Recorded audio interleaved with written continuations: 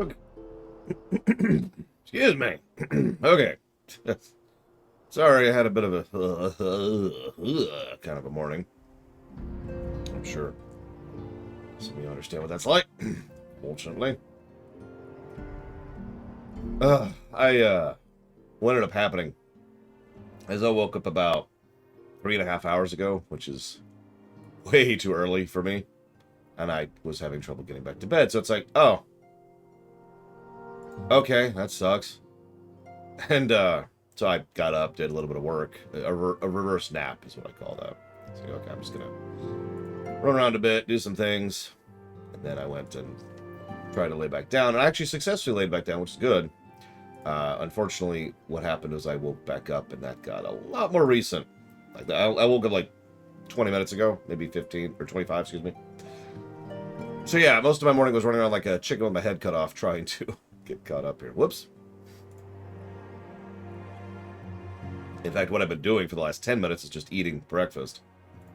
Now, hang on, I actually wanted to do a thing here. You can do it, Shuren. You can join us.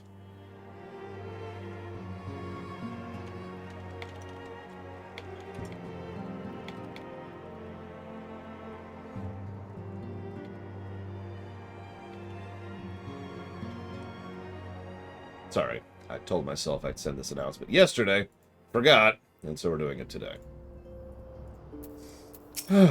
Okay. So, Master Runner, my lord desires to speak with you regarding your children. They're his children, not my children. Nobody wants to talk about Rax.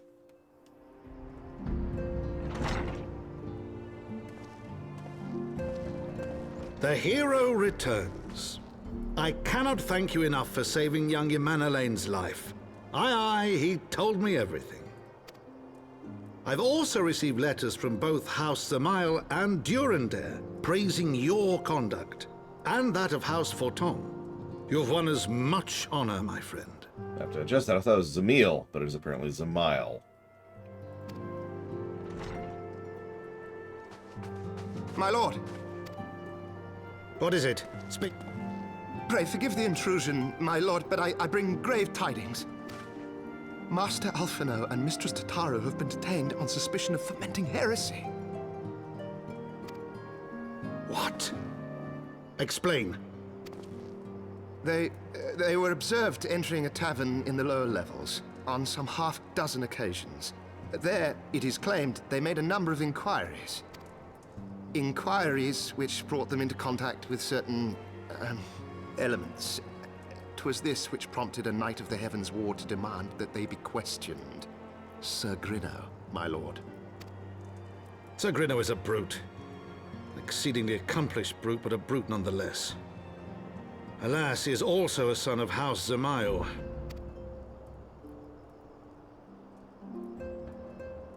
How quickly we forget the petty nature of men. I'd wager your friends are no more than pawns in another of my countrymen's games.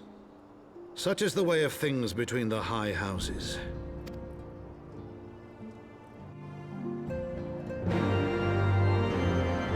Wait, what? There's politics in Ishgard? No.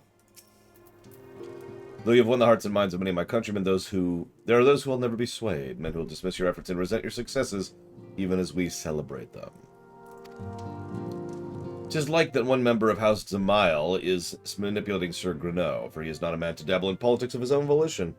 He may genuinely believe your friends are guilty, though I am quite certain his masters know better. The truth will avail us not if we cannot prove their innocence. You do well to speak with Sir Aymeric, the congregation of our Knights Most Heavenly.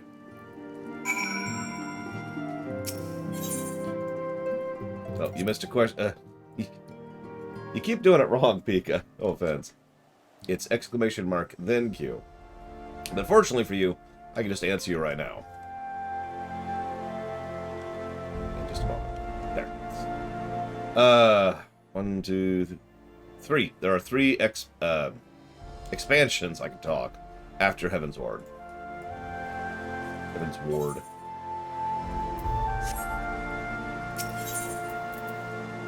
Talking about the grats to Linnea Ruth, even though she can't hear me.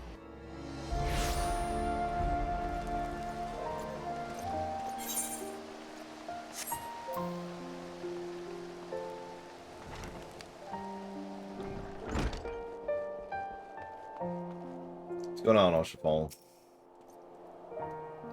I had but this moment resolved to go fetch you. I presume you heard what happened. Yeah. Hey, Lucia. How are things going for you? That they should regard the Scions with such suspicion even after you stood with us on the steps of faith is bad comedy. Yeah. Anyways.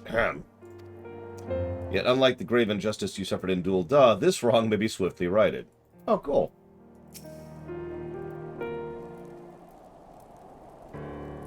It's been too long. Would that you could visit under happier circumstance. I assume you are come to plead for Master Alphino and Mistress Tataru. Duh. Word of their detainment reached us while I was delivering my report on the Vanu Primal. Truly, I don't know which is more ludicrous, charges or a flying feathered whale. Well, one of those is real and one of those is not. Sir Gruno's accusations are baseless, I have no doubt. Refuting them will be difficult, however, as he is a knight of the Heavensward. Hey. I speak of the personal guard of the Archbishop, the 12 finest knights in Ishgard, sworn to serve his eminence alone. Suffice it to say their testimony is impeachable, and I have not the authority to challenge their actions. After all the Scions have done, routing the heretics, defeating Shiva, helping us defend the steps of the faith, and driving back the Gervanian horde, after proving themselves true allies on countless occasions, is there not we can do? I fear there is but one path left to us. We must demand trial by combat. Oh, I can do that. But of course, a trial by combat sanctioned by the Inquisition, the victor's claim is judged true regardless of petitioner's standing, because all of a sudden we're in the Dwarves of Orzammar. Under Ishgardian law, a trial by combat pits the accuser against the accused. In this instance, Master Alphino and Mistress Tataru would be expected to face Sir Gruno in a second of his choosing. Another knight of the ward, most like. Two of them? By the Fury, that can hardly be considered fair. Master Alphino's magical tactics will not go unnoticed, meaning he will have no choice but to participate. But Tataru is obviously bereft of martial skill, and therefore should be afforded the right to name a champion in her stead. Lest you doubt, I am ready and willing to serve in this capacity, as I'm sure as Lord Archifon, but all present know that you are the most accomplished warrior among us, and mayhap in the realm at large. Yeah, I got this. That's settled. I'll meet Master Alphino at once, inform him of the intention. Lore, meet me at the tribunal when you have been made ready. Until then, my friend.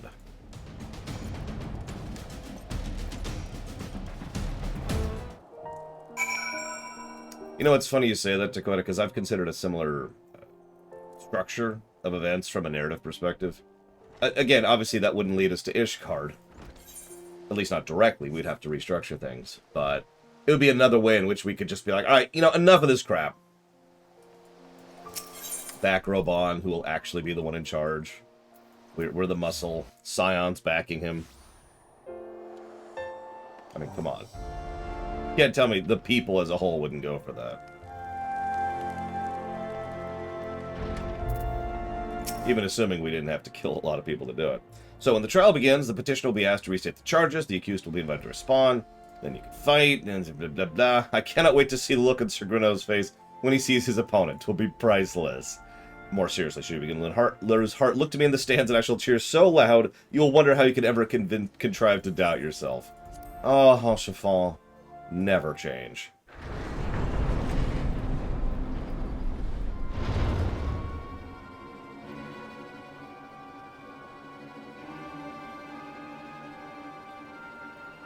We are gathered here today under the watchful gaze of the Fury to ascertain the guilt of 2 souls in a trial by combat. Petitioners, step forward.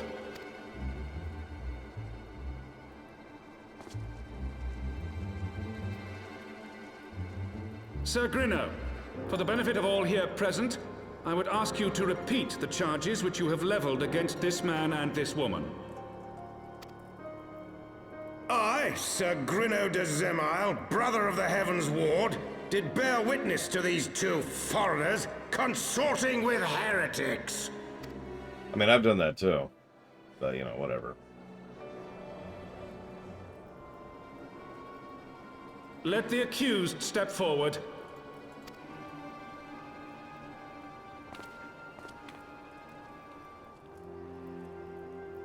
Alphino Leveilleur, Tataru Taru, you have heard the charges leveled against you. Will you take up arms to refute Sir Gruno's claim, and then... Sorry. I, Alphino Leveilleur, am innocent of this charge, and claim my right to trial by combat. I, Tataru, am innocent of this charge, but I am no warrior and cannot fight. So, I claim the right to name a champion. Much better voice. God, it's so much better voice acting. It's night and day.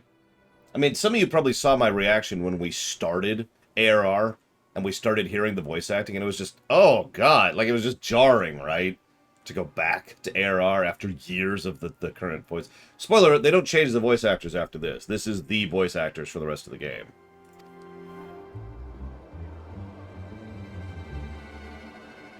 To the old and the infirm, the young and the weak, this right we allow.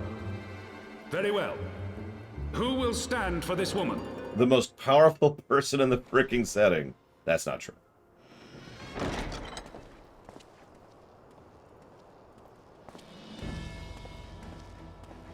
One of the most powerful people in the setting.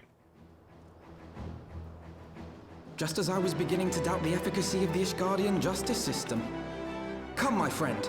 Let us put an end to this mummer's farce.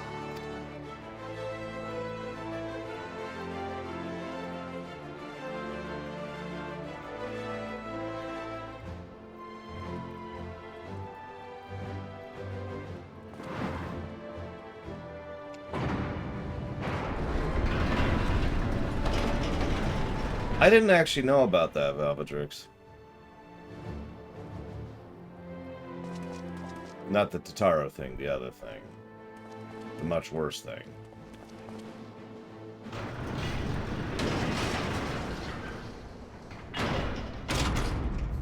O Halone, render unto us your judgment. Raise up the righteous, and cast down the wicked.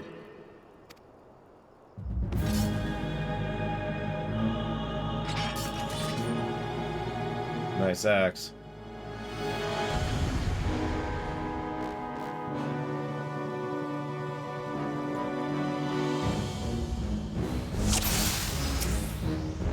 Hey, what's up?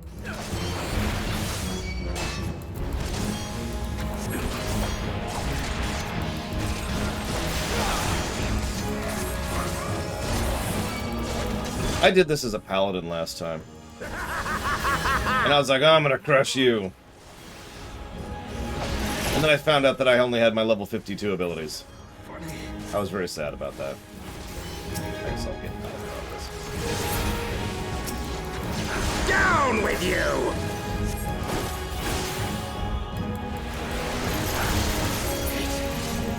It's over.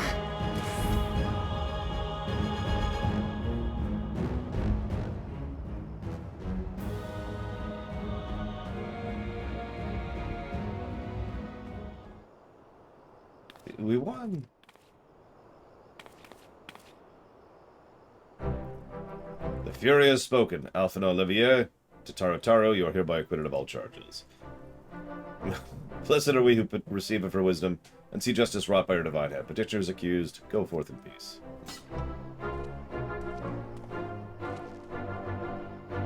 Delivered from an untimely device yet again. My thanks, as always. Paper Mario 1, Don Crow. Also, the question bot is up for reference.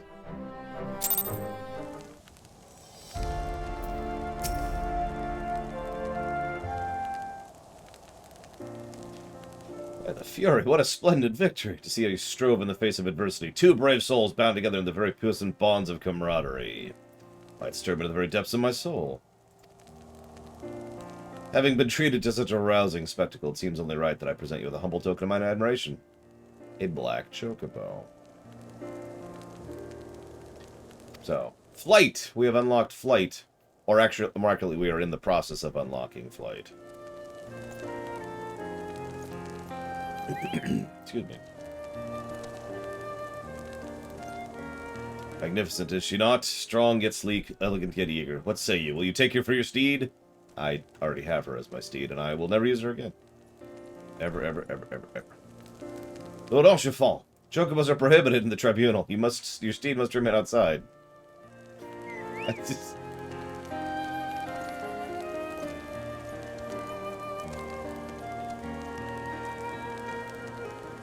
Yeah, trial by combat is, if we're being 100% honest, pretty stupid. As Blade Traval points out, what this effectively means is that the most powerful martial people, whether magically or militarily, just kind of get to get away with whatever. There are some exceptions to that in Ishgardian law, but for the most part, yeah. So this is how ether currents work. We've already talked about that. Black chocobos are well good, but the true reward is an exoneration of your comrades. They shall be released upon the completion of certain minor formalities, which I mean to see to personally. In the meantime, pray return to Foltem Manor. The Count has already done so and will doubtless be eager to discuss the day's events. And then we'll have to say hello, Paranoid Android. And then... Oh, nope, no stabs. He put it towards something. Hang on. Paranoid Android 1992. Alpha Centauri. Thank you, as always, very much, Paranoid Android. As much as the current score doesn't look particularly positive, I am very glad we're out of ARR. If nothing else, the base irritation that has been plaguing me the entirety of the ARR run is gone, and that makes me happy.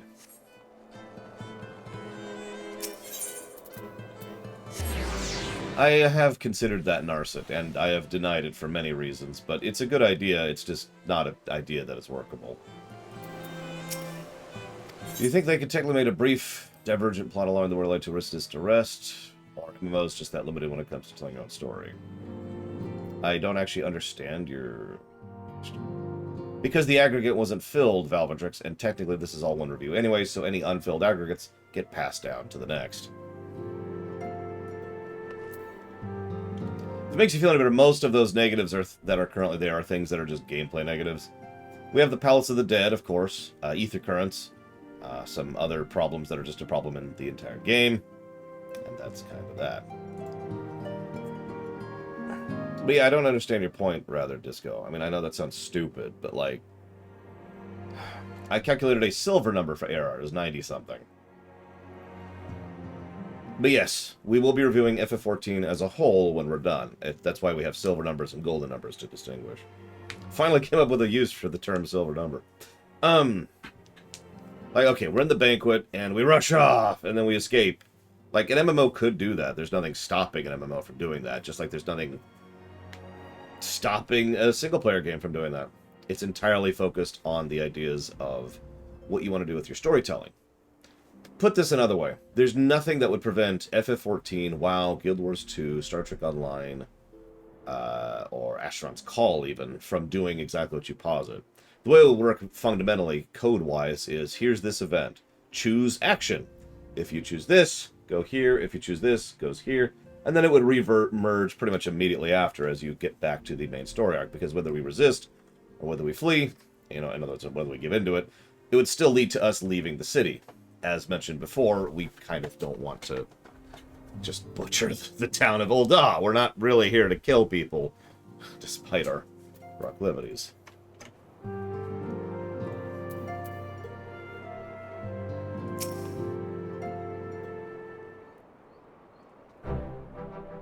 Effectively, yes, Mike Romano.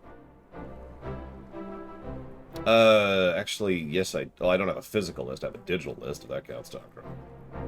Might Magic 6, Warhammer, Mark of Chaos, Gold Edition, Fire Emblem, Path of Radiance, Marvel Ultimate Alliance 1, Civilization 2, Pokemon Coliseum, Gale of Darkness, Peter Jackson's King Kong, Binding of Isaac, Heroes of Might and Magic 3, Catherine, Pikmin 1, Ultima 9, Call of Duty 2, Legacy of Kain, Soul Reaver 2, Disciples of the Sacred Land Gold. Actually, I got that one working. Azura's Wrath, James Bond, Nightfire, and Bully Scholarship Edition.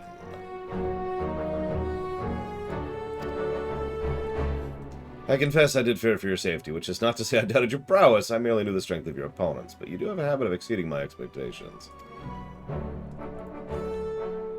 Besting 2 of the Heavensward, while the city's only looked on by the Fury. Anybody who hasn't been paying attention to you will surely do so now. Yeah, I know that we're the Warrior of Light, and we kind of already know this, but it really should be emphasized that in addition to having fought out a bridge-sized dragon for these people, we just fought and beat 2 of the best of Ishgard in effectively 1-on-2 combat.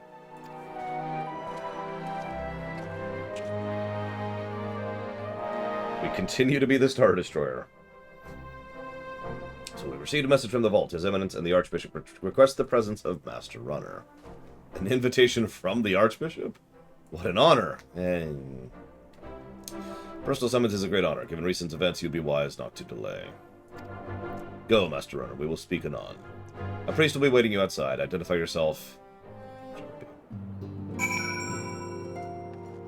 Like I said, I don't know how much Alphino counts since we were effectively carrying him in that fight.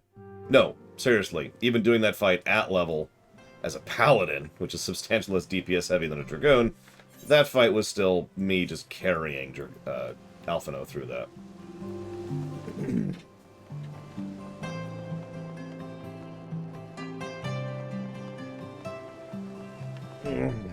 But to answer the unspoken question, Doncro, I have considered putting a list of the current no list, the veto list, if you will, on the website. I just haven't committed to it yet. Mostly because no one's asked. We're honored to receive you. This way, please. It also hasn't really come up yet. I've never gotten a second request for a vetoed game, if you know what I mean.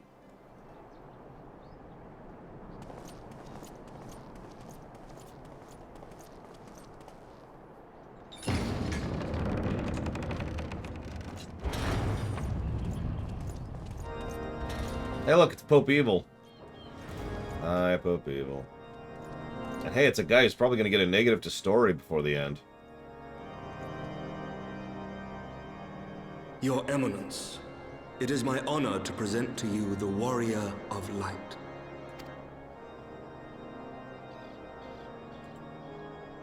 Oh, you're funny, offshore Twitch account. Tales of your many grand endeavors. The Lord Commander has also been most effusive in his praise. I am Thorin VII, Archbishop of the Ishgardian Orthodox Church, and I bade you come here that I might offer my personal apologies. You will forgive me for not calling upon you as courtesy would dictate, but as you can see, my more sprightly days are long behind me. Your companions were wrongly accused of heresy and subjected to gross indignities. This, I am sorry to say, was the result of negligence on the part of our nation's protectors. Negligence born of an excess of zeal. Is that not so, Sir Zephyrin? Yes, Your Eminence. Regrettably, it would appear that we of the Heavensward were in receipt of erroneous information. Sir Grinno has ever been headstrong.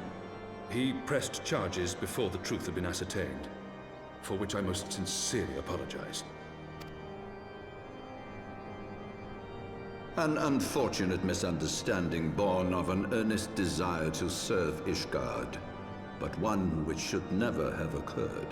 For who could doubt the character of those who bested Shiva and drove the Horde from the steps of faith? Not I. That much is certain. That will be all, Sir Zephyrin. I would speak with our guest in private. Your Eminence, Yes, Pope Evil is in fact evil. wish, Your Eminence. That will be all for today.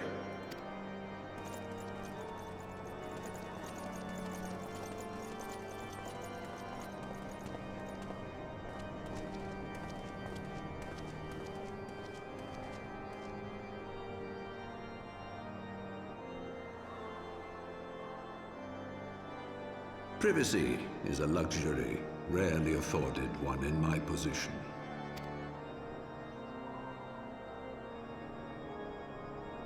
Now, tell me, young man, what do you know of the Asians?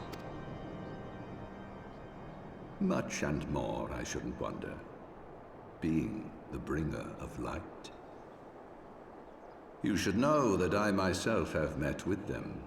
Have entertained them as guests, even.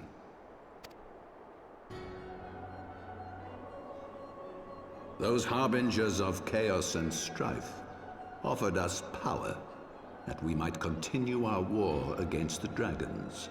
I have no intention of aiding their cause, of course, nor less of being their puppet. Yet, were I to refuse them outright, I should learn naught of their true objectives and remain powerless to stop them. Thus have I hearkened to their words with interest and paid lip service to their beliefs, biding my time and preparing for the inevitable conflict.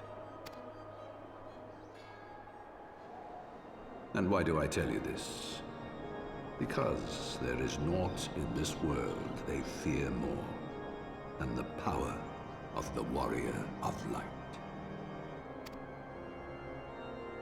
If we are to rid ourselves of these vile interlopers, we must needs work together. With our combined strength, I have faith that we can wrest Eorzea from their grasp and pave the way for a lasting peace. Think on it. What do you think, Pope Evil?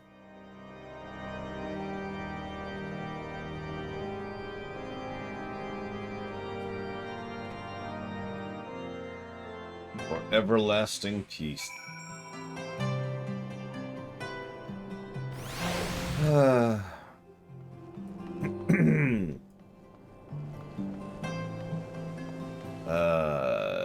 Disco asks, when will they allow us to do the move Papalimo and Ida did in the cutscenes?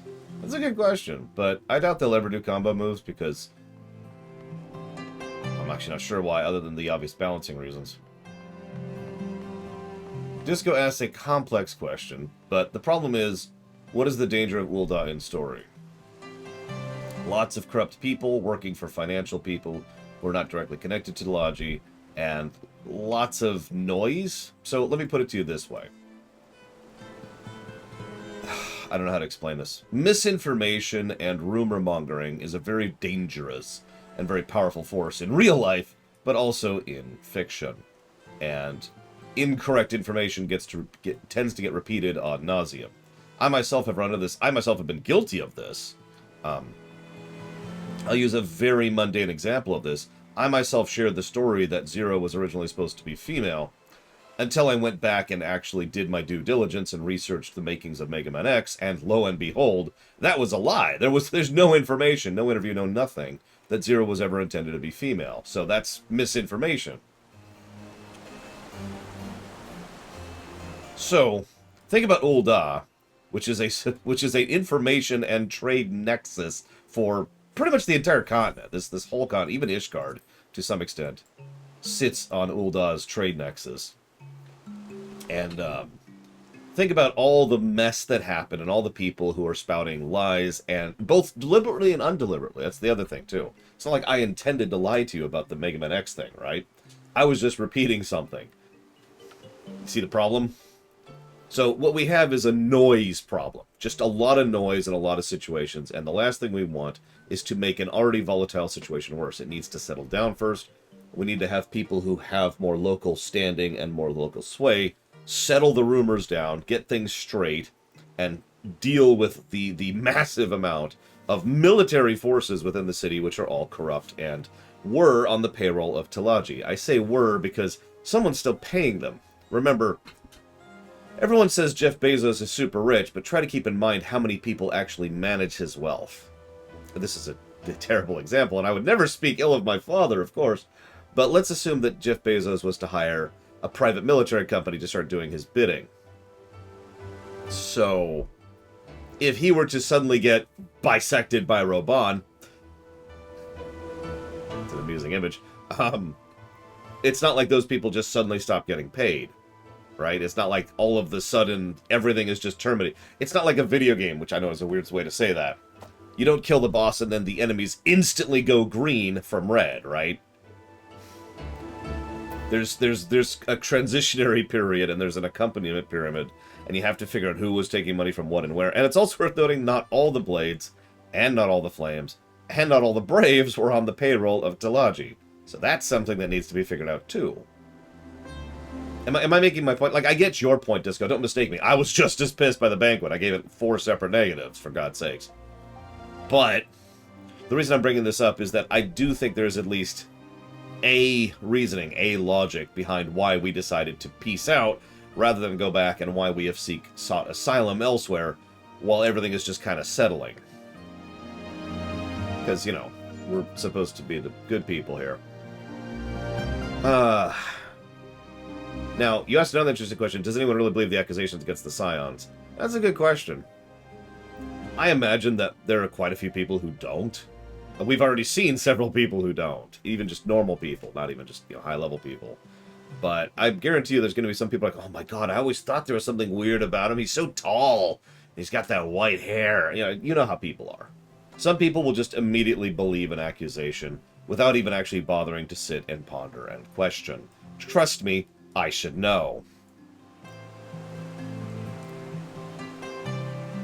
And I mean, Reggie's correct, and Takoida's correct. I'm correct. We could have just... Hang on, let me draw my weapon. We could have just... Hang on. Actually, where's my real warrior? So we gotta check it. Let's get the set now. We could have just been like... and just kind of our way through the city. If we really wanted to. And let's be clear, no one was going to stop us. But the moment the story shifts to... we're just buzzsawing our way through the city, is probably not a great story arc. Especially since a whole lot of people would probably, oh my god, they really are evil. Obviously, because they're just killing their way through the city. Like, again, no. We're here to help these people, not butcher them. I freely admit I don't think the banquet is a good sequence of events. And again, I stress the way I say that because there are good moments in there, and I did give a positive. But overall, even though it displays its ideas badly, I do get what they were going for. They just failed at the concept. And the concept was... Okay, back to being a... Come on. There we go. Can I think of a pope in fiction who was an evil other, of course, than the divines? Several of them, in fact, in Dragon Age Origins. Or Dragon Age, excuse me. There's also several Dragon Quests who have decent popes. And that's it. Let's see. 2 Dragon games, huh? Would my Warrior of Light done anything different at the banquet? Oh, yeah, absolutely. I mean, duh, It just... That's... The thing is, the main difference for me is... And I actually already said this. I don't know if you saw this part of the VOD, Disco. What I would have done is been like, oh my god, I've been accused of robbing the person. Okay. I'll go along with you for now, so I don't have to kill you. We're putting cuffs on you. No. But I need to cut... No. And I'm pretty sure I could charisma roll my way through that. In universe. In lore, not in gameplay terms. Because remember, even in lore, we are a beast in combat and have a hell of a rep. So it's just, alright, yeah, no, you're not cuffing me. You're not grabbing me and tossing me before Jackass. Yeah, Samara. It's like, yeah, we're going to pull that. So, rather than being tossed before the group and Rabbon setting us free, I would have been just kind of like, going along with it until things got out of hand. And then be like, alright. I was hoping this would resolve itself. But we apparently need to get out of here and let things settle. Again, I do agree with the idea of settling, so I would have been like, alright. Alright, everyone, let's go. And if anybody tried to stop us, they would probably regret that action. And then Papalymo and Ito would have turned around, and I would have bodily grabbed them and been like, no, you're stupid, let's go. What? No! Let us do our sacrifice. No. Let's go. Let us down. No! As I said before, honestly, as much as I hate the banquet, I think the biggest reason by far I hate the whole banquet sequence is the escape sequence specifically, because there's just a lot of utterly pointless, we must sacrifice ourselves. No, let's just keep going. Let's just go. Let's frickety go. God, there's dozens of different ways that could have gone. But of course they wanted to remove us from our party for some reason.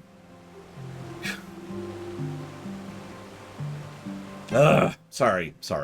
I know I literally ranted about this yesterday. I don't mean to recover it, but... Anyways, Don Crow asked, what would be your stupidly evil name? I can't tell you that because it's a cuss. Gary came up with it. Twitcher says, if you were a Darth, what would you be your name? Well, Darth Aod is traditionally my Darth name. But that has since become a separate character from me, so I'm not actually sure what my Darth name would be. I don't know. I think we came up with one a while ago, and I have since forgotten it because I'm stupid. I didn't write it down. And by we, I mean you. You all came up with one. I nearly cried when you stepped forward with it. Thank you. Oh, Tataro. It's okay. It's okay.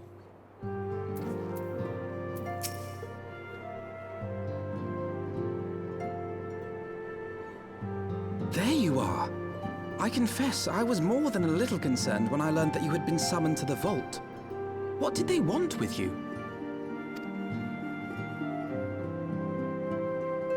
Well, well.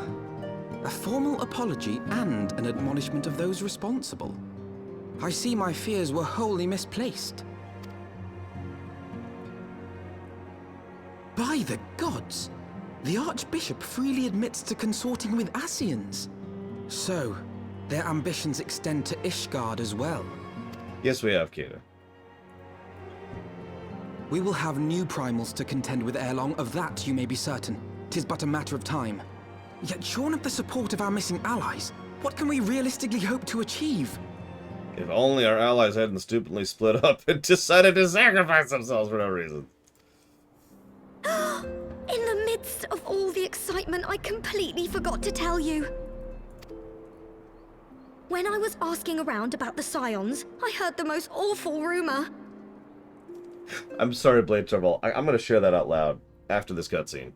General Rabbon is to be executed for crimes against the Sultanate! If the Flame General dies, we will lose a staunch ally, and the one man capable of holding the Sultana'S assassins to account. Lord Orchiphon was wise to counsel restraint, but this business will brook no delay. We cannot permit this execution to take place. We must save Rabbon.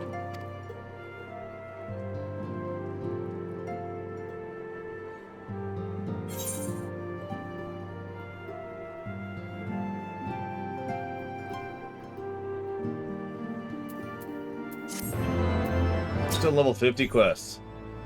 I'm pretty sure I was actually like 58, 59 at this point. You know, on my paladin. Though the situation calls for urgency, it would avail us little to charge headlong into Ul'dah without a plan. So, we must visit Limsa Limensa. While you were about your altruistic endeavors, I acted as an intermediary in trade negotiations between House Fotem and the Limensan Consortium. During said negotiations, an opportunity to send a word to the Admiral presented itself, and I seized it. I'm happy to report we have a stout ally in Limensa. The Admiral has pledged her full cooperation to rescue Rabbon. Accordingly, I have agreed to meet with her that we might discuss how best to proceed. Naturally, I told her to expect us both. Your presence never fails to embolden allies, after all.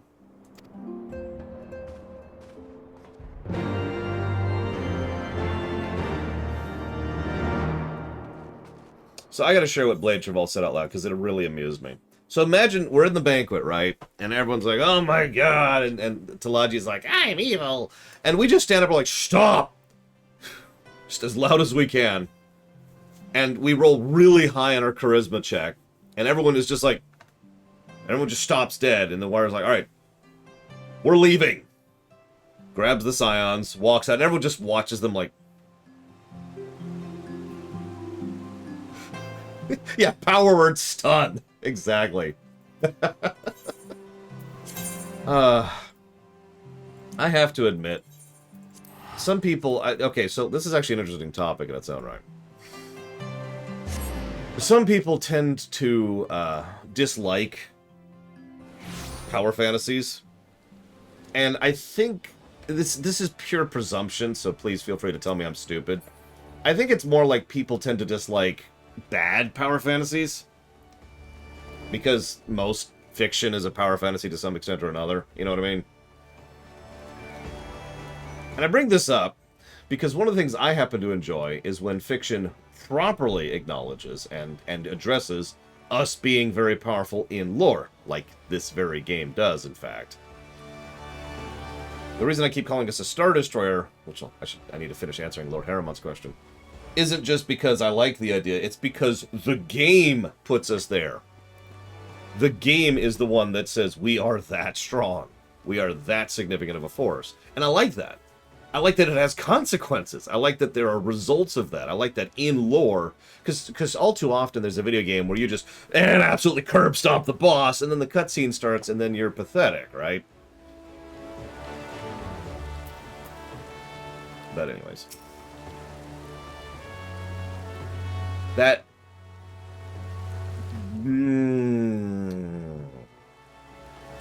So apparently Endwalker is going to address that, which actually makes me angry. That's gonna suck. Alright. Negative to Endwalker. 5 negatives to Endwalker? 20 negatives to Endwalker?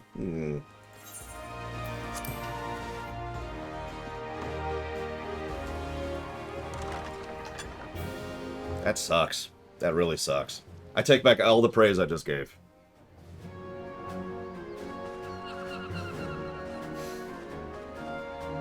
Friends, 'tis good to see you safe and well.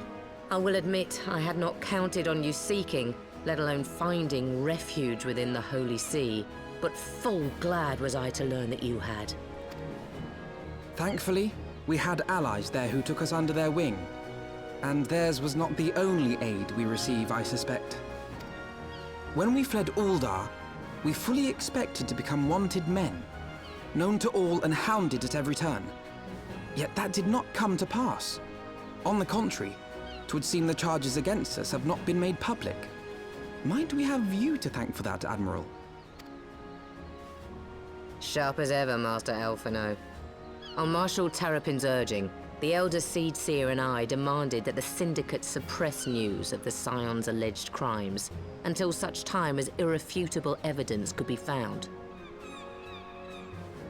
Our argument was simple. Lacking proof, to accuse the saviors of the realm of so unlikely a crime would have the people up in arms. In their wisdom, the Syndicate agreed, as you yourself have seen. There is something you should know. Some few days prior to the banquet, the Elder Seedseer and I were summoned for a private audience with the Sultana. There, she revealed her intent to announce her abdication, that she might pave the way for the establishment of an Uldan Republic. What? But such an announcement would have plunged the entire nation into chaos. She was well aware of that. 'Twas for fear of what might ensue that she summoned us. Her Grace wanted the Elder Seedseer and I to lend Rabbon a helping hand, you see? To aid him in preserving the peace during the transition. So, having somehow caught wind of her plan, Lolorito and Teleji plotted the Sultana'S assassination in the hope of maintaining the constitutional status quo. But they must have known that her death would sow as much chaos as her abdication. Chaos from which Teleji alone might feasibly stand to profit. Surely Lolorito would never knowingly... Ah, could it be? I dare not hope.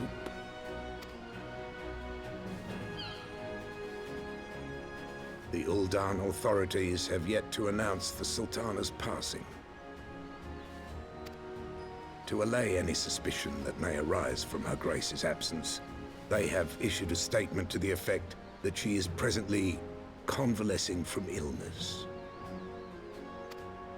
Mayhap they're waiting for a fitting moment to break the news. Or mayhap they know of some other reason to delay. Something else has been bothering me, Admiral. I was dismayed to learn that General Rabbon is to be executed. Yet upon hearing the news, I could not help but wonder why he had been kept alive for so long. Pray mistake not my meaning. I am, of course, overjoyed that our friend still draws breath, and that he might yet be saved. But if his enemies truly wished to eliminate him, they could have done so immediately. I see no reason for this delay. Aye, you've struck upon an important point, Master Alphino. Following his capture, Rabbon had been held in the Marasaja pit within Uldar. In recent days, however, he has reportedly been moved to an unknown location. Queerly, 'twas not the brass blades who spirited him away either, but a band of soldiers decked in blue. The Crystal Braves. Aye. If I read the winds aright, the arrangement between Lord Lolorito and the Braves has come under strain. At any rate, if we're to rescue Rabbon, we'll have to find him first. And you'll be glad to hear that I have already entrusted the task to those best able to see it done. Our friends of Doma.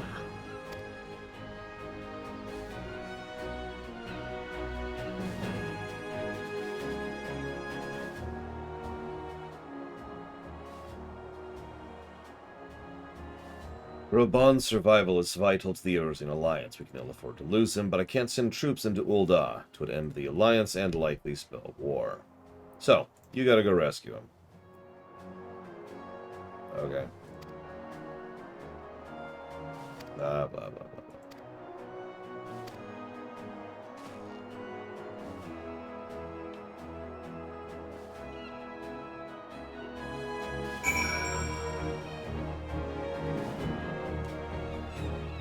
Yeah. Alright. Game face, game face.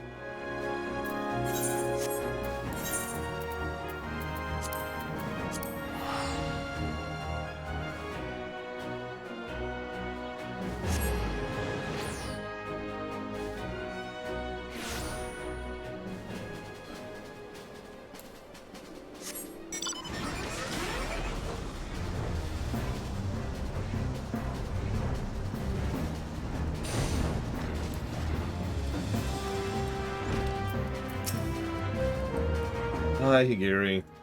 This was the chef, the Doman chef. So amidst the chaos, some of my compatriots were able to slip away.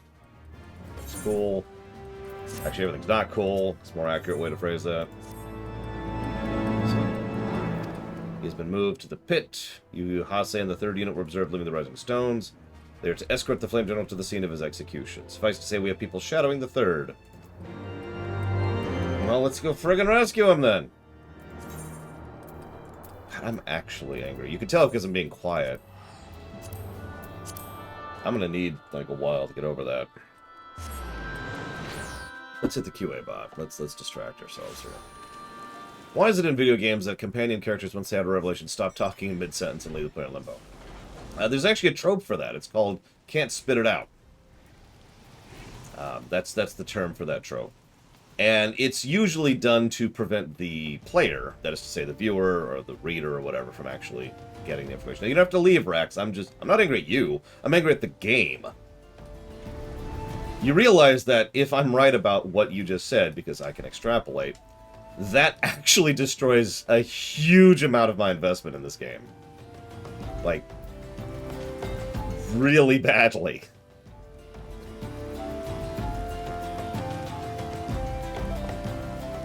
Thank you, Takari, very much. As always, and as ever, much appreciated.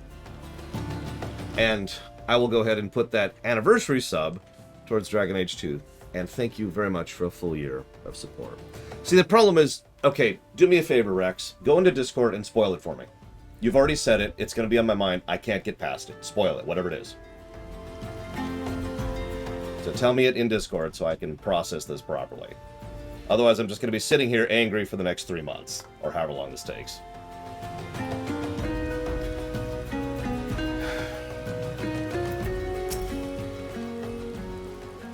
I've been expecting you. Time is of the essence, so I shall be direct. Yu Hase and his men are bound for Halatali. Of all places, we believe that this is where they intend to carry out the execution. Hosan is presently watching over the entrance. Let us make haste and join him. Okay. So I actually had a topic I wanted to share today, speaking of Disco's next question, which is about spaghetti code. So, you know, I praise Guild Wars 2 a lot, actually. I was literally playing Guild Wars 2 last night, because the new expansion just came out. So far, it's awesome, by the way. But, I was reminded of spaghetti code. Because, I gotta run you through this, because this is hysterical. So, in Guild Wars 2, there's repair, right? Like, you can see right there. Okay, maybe you can't see. That's really tiny. But the point is, condition, right? You have to go repair your gear, right? Except there isn't. They decided quite a while ago that repairs were an unnecessary gill sink because they had other better gill sinks. Or, sorry, gold sinks in their case. So they got rid of it, right? Well, they couldn't. Because of the spaghetti code underlying Guild Wars 2, they functionally could not remove durability from equipment. It had to be part of the equipment because of the way they coded it. In other words, it's not actually like there's a durability stat. The durability is tied into the stats of the armor. And so they would have to completely recode how armor and weapons are designed in the game. And then how the actual engine analyzes and takes those formulas in order to fix this. So there's still durability in Guild Wars 2, and you still lose durability in Guild Wars 2. So the solution for this is hysterical. It's actually twofold. One, they gave out an item. It's just a free repair. You just double-click it. All your gear is repaired for free infinitely.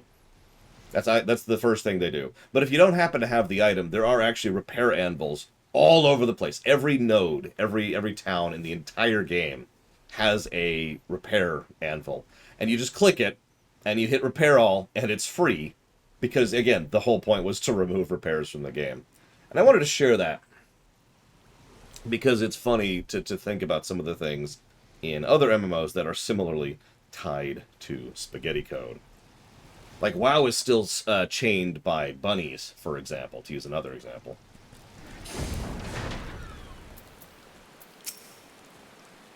You come at a good time, but moments ago the traitor Ilbert arrived and entered Halatali. From this we can be certain General Rabbon is held within.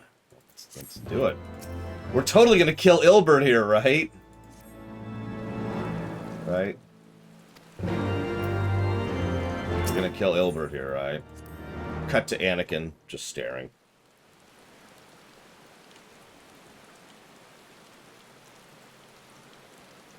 I can explain the bunny thing if you need me to.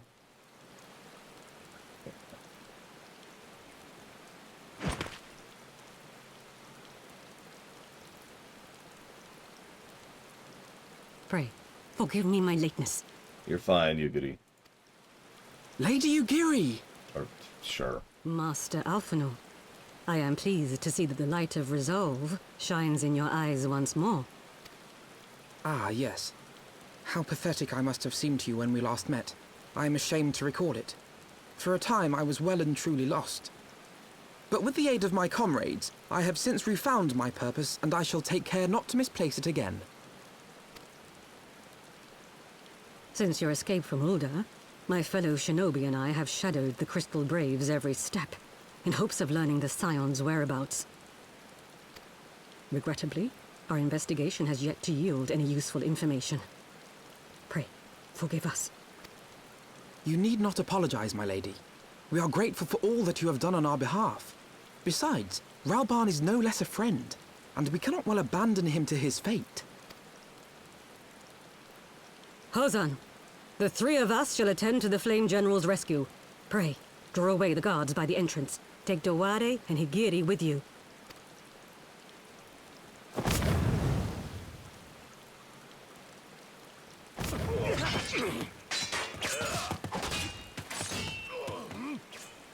With me!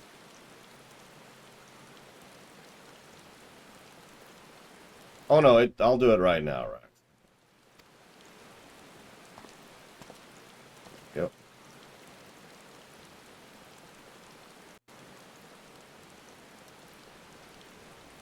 I mean, in fairness, Leander actually said something before you did, Rax. But before I do that, let's talk about bunnies. So, hey, Halatali! The way WoW is coded, every effect has to have a target. Now, if you don't understand the significance of that, it means you can't just, for example, say, I want to make a big spell effect happen over here, or I want to make a movement happen over here, or whatever. So, what they have to do is... Oh, it's not your fault, Leander. It's the game's fault. That's the problem.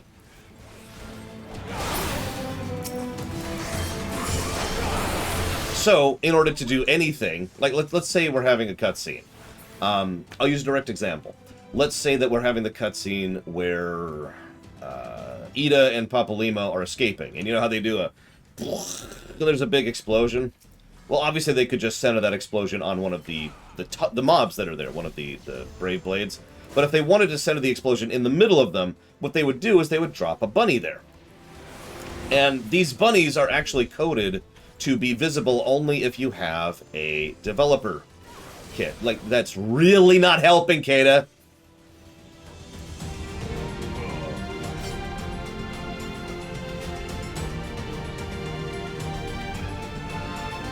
these bunnies are designed and coded to only be visible from a developer perspective, right? So, in other words, if you don't have a developer client, you can't see them. But if you do, you can see them perfectly. So it's like, hey, there it is. It's right there. Cool. Everything's cool. So that way they can move them around and place effects and all that kind of stuff, right? Very, very, very rarely some players have accidentally seen the bunnies because of a glitch which has been solved since BC. Anyways, that's what I mean by bunnies. So to use another example, I'll give you another exact example from WoW. There's a specific fight against Alakir, the Windlord. And during this fight, you have to, so it's actually a nice big area like this. Now, I can't possibly do this. But at one point in time, he whirlwinds you around in a circle like this, right? Really fast. So what they did was they put a bunny here, and a bunny here, and so forth and so on. They put 8 bunnies around in a circle, and each bunny would grab you and toss you to the next bunny. And so it would simulate you whirlwinding around the boss while he's preparing for his phase 2. This is what I mean by WoW is still attached to bunnies. It's actually a decent system, but you can see what I mean, because they came up with that for lack of a better option, you know? And they've just kind of been using it for the last 17 years. Anyways, he's bound by a Magitech device. No! I have heard of such devices. The Crystal Braves will possess the key. Let us split up and look for it.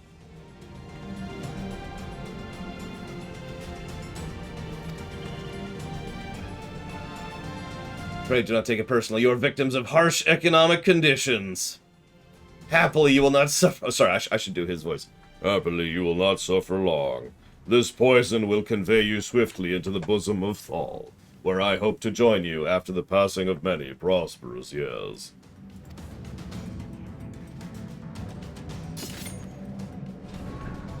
Como.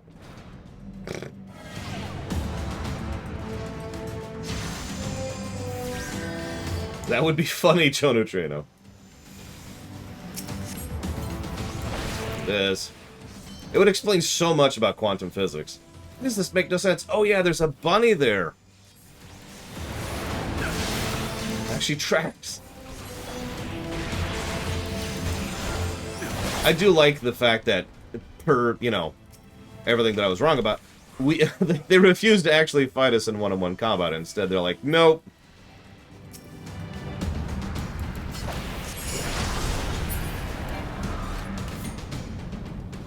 Can we get him out now? Nope. Okay, cool. Sorry, that's true, Leander. The Sugamagoos are the ones actually running the entire universe.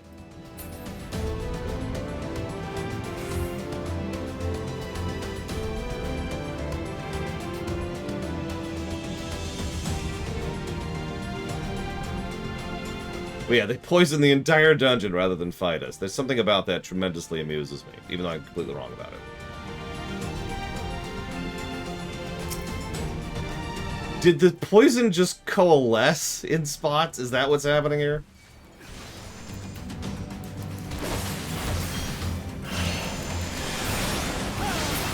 It looks like the poison's healing them too, which actually that tracks. That makes sense.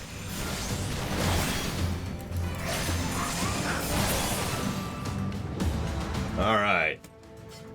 Time to punch the poison. I guess I'm more stabbing because Dragoon at the moment, but still.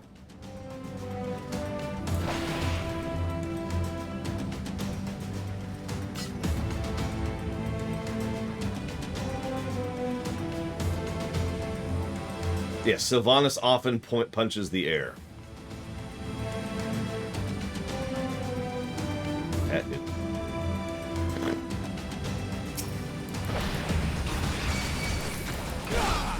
They promised not to sell out their own people.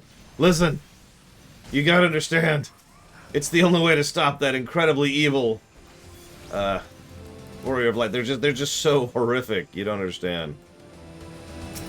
And yeah, of course, Ilber doesn't give a damn about anybody or anything, really. Because he is... But I don't spoil, so I'm gonna shut up. It's okay, all that poison will instantly disperse in this cave. Shh, don't question it. Don't question it. It's cool. Oh god, we're totally fighting Nurgle. Damn it, Nurgle.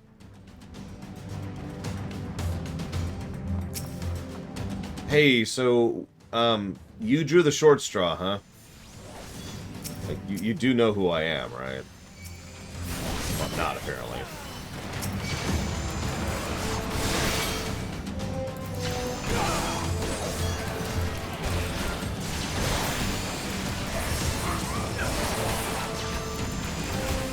Yeah, basically.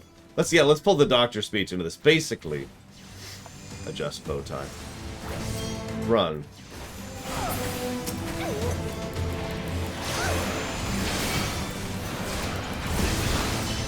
Or no, it's even better, since this cave is actually in Ifrit's territory. We just burned the poison out. We replaced all the poison with fire. This is much better.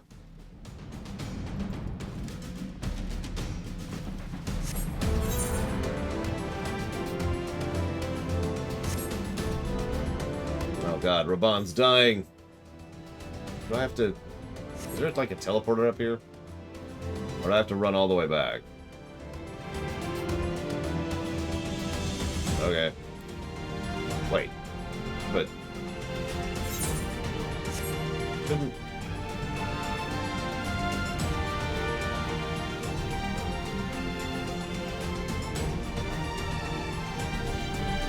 Do they really? Okay, I guess they do.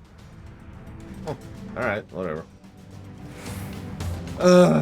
If one person watching made me mess up cooking yesterday, how godlike is this game? Must be with 50 people watching. Listen, it's okay. Those 50 people have no idea how terrible of a streamer I really am. I am the sand before water. That's what it is. And yes, Quick there is my favorite Pokemon.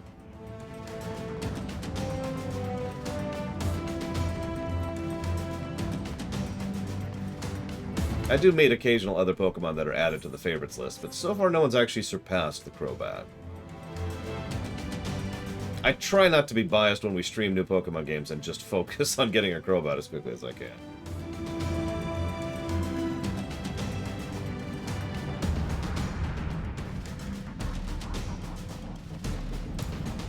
This is just really engaging gameplay here.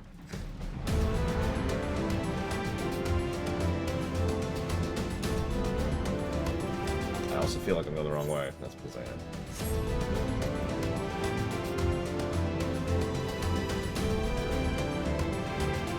I am pretty short, that's true. Have you seen my Lullafellan form?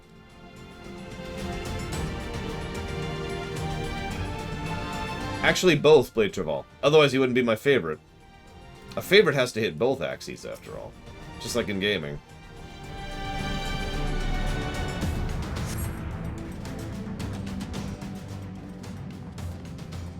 You may or may not know I keep track of my average viewing figures, and believe it or not, they haven't gone down, despite streaming FF14 for 3 weeks now.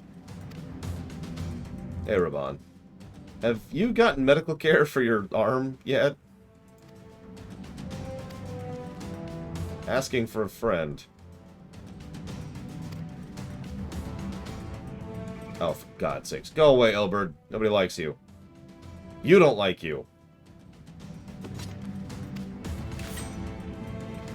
Me to struggle on very well. If you would stand me in my way, I will cut you down. Blah, blah, blah, blah, blah.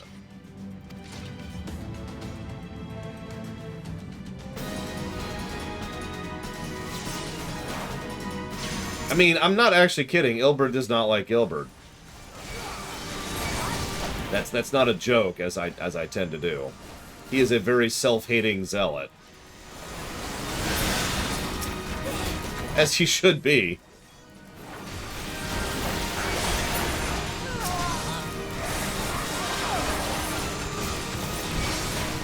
After all, what kind of friend would betray their ally and blah blah blah. Oh, there you go. Where'd you go? It is nothing. Yugiri, you don't have to tank for me. I got this. It's cool.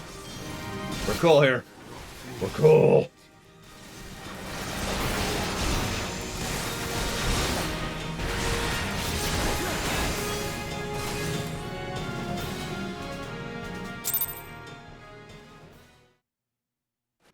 Telling you, evasion tank. This changes nothing. It is over, Ilberd. Lay down your arms and surrender yourself to justice. Justice? Justice for what exactly? 'Twas not I who assassinated the Sultana, boy. You kinda did chop off Rabbon's frickin' arm. Just saying. Ere we debate who is responsible for the assassination, I would ask whether an assassination took place at all. Oh, clever little shite. If you think you fight for justice, lad, you'd best wake up. The truth is, you fight for whoever bloody well tells you to. Can you not see you're being used by the Scions, the city-states, even the Crystal Braves? They none of them care a whit what you want, only what you can do for them. And how do I know this? Because I'm the same. A pawn to be used as my masters see fit. All I ever wanted was to liberate my homeland, and I ate dirt to make it happen. But what have I achieved after all these years in servitude? Nothing. Not a bloody thing. If we ourselves are not free to think and to act, how are we ever to reclaim our homeland? Know this. There is nothing I would not give to take back Alamigo. Nothing! I believe you.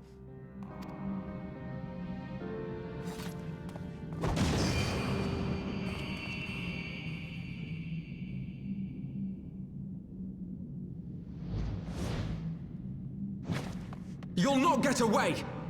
Yeah, no, he's insane. Not crazy. He is insane. No, Master Alphino. Now is not the time.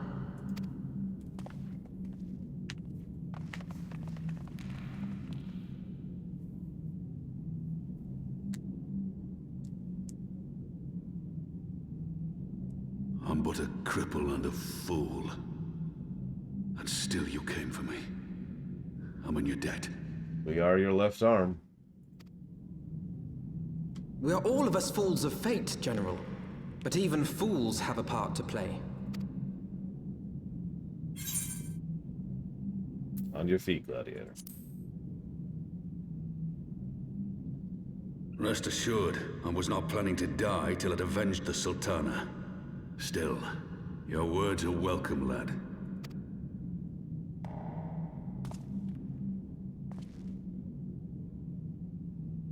Know this, Ilberd. There is nothing I would not give to see you pay for what you've done. My wealth, my arm, my life. Nothing. General, are you aware that Lord Lolorito has yet to announce the Sultana's death to the public?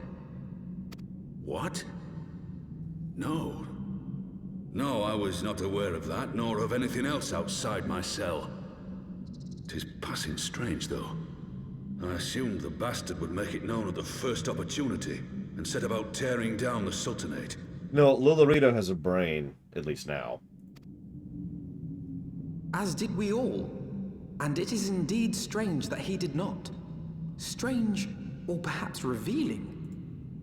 Now, I have no conclusive proof, nor do I wish to give you false hope, but I have reason to believe that Her Grace may yet live. What? But how can that be? Forgive me, friends, but it is not safe here. Let us continue this conversation without...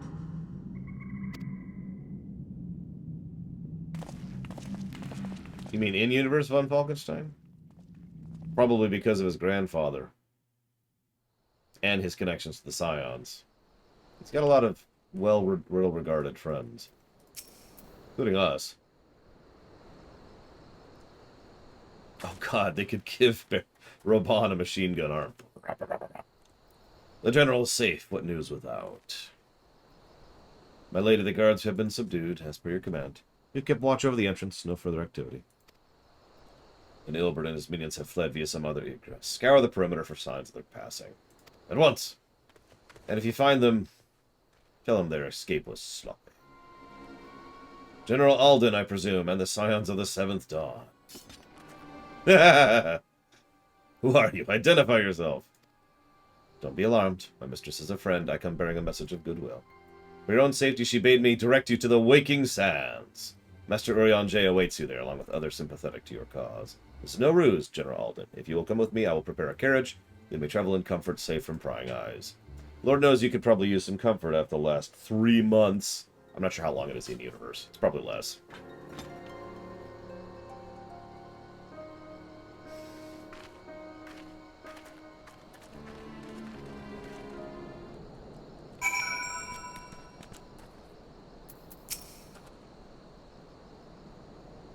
I have spoken with Urian J. He confirms the man's story. Rabbon is safe. Let's make our way to Vesper Bay. Do I have to go to the Waking Sands? I thought I was done with this. I actually remember there's a quest. I think it's in Stormblood where you go back to the Waking Sands. And I might be wrong. I forget where it is. But somewhere I have a distinct memory of being like, no! I can't get away from it. They keep sending me back. In fact, do not spoil this, but I wouldn't be surprised if there was a quest into Endwalker to go back to the Waking Sands. Hey! Pray return! Ah!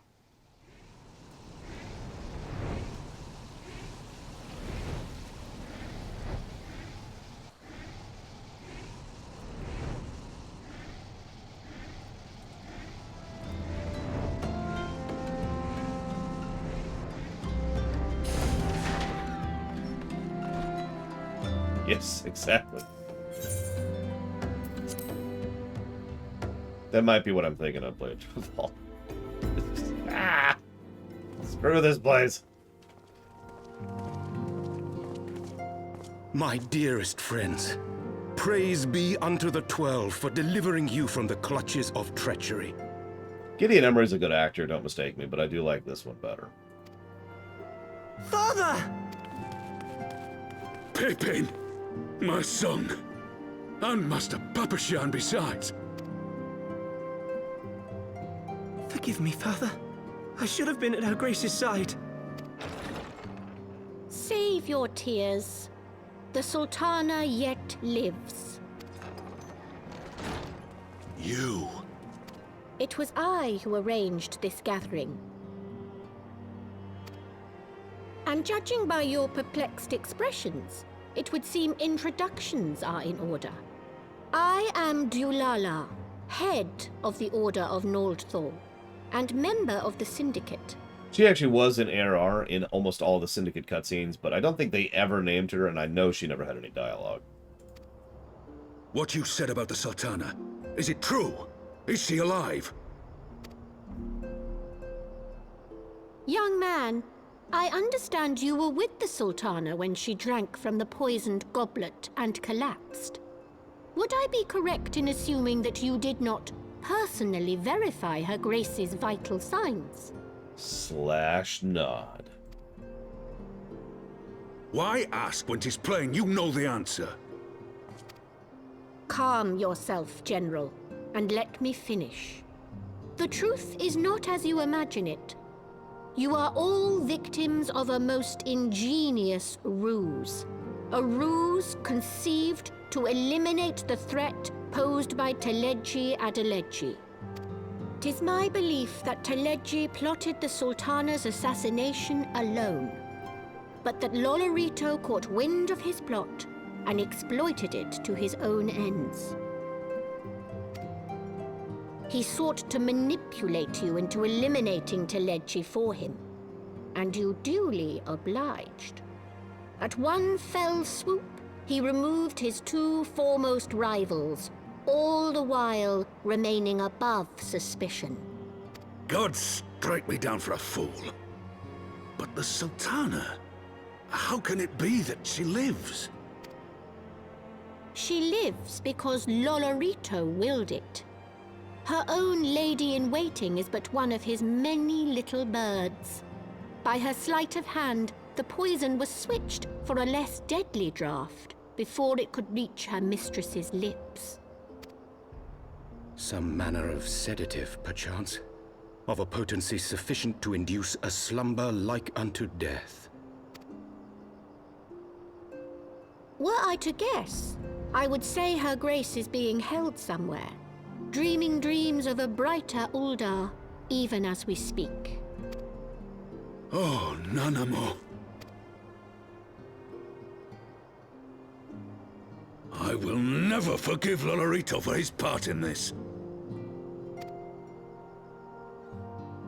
Though Lolorito's hands are far from clean, they did pluck her grace from the jaws of death. That must count for something. And though one may call the man's methods into question, it cannot be denied that he knows the value of stability, to the very gill, like as not. He craves power, 'tis true, but he has no desire to depose the Sultana. I had never taken sides in your feud with the monetarists, but it was not for want of concern for our nation's welfare. Indeed, 'twas out of the desire to see order restored that I furnished your Far Eastern friends with information, and arranged this gathering.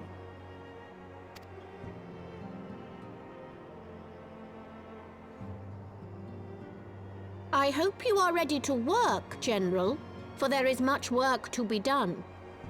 Our first priority must be to bring matters back into balance. Lest you forget Her Grace's words, the true wealth of Uldar lies in the health, happiness, and hopes of her people. As for the more worldly kind of wealth, I am content to let Lolorito help himself to whatever Teleji Adeleji left behind. You, meanwhile, must do that which you alone can do. Rescue Her Grace and take your place at her side once more, for her sake and that of our nation.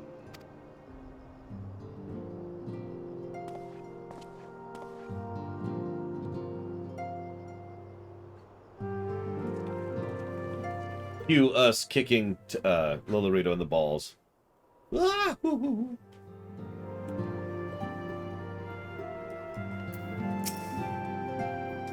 I had not counted on Prioris Duala herself appearing. In my defense, my suspicions would prove more prescient.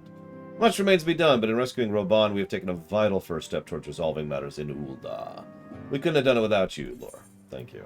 I don't know, you might have been able to manage that without me. I gotta be completely honest.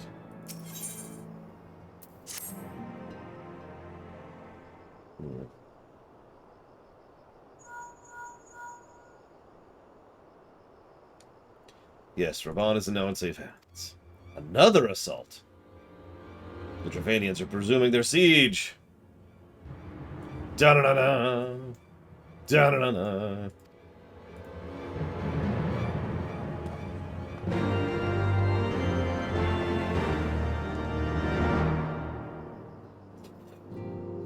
So, okay, hang on. Before we go back, we need to discuss this, because there are two problems on display here.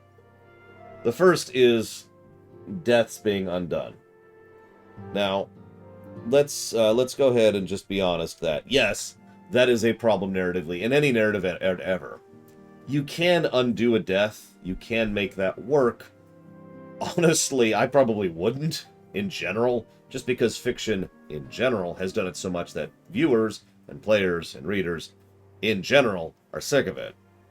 It's a really, really, really common trope, to the point where it's actually a little bit silly. I mean, when did the Superman comeback story happen? That was in the 80s, I'm pretty sure. So my point in all that is undoing deaths is something that you should be extraordinarily careful in doing.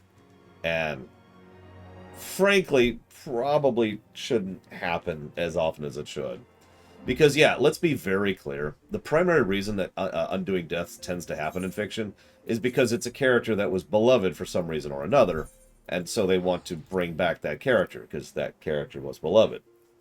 In short, generally speaking, it is not a creative reason for bringing a character back. It is a financial one.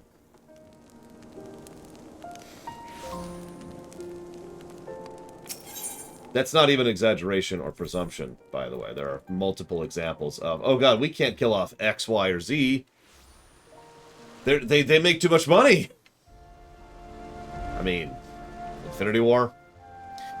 I'm not gonna say anything, but Infinity War. Yeah, so. Anyways. So that's problem number one. Anytime you undo a death, it's just kind of, ugh, really? Even if you do it well, and I actually do think this is a overall well-done, undone death, again, I like to call this starting downhill. There's certain story ideas which, if you are going to bring back a character, you are starting downhill, because there's just so much real-life negativity going against that. There's so much of going down, right? Now, yeah, nobody's ever really gone. Yeah, thanks for that, Star Wars. Now, I don't think they brought back the Sultana for financial reasons. I also have no idea why they brought her back, though. I know what you're saying. Well, but that is for creative reasons, right? Yeah, why? It's not like this changes Rabbon's arc any, really. He's still going to want to go after Ilbert. He still wants to reestablish himself and take care of Ul'dah. None of that changes, whether she's alive or not. It's not like it changes Ilbert's arc. I'm not going to say anything about that. It's not like it changes the nature and course of how Ul'dah is going to go, and it's not like the Sultana has any significant events in future happenstances. Now, I know, you could point to, for example, the meeting, which I've actually technically already covered, but even there, just swap her out for Rabbon and nothing's really changed, you know what I mean? I'm not trying to sound unkind. What I'm trying to say is that if you're going to do something, you have to do it for a reason. So Blade Traval makes fun of me by saying I like killing off characters, which isn't actually true. What I like is I like consequence. And so if you want to kill off her, okay, that's cool.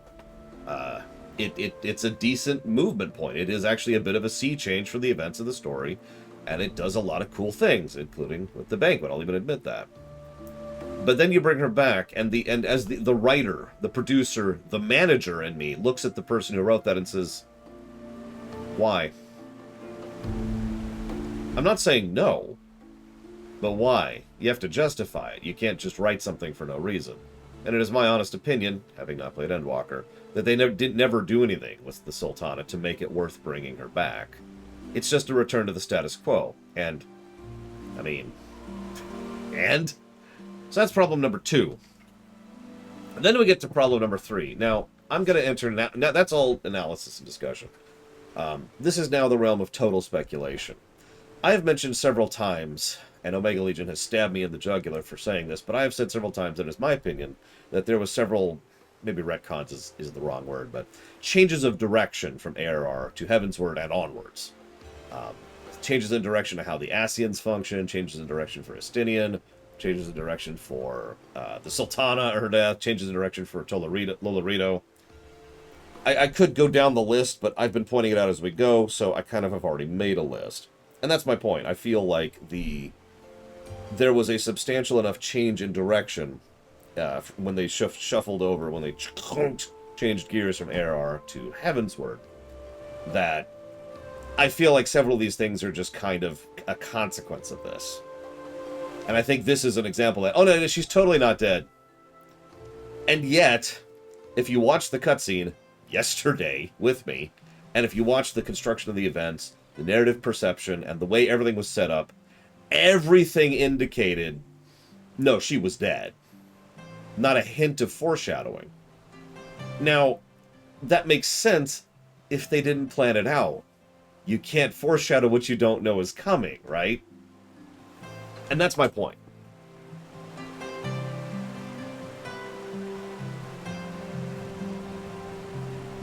And this is my final point. Thank you for reminding me, Omega Legion.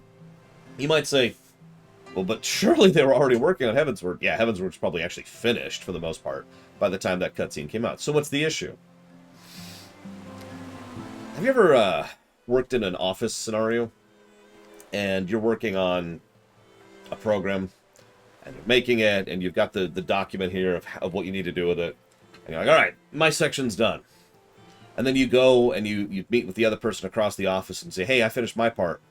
And they're like, yeah, I finished my part too. And your two parts don't match at all because you were both given conflicting information. Or one of you had out-of-date information. Or the manager never bothered to update one of you, or both of you, on how the project had changed. This is extraordinarily common, especially in game development. It is really common that people in this section over here will not be aware of what's going on in this section over here. And especially when you're trying to work on multiple things at the same time, like just a random example here, patches for a game and an expansion for a game, you usually have different people working on them to some extent or another. And so the actual people implementing, like the cinematographic director and the actual animators and the people handling the camera work and all that, might not have actually gotten the memo or the information or whatever from the people who had already written most of Heavensward, had already recorded most of Heavensward, and already designed most of Heavensward in the quest like we just did, for example. So what I'm trying to say is that Square Enix, or Development Studio, I don't remember the number, the FF14 team, as an aggregate, surely was already working on the idea that she was going to live. Unit 3, thank you. But it's very clear, based on the cutscene, and based on analysis of the cutscene, that whoever made that cutscene didn't get the memo. You know what I mean? And again, that happens. That's a byproduct, especially when you're working on a product this big, this huge. It is also possible, in the interests of fairness and honesty, that I might be giving them too much credit. It's also possible that they knew, and they just deliberately were trying to mislead us, which is the definition of narrative cheating. But I'm going to give them the benefit of the doubt. I'm not going to ding them for that. I think I've dinged the banquet plenty. I'm just mentioning possibilities. Hey, Totaro. Sorry for cutting off your reunion with General Ba. I would have bothered you, but the city's awash in rumors of another Javanian attack, and Sultana'S Assassination was desperate to get a hold of you. Speaking of whom, he and the others are inside. Okay, let's go.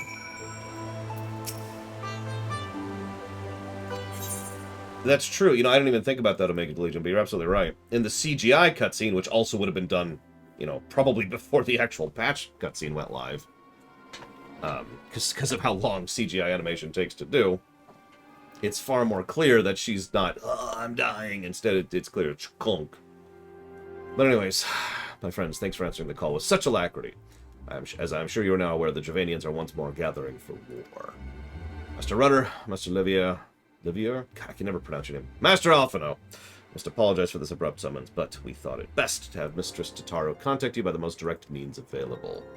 When the Observatorium's bells toll, 'tis a warning that cannot be ignored. The Holy See has ordered we make ready for battle. In case you haven't heard, a band of trappers returned from the west claiming they saw a cloud of dragons big enough to dim the midday sky. Needhog's minions once more gather for war.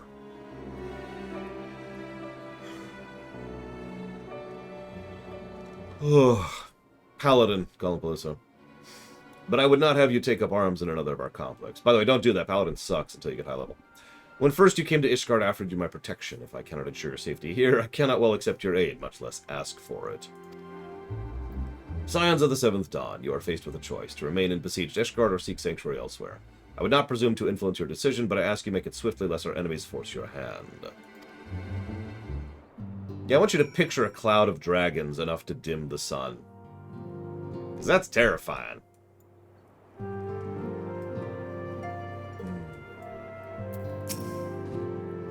How many dragons would it take to target this guy at midday? 1,000? I confess I know not where else you might seek sanctuary, but few places are more perilous than a city under siege.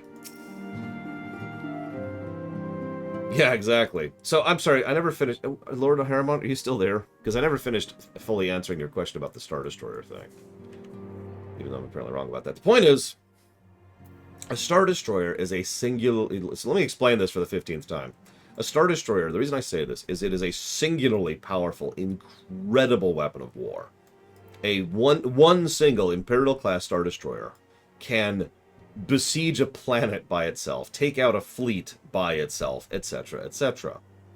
The thing is, an ISD can only do so much without support. an ISD could do quite a bit of damage on its way down, so to speak, but eventually a fleet is going to drag an ISD down, right? Eventually, they are going to run out of energy reserves. They're going to run out of food for the people manning the ship. They're going to run out of supplies to keep the ship repaired, munitions to keep the ship armed, etc., etc. This is why I so constantly and consistently compare the Warrior of Light to an Imperial-class Star Destroyer, and why I have that wonderful saying, Star Destroyer. Because we are incredibly powerful in a one-on-one fight, but we can't go forever. We do have etheric limits, literally.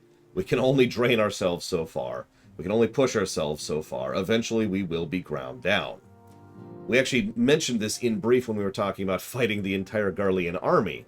We could do it if we had a pause, rest every now and again, get some recuperation, heal up a bit, you know, refill our ether reserves, just kind of get some food, take a nap. Okay, next group. And we could do it that way, but if you just threw an army at us, we would lose. Yeah, we would give them hell on the way down, but we would lose that battle. That's the comparison. I hope Lord Harriman was there to hear that. Because that's the overall idea. A Star Destroyer is truly at its best when it is maintained. I am not, let me be very clear, I'm not mad at Rax, I'm not mad at Leander. That's all I'm going to say right now. It's going to be extremely difficult not to try to look up spoilers to figure out what they were talking about, which is why I wanted Rax to just tell me, because I would trust him to tell me a site-specific thing and not risk any further spoilers.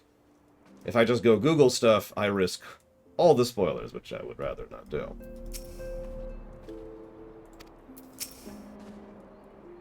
Though we flee to the ends of the world, 'twould seem no place in this troubled age is free of strife.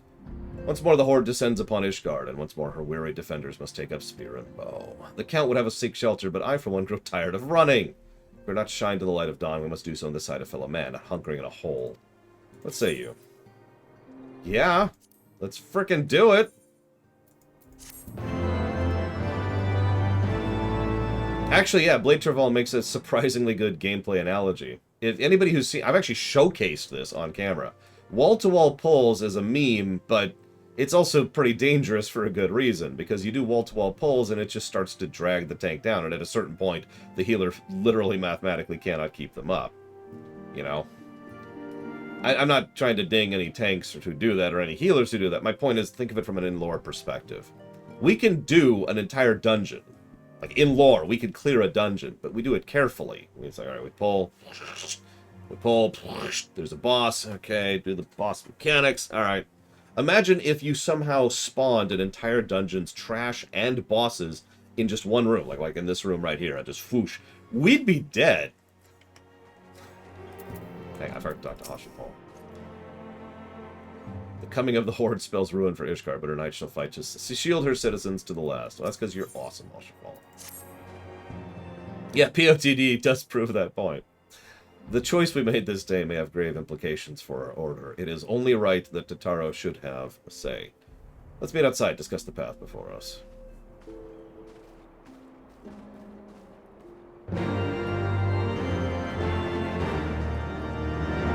That, you know what? That's a very good point, Wenlock, and you're absolutely right. Several times in the story of FF14, several people will look at us and say, yeah, I can't fight that, and won't even try. In fact, technically, we just saw that happen, where Jackass, Mr. Deep Voice, refused to fight us, and instead just poisoned the area and left. You can fight a Star Destroyer. One of the most common quotes back in the EU about the ISDs was from Tarkin, who talked about the value of intimidation from a Star Destroyer. And that is valuable, too. People look at us like, This is one of the reasons why I say so many times that we could, in lore, do really good on the charisma checks, you know? Because we have such a rep that we could do something like, say, stop! And everyone would just be like... Unfortunately, we don't have a voice, so that's whatever.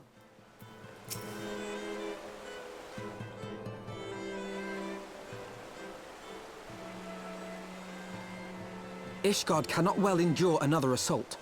Even should her knights succeed in turning back the Horde, the casualties will be catastrophic. But what other choice do we have? It's not like we can talk it over with them. Dragons and men aren't exactly on speaking terms. With certain notable exceptions.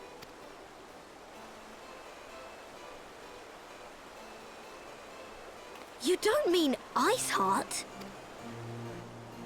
When last you spoke with her, she lamented her crimes, did she not? Then there remains a sliver of hope. If we can persuade Iceheart to act as our intermediary, we may yet be able to convince Nidhogg to abandon his bloody course. If there is to be a meeting, I would accompany you. Hey, Estinian. Estinian? Even with your intermediary, Nidhogg's blood rage may render him deaf to reason. However, the mere attempt may afford our forces precious time to prepare. Of course, you might also consider a more direct approach to ending this conflict. With the power of the Eye at my disposal, and the vaunted strength of the Warrior of Light, we could conceivably slay the beast outright. Kill Nidhogg? If we are to risk a face-to-face meeting with the Dread Worm, I for one would feel safer in the company of the Azure Dragoon. However, I should only turn to your lance if my words failed to find their mark. Is that clear? Perfectly. I shall assume that Iceheart enjoys similar diplomatic protection until instructed otherwise. A word of advice. Think carefully before divulging the particulars of this plan to Sir Emmerich. 'Twould not do to have the Lord Commander accused of consorting with heretics. Indeed. I thank you for your counsel, Estinian. We shall be honored to have you with us. I am glad to be of service. I actually rather like Estinian in Heavensward. And, I mentioned this because he is pragmatic to a fault. You got that, right? It's like, yeah, sure, I'm cool with going and committing heresy, if it will work. And if it doesn't work, well, I'm okay with doing it anyways, because it will delay the Horde while we talk. And that'll give people time to prepare. This is, in almost every way, the correct move for him to make. And I'm not sure anyone other than Estinian could make this move, since he has a degree of independence from the overall hierarchy and theocracy of Ishgard. So, we have our goal. Talk to Iceheart. Good thing she's the Heavensward version instead of the ARR mwahaha kill everyone version. Speaking of cutscene problems. Let's see. Where are we going? Yeah, he also has the personal part of it. So Omega Legion asked a very good question, which is a question I've actually asked everyone else, too. Do you consider us a Star Destroyer at this point in time? And what are we by Shadowbringers? So...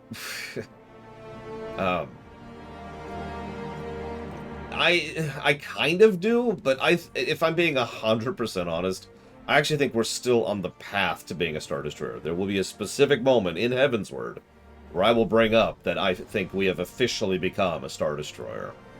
Because part of being a Star Destroyer isn't just the ship itself, or the supplies, or the personnel, keeping it going. It's also the commander, knowing how to use that ship properly. So, to put this into simplistic terms, I'd say we're a Palaeon-commanded Star Destroyer by the end of Heavensward. I'd say we're a Thrawn-commanded Star Destroyer by Shadowbringers, if that tracks.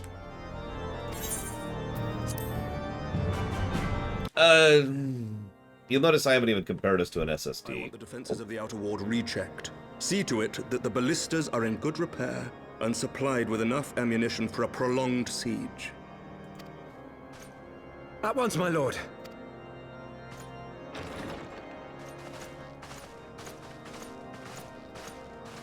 We're too slow. Ah, 'twould seem I have visitors. And unlike those messing beyond our walls, these ones are welcome.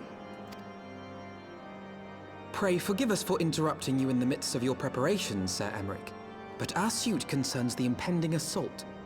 To speak plain, We believe there is a chance the invasion might be halted before it even begins. I can divulge little more at this time, but I must nevertheless request that you advise the Holy See to refrain from launching any preemptive sorties whilst we seek to put our plans in motion. I will gladly lend my support to any endeavor that could spare the blood of my countrymen, but I would know more of the cause you would have me champion. Will you not share aught of this mysterious undertaking? Know that I have offered my lance to aid in this endeavor. I cannot claim that its success is assured, but our actions should serve to delay Nidhogg's advance at the very least. Which is more than can be said for the ill-conceived counterattack advocated by the sea's more vocal crusaders. They offer glorious death, but little hope of victory. Aye, their proposal does not inspire confidence. Our resources should rightly be spent shoring up the city's defenses. The Azure Dragoon and the Warrior of Light sallying forth together to face the dread worm Nidhogg.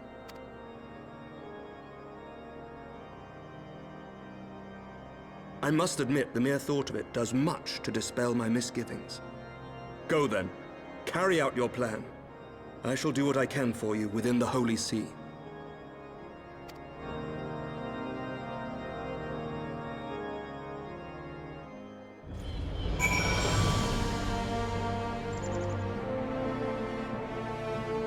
And yeah, in Stormblood, we're a delivery service. Boom! Giant Star Destroyer opens up in space. Tiny little shuttle comes down. Person walks out. Here's your pizza! Whew. Actually, I just realized I literally have a Star Destroyer I can do that with. Come here, Complexity. Whoosh! Here's your pizza! Whoosh! There we go.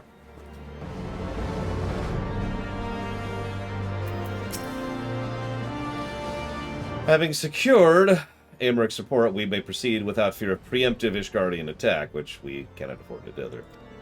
History tells us the Dravanians, it's in pizza, will attack as soon as the Horde reaches a critical size. Before that happens, we must track down and win over Lady Iceheart, and locate and parley with Nidhogg, and see Zed Slayer approach. She's gonna assassinate me. I know it! I know it! Here it comes!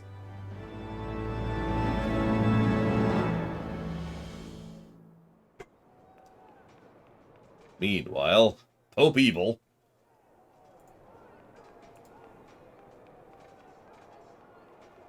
That's why in Shadowbringers we're... Oh, wait.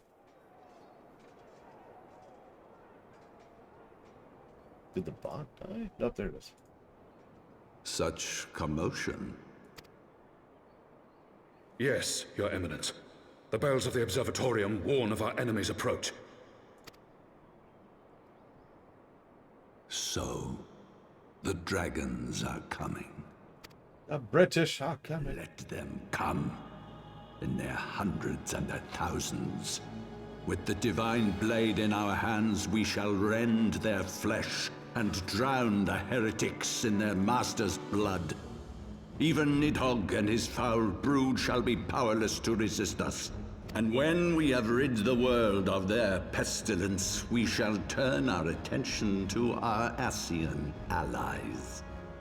See that they are suitably rewarded for their invaluable assistance. If I may, Your Eminence, the Paragons wield powers strange and unknowable. Can we be certain that they will not see through our deception? We can be certain of naught save the righteousness of our cause. If you would be a true leader of men, you must possess conviction as well as caution.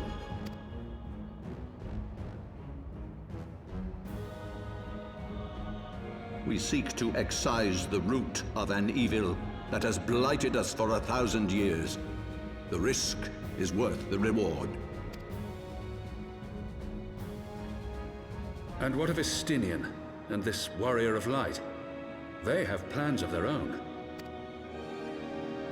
Leave them to their purpose. We must each play the role we have been given. You and your chosen brothers most of all.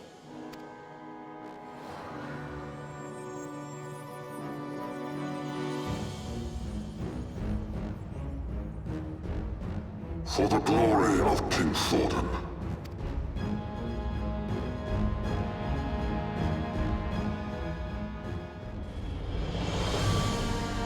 God, she's gonna kill me again. Don't kill me, Zed. I have no reason to make you not kill me, but please don't kill me. I beg of you.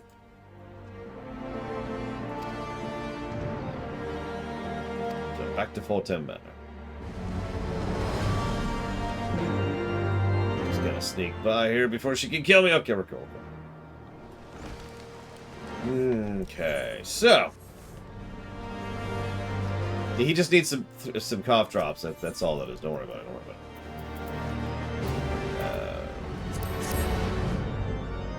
What is a man in an Iron Man suit? A Star Destroyer? No. That's more like a TIE Defender, if I had to use a specific parallel. If you don't know what that is, then I got nothing. Course is set, Tataru. It may be some time before we return to Ishgard. Yeah.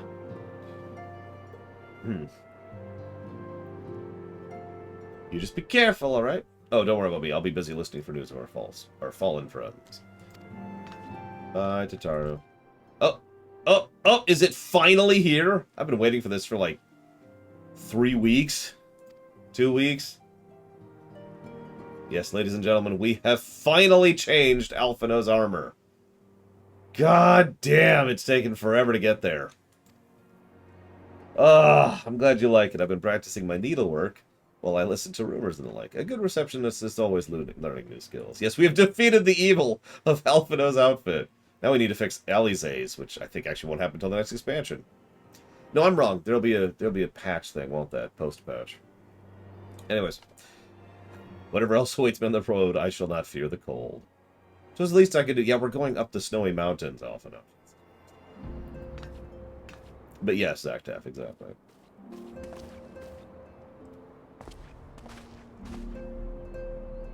Honestly, it's kind of weird there's that much delay, Zed Slayer. It makes me wonder. Okay. Let's get out of here. By the way, I do agree with you, Omega Legion. If FF4 came out now... Oh, God! I don't know what she's... I can't... If I can't see her... And she can't kill me.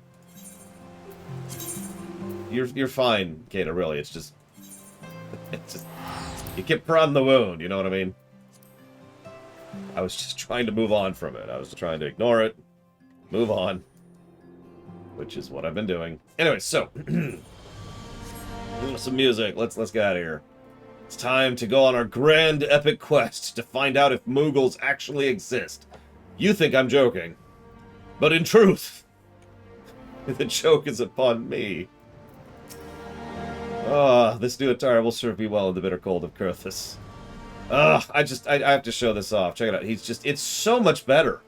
I mean, ignoring the fact that it's not, you know, asymmetrical, which bothers the crap out of me in general. The fact is that it's just a nicer designed outfit. Much better color coordination, much better use of highlighting. And just... Oh, awesome. Anyways. I'm sorry to gush. I mean, I've seen better outfits, but God, that is just such a step upwards. Alright.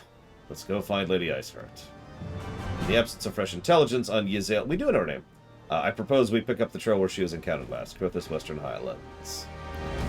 Hang on, Omega Legion. Hang on. Let's go ahead and... Alright, so now to ignore Omega Legion's question.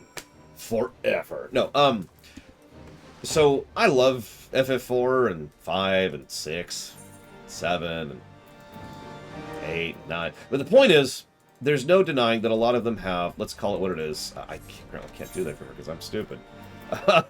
Simplistic storytelling. Cecil has an interesting story arc, but it is really just the one arc, you know? And, you know, Rydia has an interesting story arc, but again, it's just the one beat. They are, for all intents and purposes, two-dimensional characters, or even one-dimensional characters. So, to your specific question, which is, would Kain have the depth and complexity of Estinian were he written today? I would say, yeah, absolutely. Which is why when we get the FF4R1 treatment, I expect great things from them. Or me, because I'll be the one doing it. Master Runner, what business brings you back to Falcon's Nest? Judging by the company you keep, it can be no trifling matter. The Azure Dragoon, I know, but I don't really know this gentleman. Alfred Olivier, at your service, are you... And you are not mistaken as to the gravity of our mission, Sir Redwald. As I'm sure you gather, the Observatorium has warned the Dravanians gather for another assault. Actually, yeah, Rax, you're probably right. Stop calling me Kane! We believe there may yet be a way to avert the conflict, but only if we can find the elusive Lady Iceheart. Thus we have come home to Falcon's Nest in hope of acquiring latest intelligence on the heretics' movements. I see. Then you would be best served by speaking directly to my men. A patrol is due to return from its sweep any moment. You may also wish to question the knights assigned to pick over the remains of the Heritage Refuge. 'Tis possible they have unearthed information. Master Runner knows the place I speak of. He was the one who discovered it. Let's divide our forces, then. I will stay and await the return of our patrols, while you two visit the refuge. Okay. Do you have a flying mount, Estinian? Because I have a flying mount at this point, in lore. Although I actually wouldn't have flight, now that I'm thinking about it, because I wouldn't have the ether currents. So here's an interesting question. Oh, God! Actually startled me, Zed.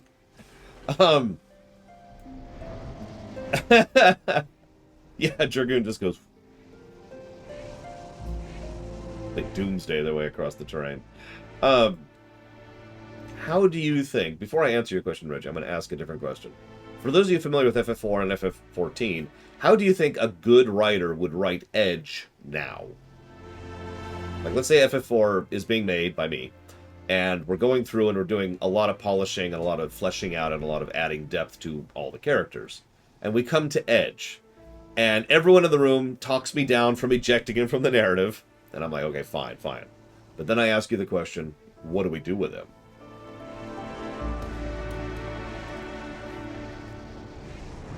For those of you familiar with the Trek Rewrite, this is actually a question I pose to many people about many things. If something can't be changed to be better, it needs to be ejected. That's kind of my overall approach when it comes to remakes. So, how do we make Edge better? It's a simple farmhouse. Makes me wonder what other innocent facades the heretics have chosen to hide behind. Master Runner, our findings? Oh, there's something of a tale there. No sooner had we chanced upon a promising sheaf of letters than we were ambushed by the shadows by great white beasts. It would seem the heretics foresaw our coming and left behind their pets. Several of our number were badly wounded. But you cannot carry out your duties until... The creatures are slain. Very well. We'll kill them for you. So for those of you who don't remember how Edge was written, if you could even call it that, Edge was a loudmouthed, bratty womanizer. That's it, one-dimensional. He has late character syndrome, which, frankly, a lot of Final Fantasies suffer from. And so there was no real development to him. He was just... I like hitting on women, and I'm a loudmouth and a brat. And he's a ninja. That's it.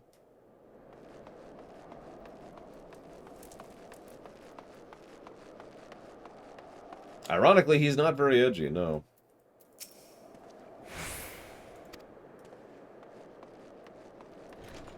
Actually, yeah. In fact, I've actually thought for several years that Edgar was an attempt to make Edge, but better.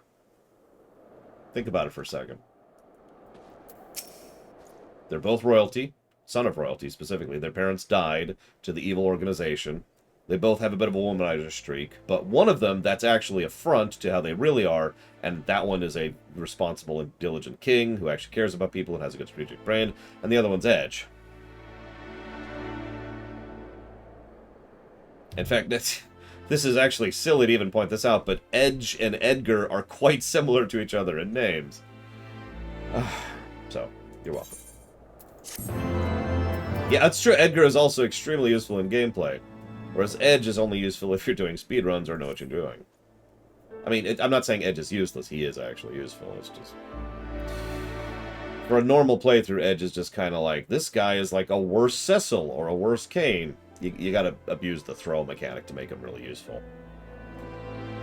You wish to track down Lady Iceheart, is this not so? The records we discovered ere those beats mauled my comrades appear to be in some manner correspondence. We had not the luxury of perusing their contents more closely, intent as we were on surviving the onslaught of Fang and Claw. But I'd wager those epistles carry more than a friendly salutation between lonely heretics. Interrogation of the patrol proved fruitless. Either we divine clue here, or we wander the snowfields. Got it. Yeah, Edgar also gets tools, which are of variable usefulness. But, Jesus Christ, Ed! Speaking of... but there are several tools which are extraordinarily useful. And see, Valvedrix is the woman in the council, in the writer's room, which is saying, just eject Edge and keep Yang. And that is a valid answer, to just say...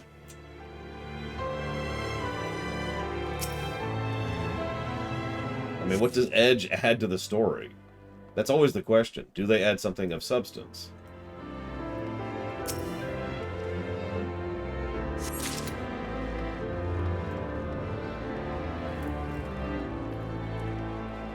Yeah, I could see that, Blade Turval. Yeah, I guess I'm just not used to it today, because you're the only one who's been doing it today, that's there. Where's the other one? I don't remember having this problem last time, too. I don't like to eject a character, admittedly, but that's always the final step, you know what I mean? If we can't make something work, then we eject it, right?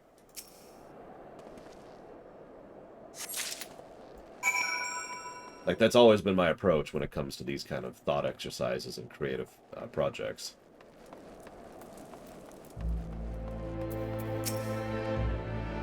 It's the last step. All else has failed. Fine. Boop. Ugh. Ow. So what do we got? Splendid. We have more than a dozen letters. For me. Every one of these pages is a record of the dealings between Gorgon Mills heretics and their fellows in the Afar amphitheater.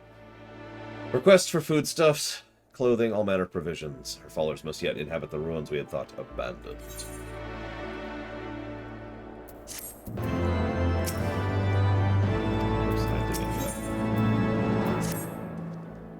The amphitheater, the very place you witnessed the manifestation of the primal Shiva, was it not? If that's our destination, the journey will be long indeed. The amphitheater lies on the other side of a treacherous tract of ice and snow that cannot swiftly be crossed. We must place our faith in the Ethernet. As you may recall, our dear friend Moonbreda had succeeded in recreating the Afar beacon after it had been destroyed by Lady Iceheart. At the time it was assumed the resulting Ethernet would only be temporary, but given the heretics of Gorgon seem to have regular contact with their brethren, I'd wager it still functions. I suggest we make for the Aetherite without delay. Correct me if I'm wrong, Estinian, but in the course of mapping the Snow-Cloak tunnel system, a passage was discovered leading to the Western Highlands, was it not? Might it be possible for us to reach the Aetherite from this side of the wall? It should. House Durandare posts soldiers in the Western Highlands. Let's do it, then!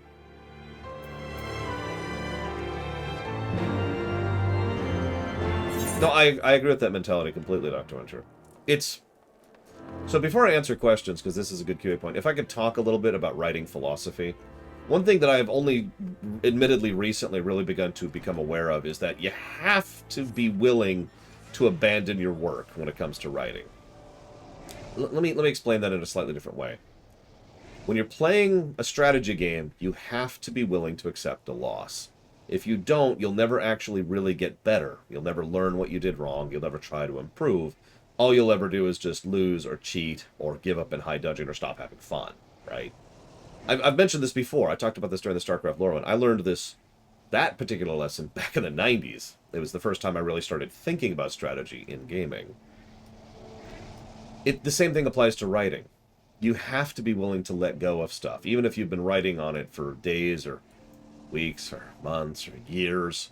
You have to be willing to let go of it, otherwise it's just going to be a shackle on you and hold you back with regards to how your story is progressing. And there's my writer's tip of the day. Don't give up too early, but don't be unwilling to let something go either. At a certain point you need to be like, you know what? Let's just axe this.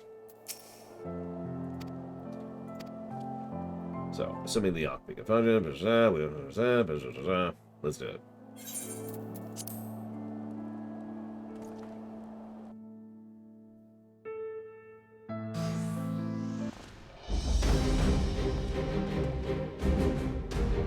impressive structure. I wonder how many ages it has endured. Maybe we should ask the occupants. They seem a friendly bunch.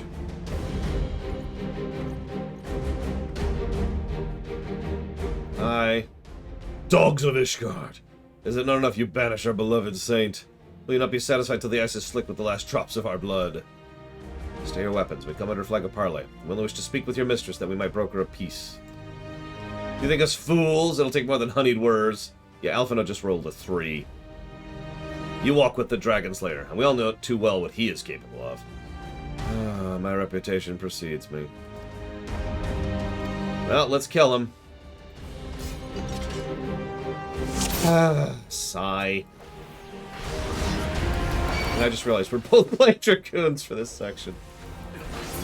On purpose, even. But I wasn't really thinking about that, if I will be completely honest with myself.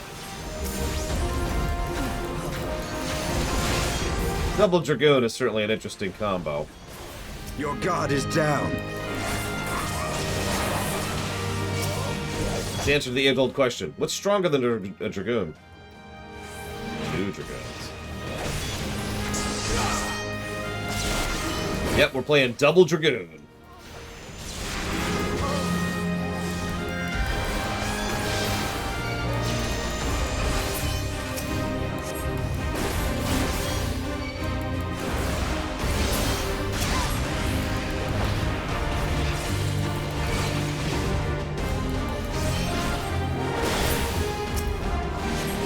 Any new abilities still, do I? When do I start getting stuff?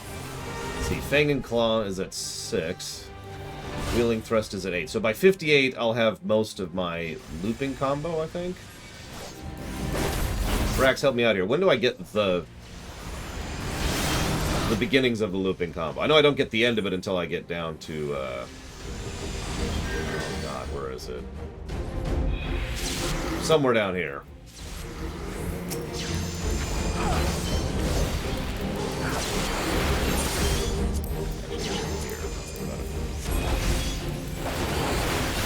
At it? No.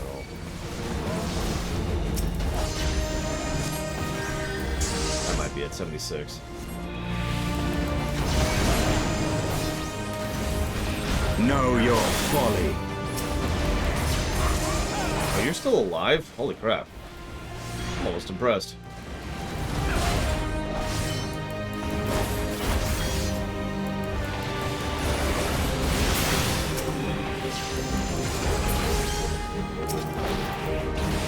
Focus. Release! I answered all your questions, Omega Legion. But if you mean the one about Estinian and Kane, I actually did answer that. We, in fact, talked about it for quite a while. Hell, we were arguably talking about it until about 5 minutes ago. They fight like demons. 'Tis death to remain. We're here to talk. Fall back, brothers. Retreat to cinders. Oh my god. Okay. Ah, would that we could have questioned one of them. What would you ask that we do not already know? They make for a place called Cinders, and so was me. Even should an ambush await us, 'tis certain there will be more heretics to question. The Cinders, you say? I confess the name is unknown to me. Mayhap you would be good as to enlighten us, Istidian. I suspect it is the heretic's way of referring to the Dreaming Dragon, an island of sorts found in the midst of the frozen lake of Ashpool. 500 years past, 'tis told that the Azure Dragoon of the age fought a dragon of titanic proportions. After a savage struggle, the mighty creature was weakened into the point of death, and forced into a magic slumber by an entire chapter of the Holy Sea's sorcerers. Ere long, a rain of ash and cinders did begin to fall upon the sleeping serpent's motionless form, covering the creature at length in a shroud of grey. Of course, a thick layer of ice has since formed on top of it, but you may be sure I speak true. Fascinating tale. We should make haste to this Ashen Isle.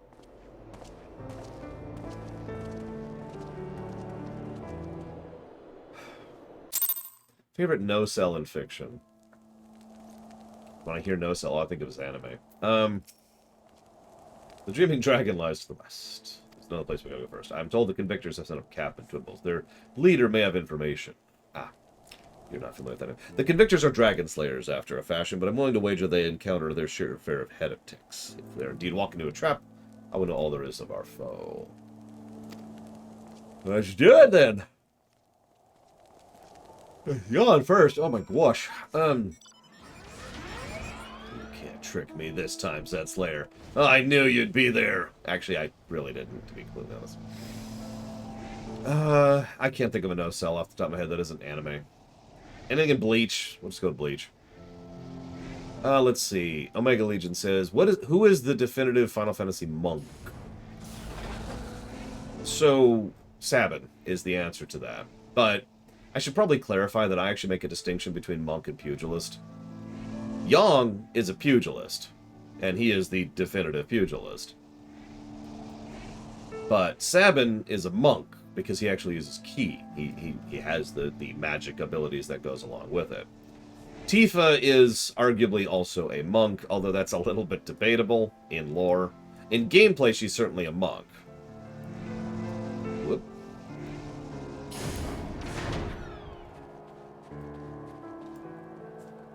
Zell is a pugilist, to continue the comparison.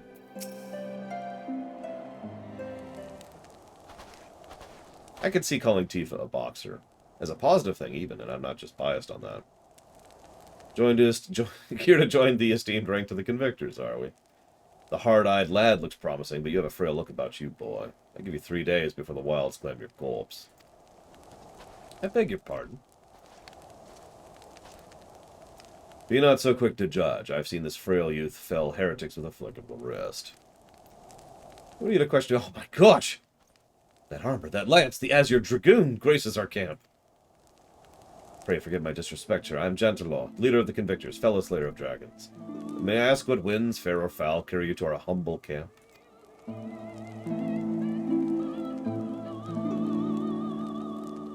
Well, there's this warbling voice I keep hearing. My own men can be lax when it comes to making reports. You may question them yourselves. Okay. And yeah, like Snow, for example, isn't a monk. He just happens to have a freaking energy, frick, I forget what they call it. He's got that thing in his coat that augments his strength. You know, he's effectively got some power armor on. What is that mount?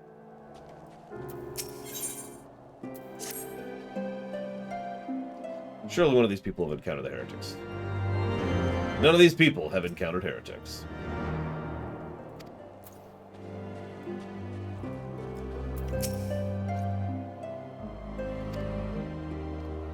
Dragons, big ones. Forever do I scan the skies for signs of my prey. I care not for miserable creatures that scurry on the ground. Dick about it. Let's see.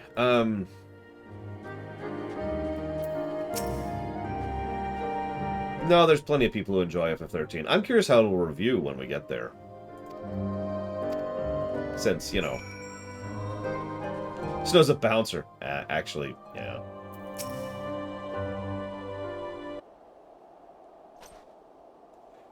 Someone I can help you with, my lord. Heretics, is it? I've never seen one myself, but I have to say I haven't heard a thing or two. Then tell us, sir. We'd be grateful for any information you can share with us. Gods know we've gleaned precious little from talking to the rest of these people. If it please, my lord, I'm Periette, soldier betrayed, though not much of one if I'm honest. If it weren't for the love of stabbing folk that I took up the spare, you say. No, it was by order of Sir Gentilor's father. Still, as long as they keep paying me wages, I ain't fussy on what I have to do. Not everyone's as patient as me, though. Plenty of low-born lads get pressed into service, start grumbling before they see their second battle. Once they got to thinking how unfair it is, then it don't take much for the heretics to turn their heads. From what I hear, promise of freedom tends to do it. That may explain how Lady Isart was able to expand her following so swiftly. Yeah, it turns out that when you oppress an underclass, they tend to rebel. It's weird how that works out. Sad to say, some of my mates were gobbled down the heretics' tripe and asked for seconds. Told me they were off to the Western Islands to light a signal fire. That's how you let them know you're serious. You just send up some purple smoke, the bastards come to you. Is that so? Well, then I am of a mind to start a fire.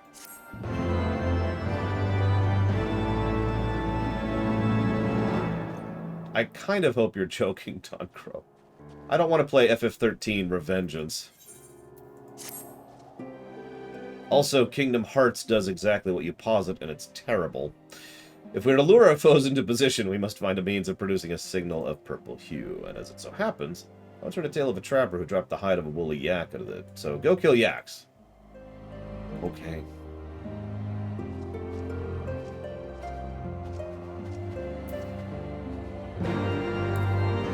I mean, you know me, I have a mathematical mind, so to me, 15-2 makes perfect sense. It is the second 15. Frog. But calling it 15... So if it was, for example, 15... 15 358 over 2, and then 15 birth by sleep, and then 15 dream drop distance, I would still prefer to call those 15-2, 15-3, and 15-4. Respectfully. Besides, 13-3 isn't actually called 13-3. I'm the only one who calls it that. 13-3 is called 13 Lightning Returns. And I will never use that phrase ever again. Because it's 13-3! God damn it! Sorry, anyways. Moving on. Questions. So Reggie says, let's say you're allowed to eject Edge, but only if you replace him with one of the other playable characters. Who would you replace him with other than Yong? Because Yong's the easy answer to that.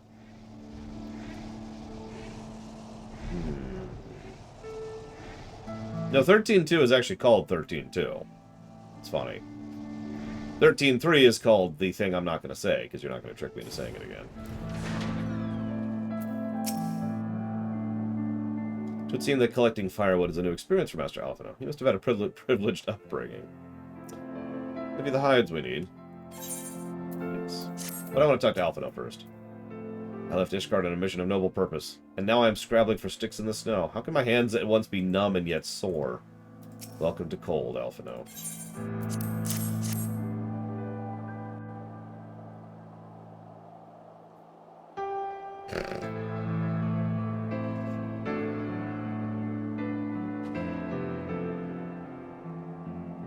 Ah, I should have known it would be you. Yeah, it's hard.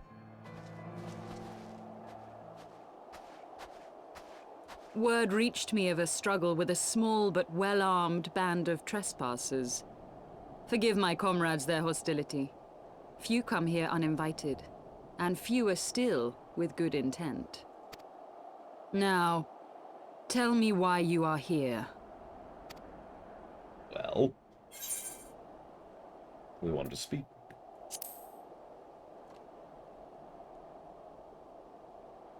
So, you seek to stem the Dravanian tide with talk? A romantic notion. If you but knew the truth, the spark which lit the flames of this animosity, you would understand the futility of your quest. Shall I relate it to you? The sordid history my gift has shown me. That which the Holy See has taken such pains to suppress.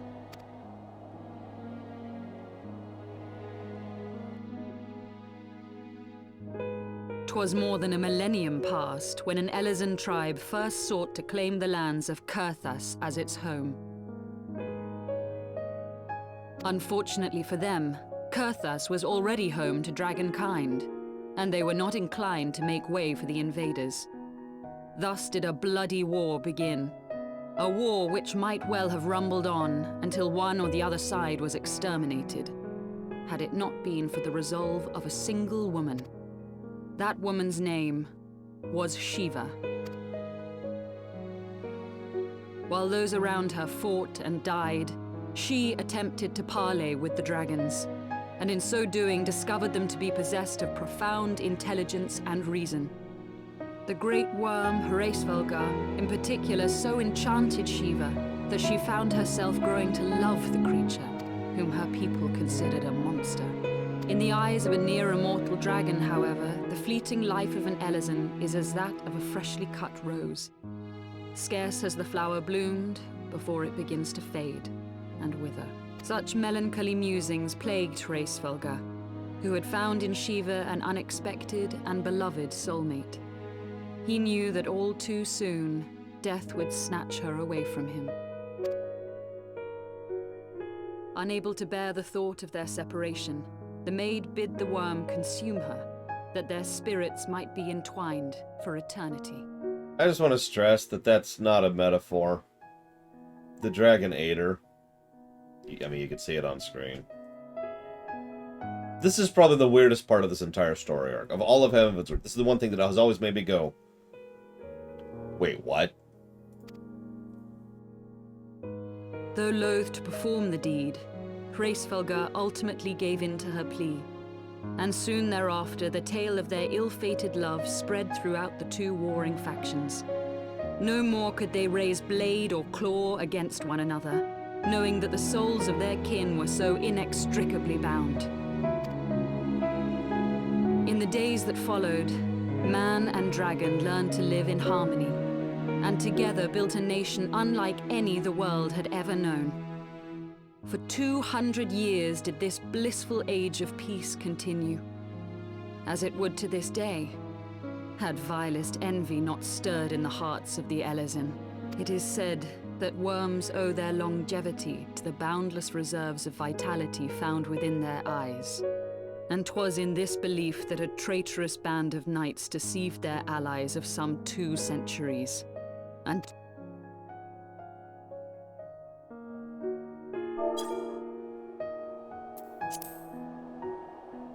Nidhogg, he who now stands poised to unleash his wormlings upon Ishgard, was the great dragon who lost an eye to Elezen treachery. Oh, don't even get me started about real-life legends. Real-life legends are dumb. I spit upon them. Tooey. How did you come into existence? Well, I leapt full-grown out of my father's forehead. Okay. And until he prizes it from the hands of the traitor's progeny, no amount of conciliatory words will stay his fury. You are wrong, Lady Iceheart. Lest you misunderstand, I do not doubt your vision of the past. 'Tis true that Nidhogg greatly desired to reclaim the Eye. Indeed, it was for that very reason that I kept it with me as I roamed the land, attempting to draw him away from the city.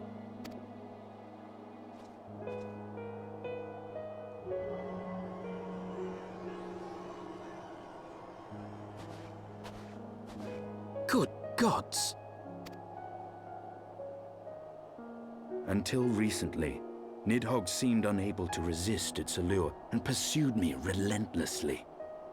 Needless to say, that is no longer the case. Now, it would seem, he has fixed his attention on Ishgard itself, though he knows full well the Eye does not reside there.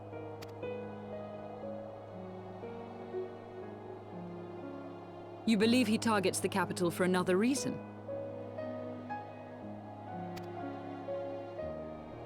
I believe reason has all but left him. Through the Eye, I feel much of what Nidhogg feels, and the dragon's thirst for vengeance will not be quenched by aught less than a sea of blood.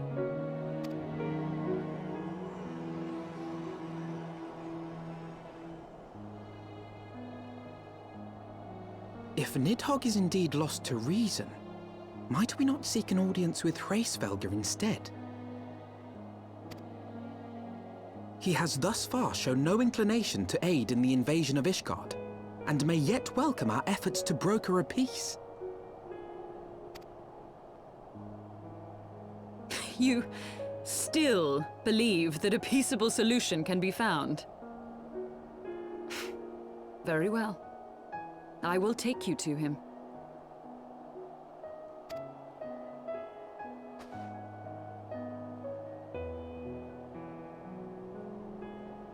Our road will lead us to Dravania, the homeland of dragonkind.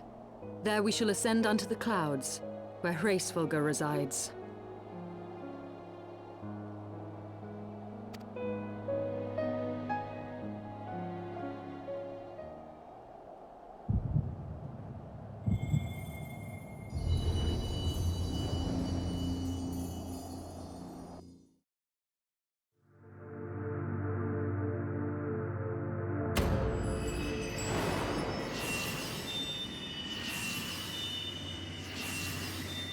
Yep, and then we have a heart attack. The end.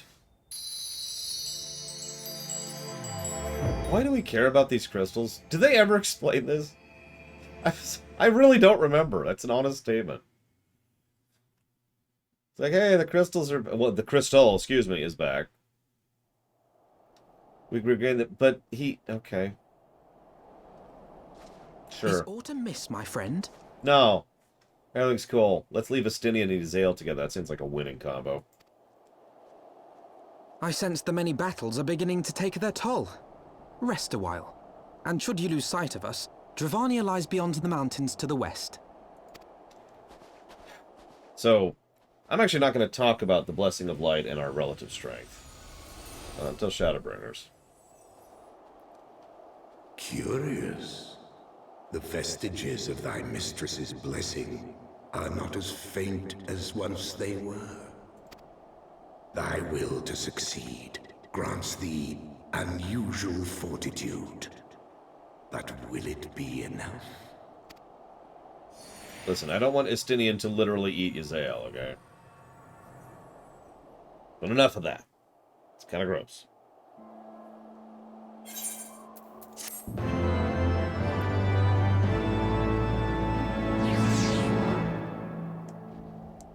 Like, I mean...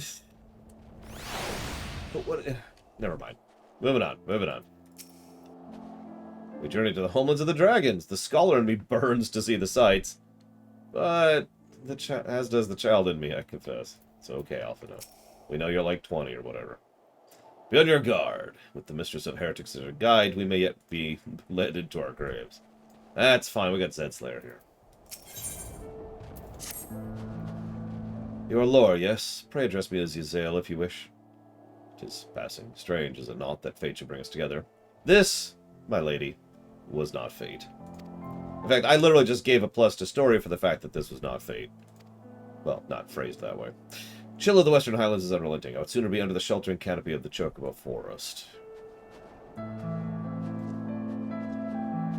Honestly, that would make a lot of sense to quote him. Especially considering something I can't talk about right now. So I know I actually talked about this before, but I just want to repeat it because of how frustrating this was. I have walked all the way across this entire freaking zone. Got all the way to here. And found a red line waiting for me. Bonk! God, I was pissed. So back to Reggie's question. So we're ejecting Edge, and then we're getting a voiceover narration. Beyond Abalathia's spine, the great mountain range that spans the continent of Aldenard from east to west. Into the deepening shadows of Som-Al, where lies the ancient home of dragonkind.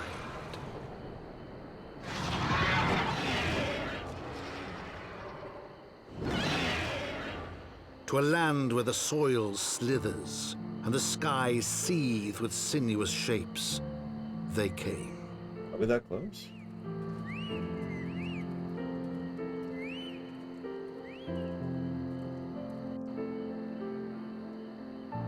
I guess we are, looks like 7 quests? From, Thok Asked Thok, which is an 8-man. Yep, nope. If anybody would like to join us. Yeah, we'll be doing the optional stuff later, as per usual. Forest was mentioned in the pages of New Eorzean Geographic. As I recall, the author advised travelers give the local chocobos a wide berth. According to her, they're remarkably aggressive. Do you sense them? A gathering of dragons to the west. I sense them, all right. We now stand on the threshold of Rabbon. The path to the Som-Al will take us far to the west, beyond the embraces of the forest's branches. No, we won't see red chocobos until Boja. I kind of hope it will be total RNG, but I kind of hope I can show off the red chocobo fight in Shadowbringers at least once. There's also the red chocobos in Ivalice. But anyways. Which we will show off. Guaranteed. We can't avoid those. So why would anyone be here? Well, the wild chocobos. Tailfeather was built by hunters who make a living by capturing and selling the beasts. Their leader is an acquaintance of mine. Being a gregarious sort, he will no doubt welcome our arrival, and he will also possess more recent knowledge of the road. No objections? Only to this ceaseless chatter. If we're to meet this acquaintance of yours, let's do it before Ishgard burns.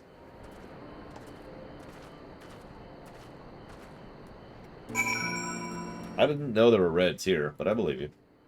Secretly, I don't believe you. See? See? Straight lies. That is not red.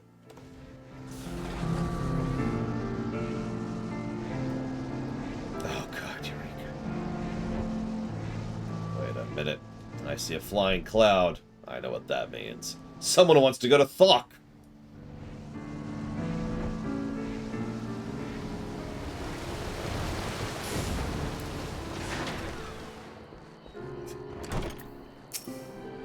I'm just being a dick, I'm sorry. Hey! Tim, I had to call me Leatherface. We have visitors! Visitors. Oh, the lady lovely Lizelle. Lizelle? God. You need to say your name at some point. So, my companions and I are on a pilgrimage. Might we stay in Tailfeather for a while? Of course, of course. The dragons have been murderous of late. Forgive me, sir, I'm not sure I understand. Do dragons not bother you in the forest? Bother us? Did you see I'll not explain things to you, boy?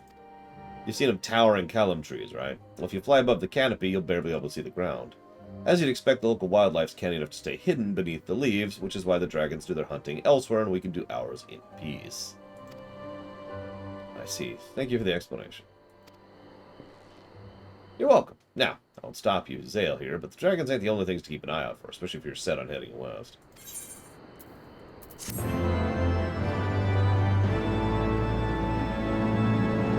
Yep, it is 7 quests as of now, I'm right. Yeah. I dare say you're wondering what could be worse than dragons. The Nath! They're what you get if you crossed an antling with a megalocrab and taught the thing how to walk on 2 legs. They never used to stray far from the hives out of fear of the dragons, but they've gotten more aggressive of late. They've even taken to harassing the Dravanians in their own lairs, if you could believe it. And when they venture to the forest, which is more and more, by the way, they're certainly not afraid to come after my lot. I can only imagine how much worse it'd be closer to home territory. Well, we've got to go deal with Reggie over there. Much more terrifying than Zed. These hunters scrabble in the shadow of dragons for naught but the love of coin. Greed inspires courage and madness in equal measures. You have no idea.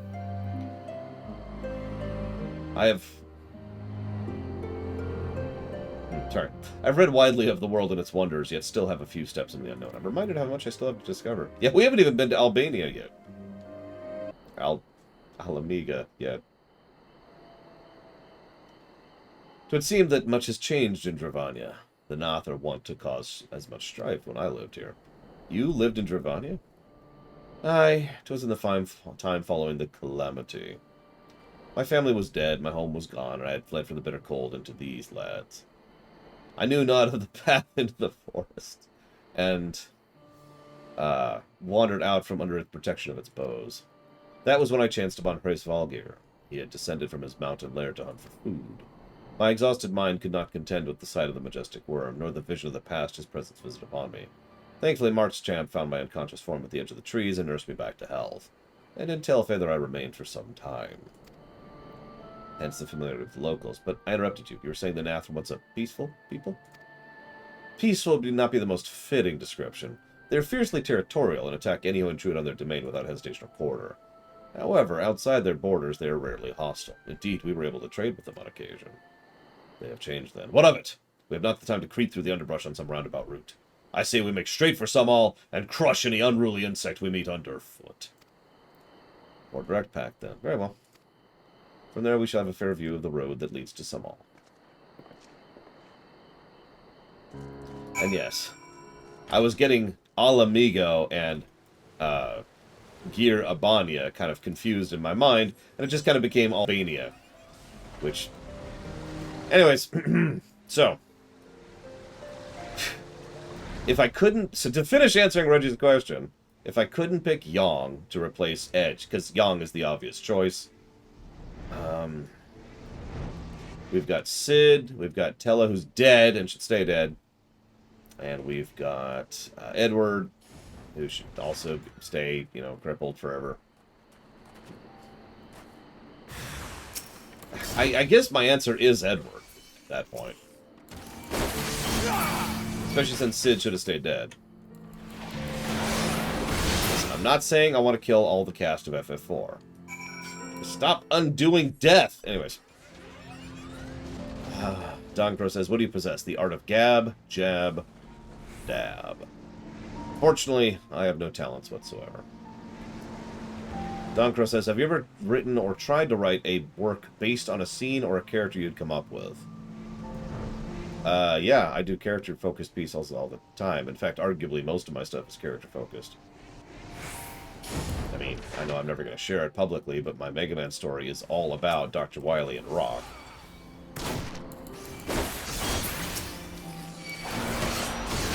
That is a deeply character-driven point.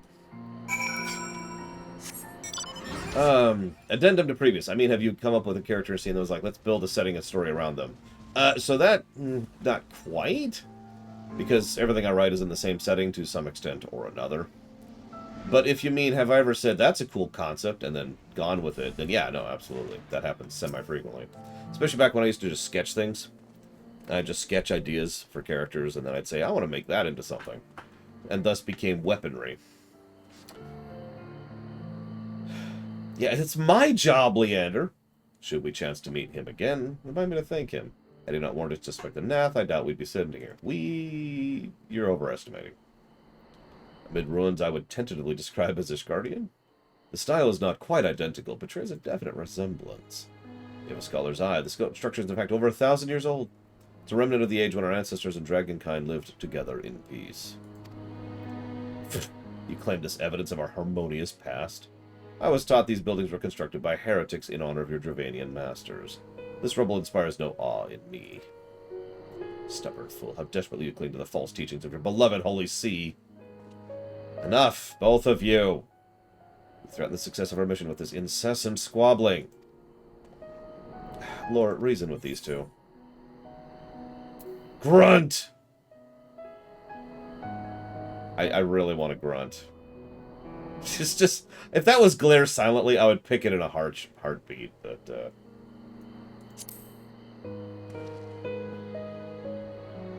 chill, both of you. Lest you forget, our goal is to bring on a war which will claim the lives of Dravanians and Ishgardians alike. If we're to accomplish this, you must learn to tolerate each other's presence. Trust in Lore's gift. You would have me keep counsel until Lore's visions confirm the truth? Very well, but bait me not. Our meeting with Trace Velger will likely provide the catalyst for his requires, as it did mine. Let's press on. Yeah, sure. I'm sorry. There's a joke in Rabtoons for an upcoming scene, which just really amuses me. For those of you wondering about the scene, it's very simple. No. Whoosh.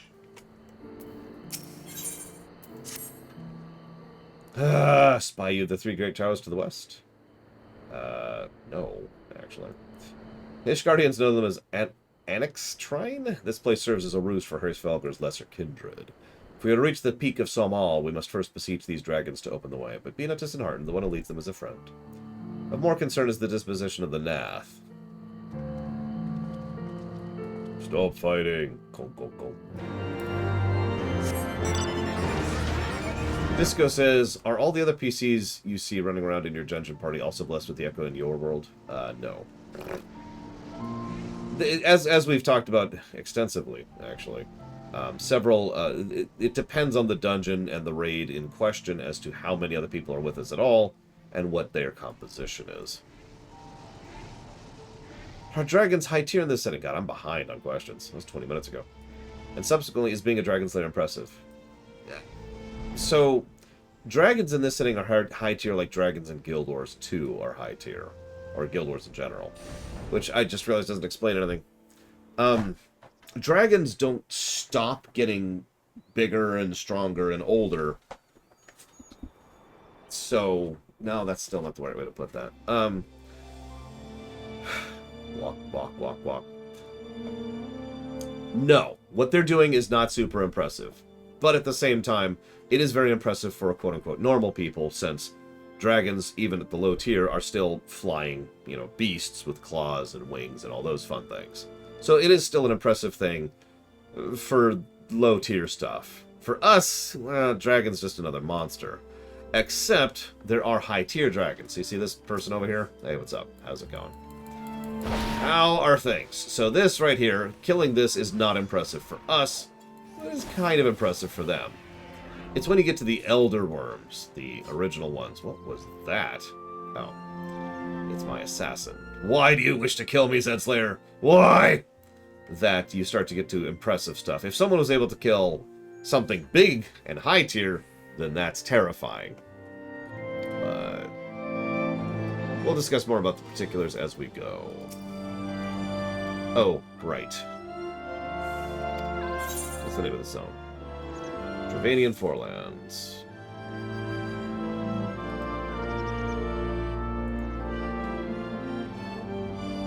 Yeah, V-Shop, that was impressive. By the way, we killed that one.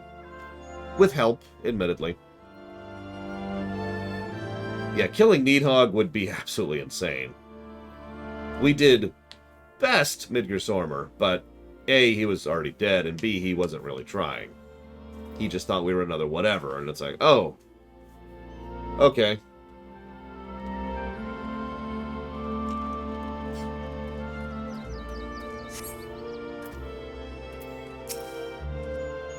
Would seem the enemy of my enemy is also my enemy. Yeah, that tends to be how that works. Just as I feared, the road ahead is teeming with Nath soldiers. Archbishop, do not exaggerate that. These bismen have grown brazen. Yeah. They intend to assault the Dravanians.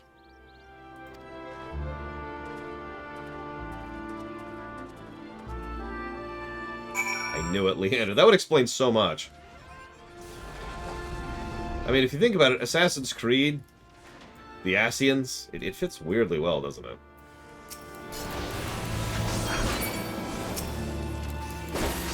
Now, let's see here. Question. Would you rather call FF14 ARR FF14 2? Yes. But then again, most people already do acronyms to summarize expansions.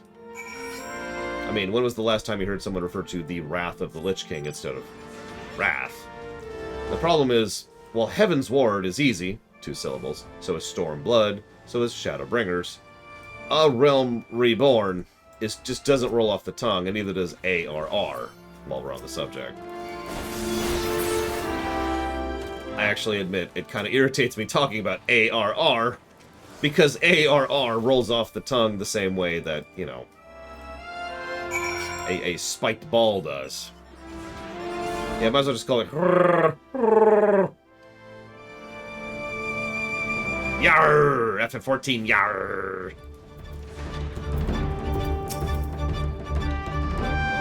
Scale, I suppose it's actually funny because everybody refers to the WoW expansions by a truncation, right? Pandaria, Warlords, Wrath, Kata, right? Legion. But everyone refers to the FF14 expansions as acronyms. It's ARR, HW, STB, SHB, and END, right? I move we propose a new establishment. We'll call it Realm, Heavens, Storm, Shadow, and End from now on. Oh yeah, also people call Endwalker you. Sorry, I actually forgot about that because how stupid it is! The acronym for Battle for Azeroth is BFA. Ironically, most people call Battle for Azeroth BFA, and most people call Burning Crusade BC.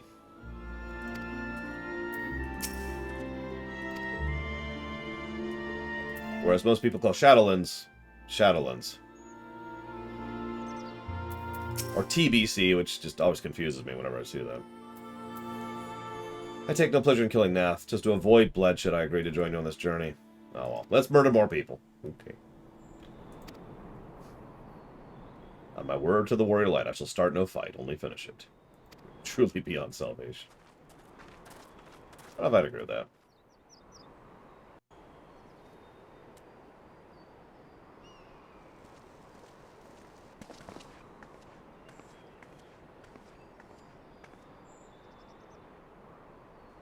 Vidofnir! I brought people to kill you.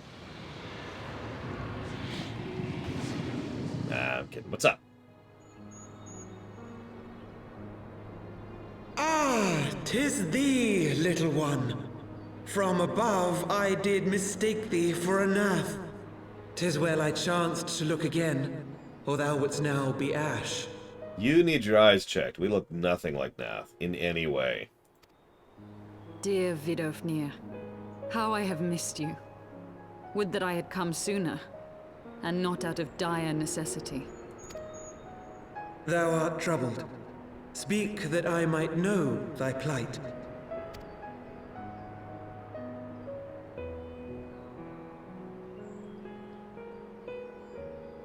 Thou wouldst have father admonish his brood brother. I would end this war without further bloodshed.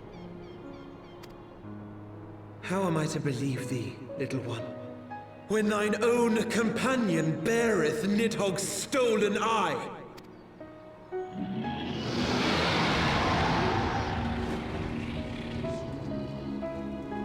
Have care, dragon, or I shall gouge out one of yours.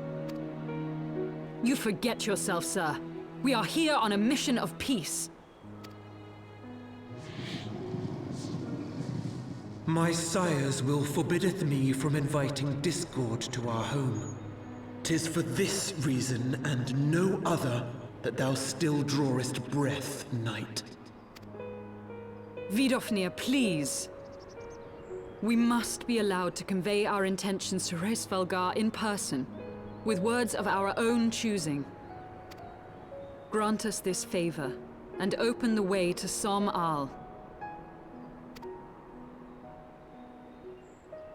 Thou hast ever been welcome, little one. But I cannot grant thy wish.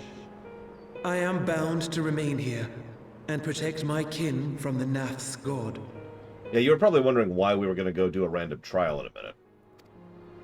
The Nath have summoned a primal.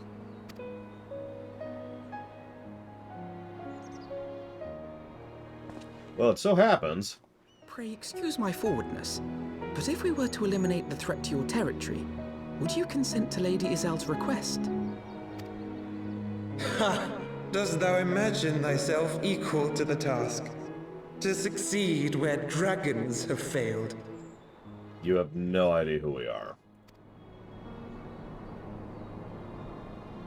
'Tis beyond thee, mortal. But thou art welcome to try, nonetheless. Only know that idle promises shall avail thee naught.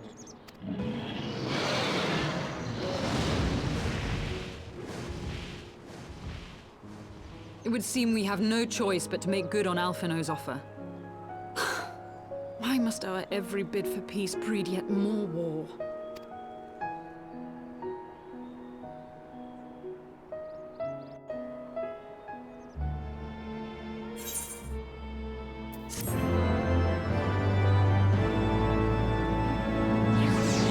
By the way, immediately after doing this raid, we're going to have a dungeon. So, FYI. Once more, Primal rears its ugly head, and once more the task of slaying it falls to you. Would that I possess the Echo, but I'm going to be over here, where it's safe. Ugh. Must we now defeat a Primal that we would treat with a worm? I do begin to see how you gained your reputation for surmounting the insurmountable. Thanks, Estinian. Yes, we're about to do a raid, and then we're doing a dungeon. Oh, I get you. Yeah. You know what's really funny?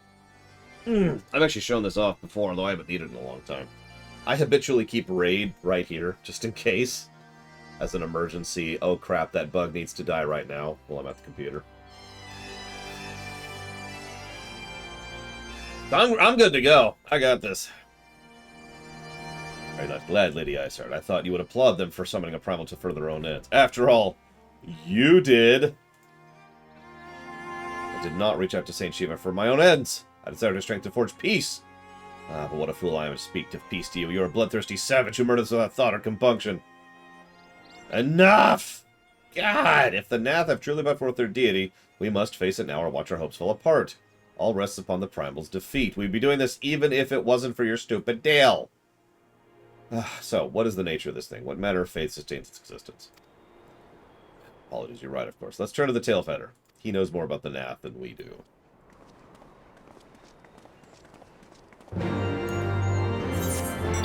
Christ, these people!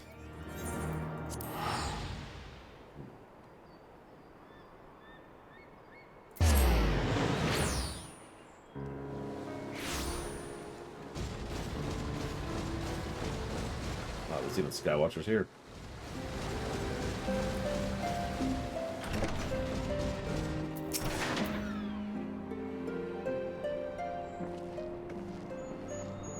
Back already. Ah, met the Nath, did you? And what is it you'd like to...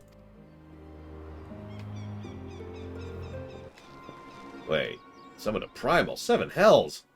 I don't know bugger all about Nath religion, if I'm honest. Beyond their trading habits, there was never a point in asking. It shouldn't be that hard to figure out. From time to time, we barter with a small hive north and west of here. Outcasts from the main tribe, from what I reckon. They'll be willing to tell you. Okay, so what do we have to give them? Nothing your average hunter couldn't scrounge up in a day or two. But since you're in a hurry, divide up the chores. Go do these side quests. Okay.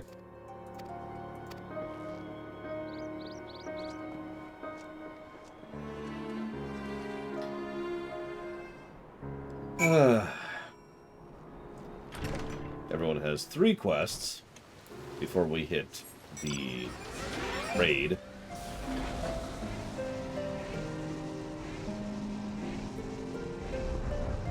I know it, Mr. Red. You're just bilking me at this point, aren't you? It all makes sense. Well, if it makes you feel any better, I actually found a substantially more accurate list of price per hour. It's a little bit less by a factor of like 10.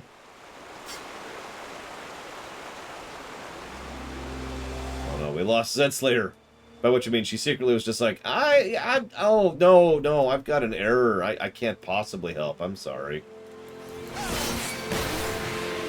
I just couldn't. C'est impossible.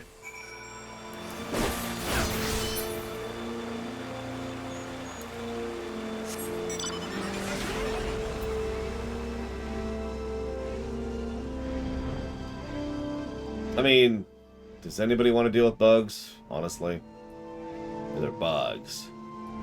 Bugs deserve to die.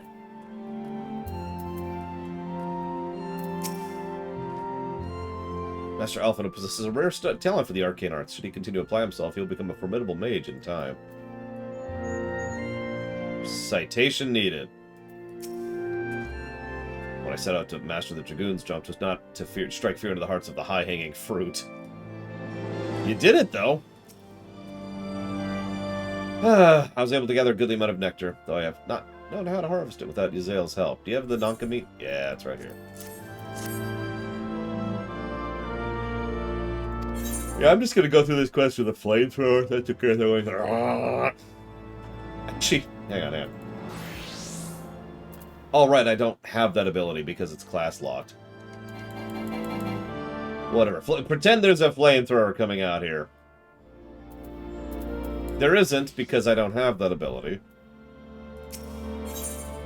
Okay, screw me.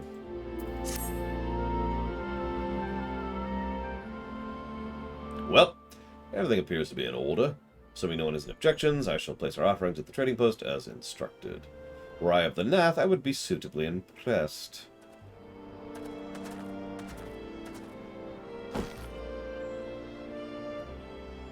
Yeah, right now it looks like we super do not have 8 people. How long do we have to wait? Do we need to sign a signal? Or... Calm yourself. Our offering has not gone unnoticed. Yeah, I was quick. Here come the most terrifying creatures known to mankind. Doing Thok without Zedslayer. Long has it been since hunters came to trade, bearing gifts that filled the air with such delightful scents. Land trap nectar, calami fruit, nanka flesh.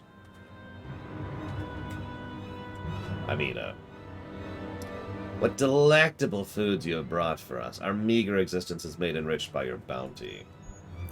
Come, hunters, come to our hive if you would trade.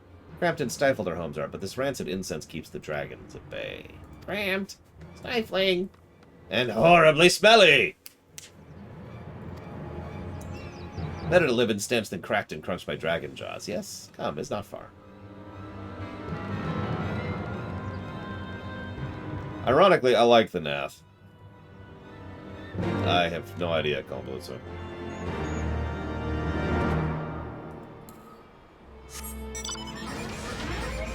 I think I'm on Goblin.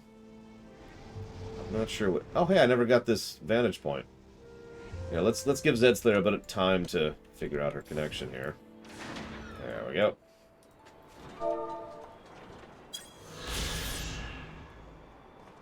Yay. Wait, she's in. It was the thing. I summoned you from the ether. And now I must destroy you. Whoa! Ah, that's just weird. Oh, they super look like Urutan, the Urutan Yensa. They're just, you know, better. Your presence has been announced to the storyteller. You must speak to the chosen leader in words, for we are Vath, we are non-mind. Wait, I have to give you words instead of just connecting my brain to yours? What kind of savages are you?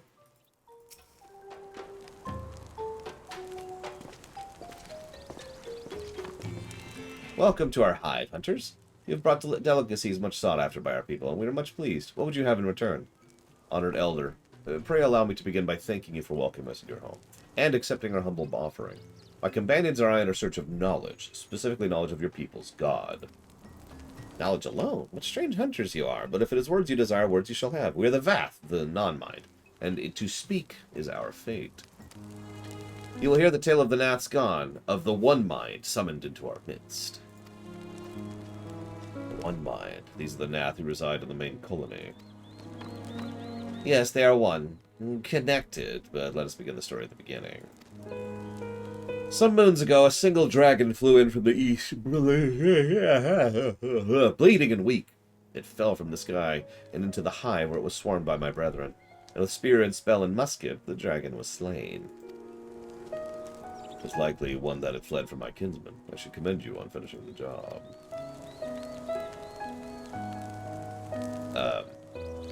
The dragons are fierce and terrible adversaries. The one mind would always cower when their winged shadows passed over the ground, but no longer. They had learned that battle-weary Dravanian was easy prey. Thus did the Overmind decide to heed the words of the black-robed men. The one mind would call forth our god and unleash his blades upon the dragons. Dravanian lands would become Nath lands, and ever larger would grow our domain. But our god ever hungers. The price he demands in crystals far exceeds the rewards for the war. We of the Vath despised and reviled his insatiable existence. Yeah. Translation. He was a primal. Like, almost all primals are. I'm gonna start getting a group together. Okay, so Zedslayer's obviously in. Where is she? There she is.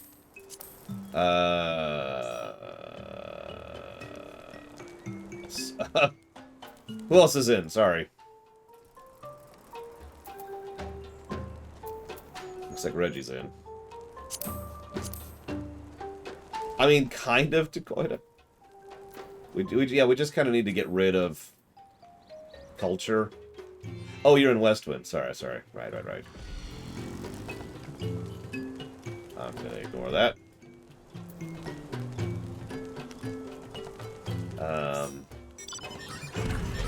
I could probably bug Rax to join us.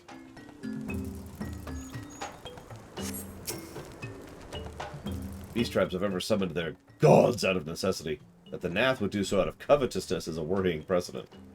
Yeah? Having a wounded dragon is a dangerous opponent. These Ant-Men did well to overpower one. We may need you, Mr. Red. We'll see. We need you, Mr. Red.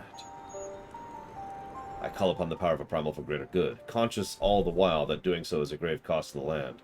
I reason it's a necessary evil, willingly shoulder the burden of my sin. In suggesting such crimes can be justified, you may argue I presume too much, but you must surely see I am aware of the magnitude of my transgressions. Not so, the Nath. They summon their deity for no greater purpose than to expand their dominion. The sign of the seventh dawn, sworn to eliminate primal threat, The distinction you draw seems questionable at best.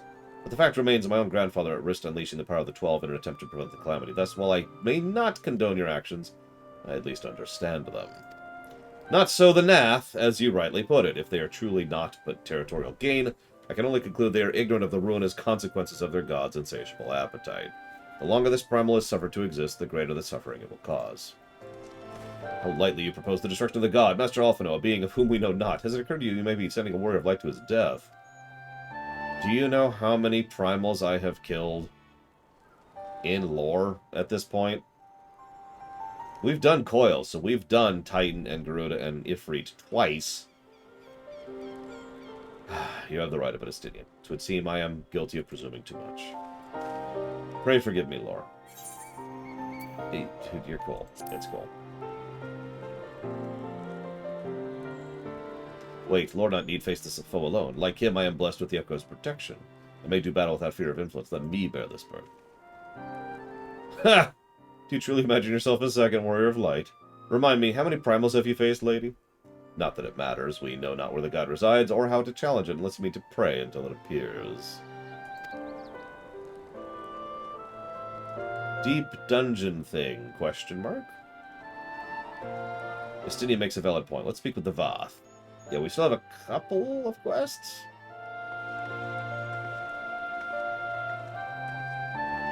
The young lord certainly appears eager to prove his worth.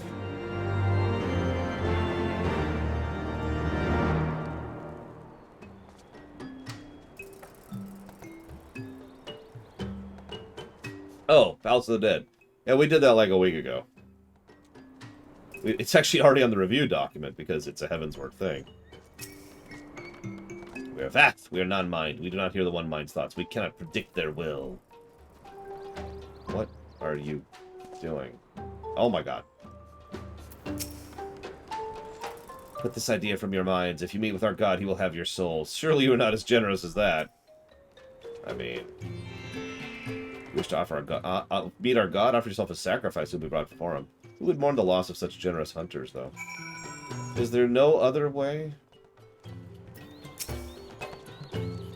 You are generous hunters, yes. Many gifts you have brought, but not enough for all Vath to enjoy. Could you bring us just one more?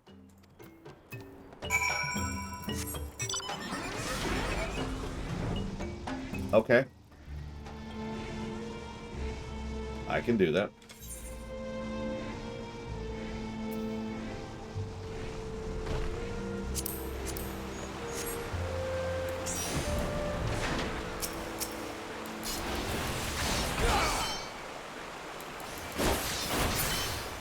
Yeah, this area does kind of suck a little bit without flying, which I've already made a point of and already given the -4, so I have nothing else to add to that, but there's a couple zones here which kind of suck without flying. Only a couple, honestly. I'd literally say 2, maybe 3, maybe. Not counting the ones that are designed for flying, obviously. Here. Greedy little bugger. You'll have more words. The senses of the one mind are enmeshed by the overmind. What one sees, all sees. What one feels, all feels. Alert a single Nath in the whole life is alerted. To reach our god undetected is impossible. Well, that's not helpful, actually, but thank you. The Vath are wont to allude to certain concepts without explanation, but I am beginning to grasp a few of the fundamentals. From what I understand, the king-like overmind sits at the center of Nath society, and its presence allows its subject to communicate without word or gesture. These Nath, who inhabit a larger hive, are known as the One Mind, and it was by their combined will the Primal was summoned. Those who reside in the smaller hive are the Vath, or Non-Mind, who, for reasons that yet escape me, seem to have been excluded from the telepathic bond which connects the Nath counterparts. Thus, the Vath are ignorant of the One Mind's thoughts and actions, and of the nature of their own god. In summary, we've wasted our time. Not so. Perilous though it may be, the Vath did furnish us with one certain method of approaching the Primal, as sacrifices. Should we allow ourselves to be captured in the environs of the colony, the Nath will bring us before their deity to make an offering of our souls.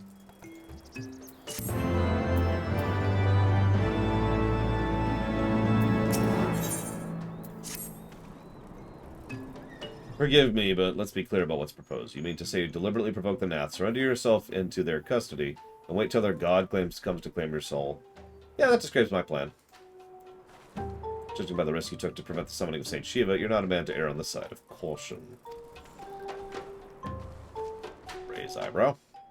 Would that I could fight at your side, Warrior of Light, but the powers of the dragon has no protection against primal influence. Forgive me, I must remain here with Master Alphino. Cool. Yeah,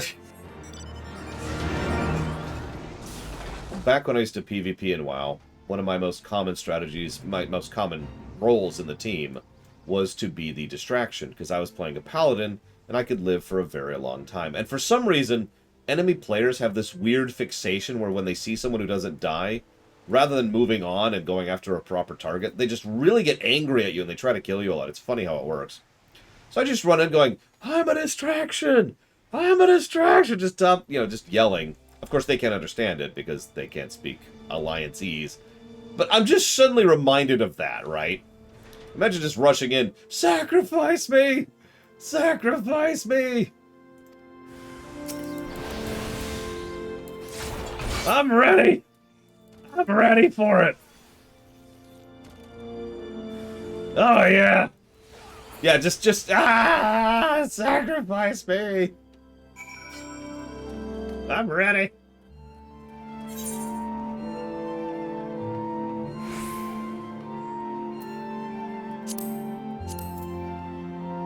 Yeah, we're gonna have a Dragoon, but we should have a party of 8 Dragoons! Let's not actually do that.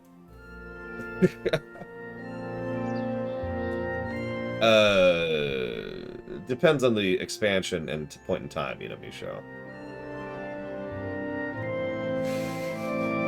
7 Dragoons in 1 tank. I like it. Okay, hang on.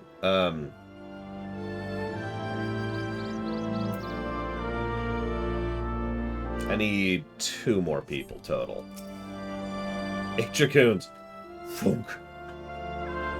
The Overmind must be aware of our intentions. Let us press into the hive.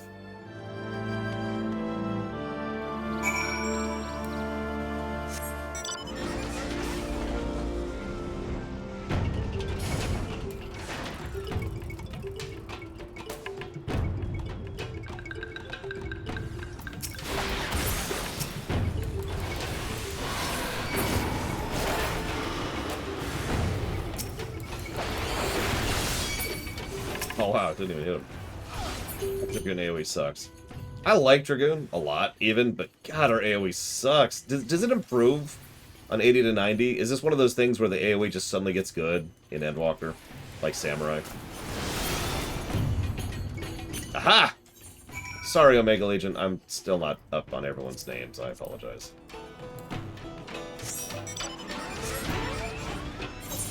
Look, what do we get here? Heaven's Thrust. Spring. Wormwind Thrust. Nastra, that's a pretty good thing. Is there a trait that boosts it? What do we got here?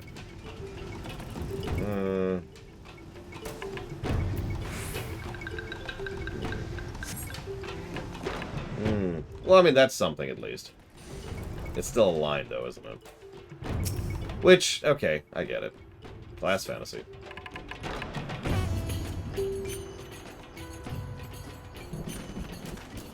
That should be sufficient. If we did not have our host's full attention before, we surely have it now.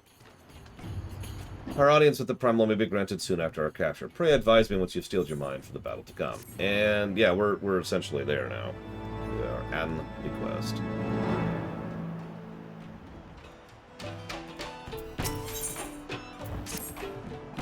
So, as you can tell by the church organ.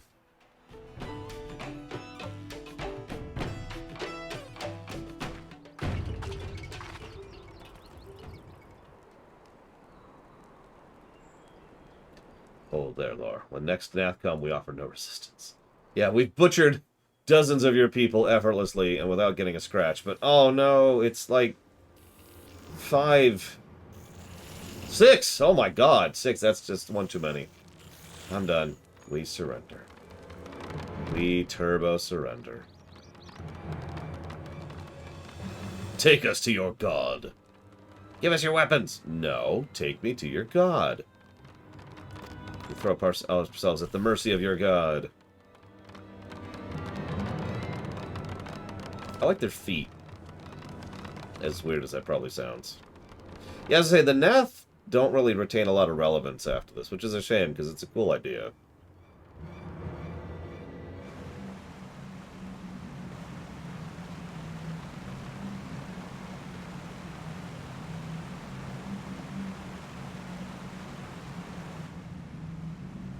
They seem eager to proceed. Good. When they take us before their lord, pray leave matters to me.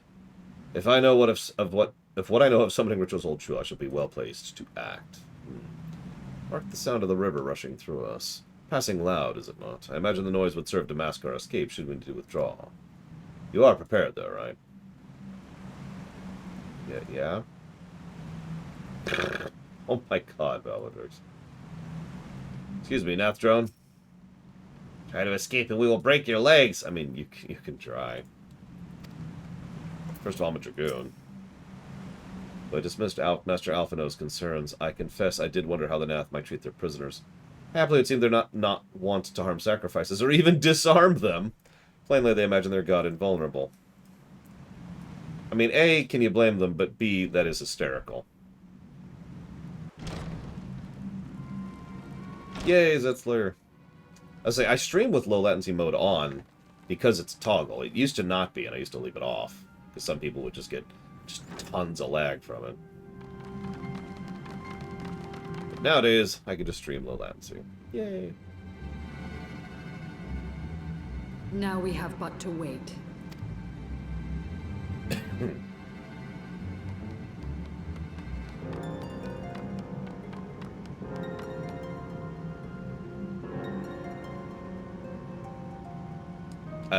I will invite, I swear. In a minute. O Lord Ravana, master of the sacred blades, wrath of the colony, conqueror of the world, hear our prayer. Pray grant unto your devoted children the gift of your divine presence.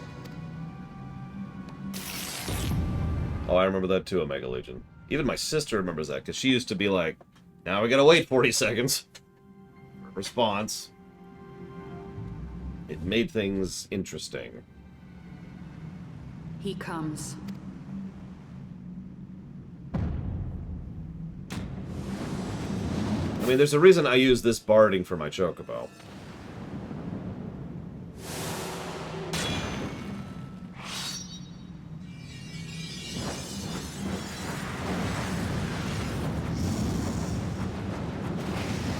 In fact, I believe I'm using his weapon on at least one of my characters.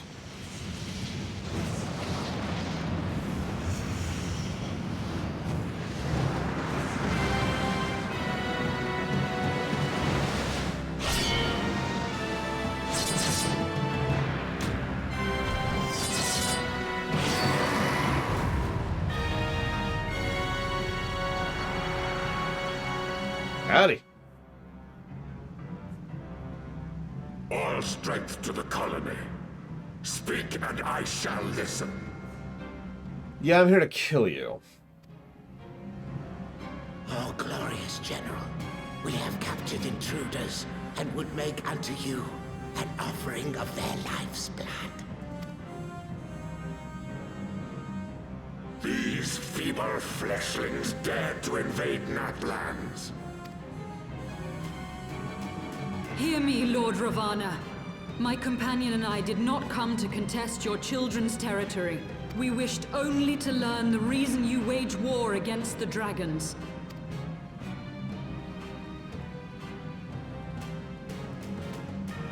Thou wouldst flirt with death merely to satisfy thy curiosity. Wherefore should the glorious conquests of the Nath concern thee so, Elezer? Ah, mayhap thine own kind struggle against the worms fareth poorly, and thou art desirous of a pact. We crave no alliance, Lord Ravana. Only peace. We would bring an end to our war with the dragons. Yet so long as they remain embroiled in this conflict with your children, our goal shall remain out of reach. Never before have the Nath risen up in such numbers, and never yet with you at their head. Why do you lead them to war? Thy question hath no meaning. To live is but to fight. Long have my children waited, gathering their strength in the shadow of thy ceaseless conflict. The Nath would see the Dravanians slain, and their territory secured. And by such fervent prayers am I now given form and purpose.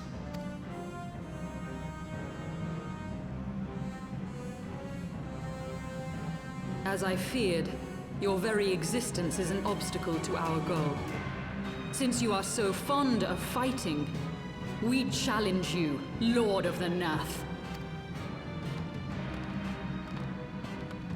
And should we emerge the victors, I would have you swear to withdraw your soldiers from Dravanian soil.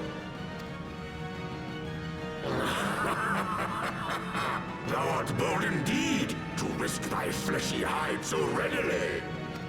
Very well. I, Ravana, fourfold master of the blade, do accept thy challenge. But should I emerge the victor, I would have thee swear to serve in mine army till thy last breath is spent. Do you accept? Sure, because, I mean, if you win, then you've killed me.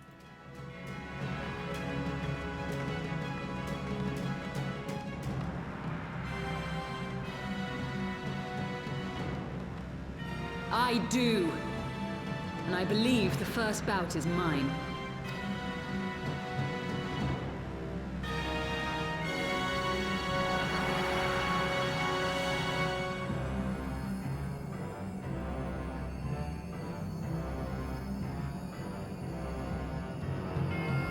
Well, she can't quite fight at our level, but she's, she can fight at a decent level.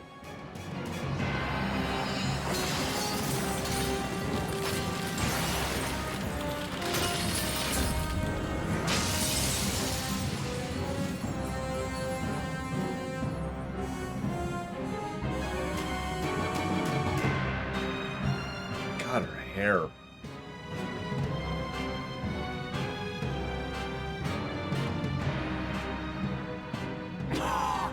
What is this? A god clad in flesh? Is aught amiss, my lord? Thou wilt not break thy word, I trust.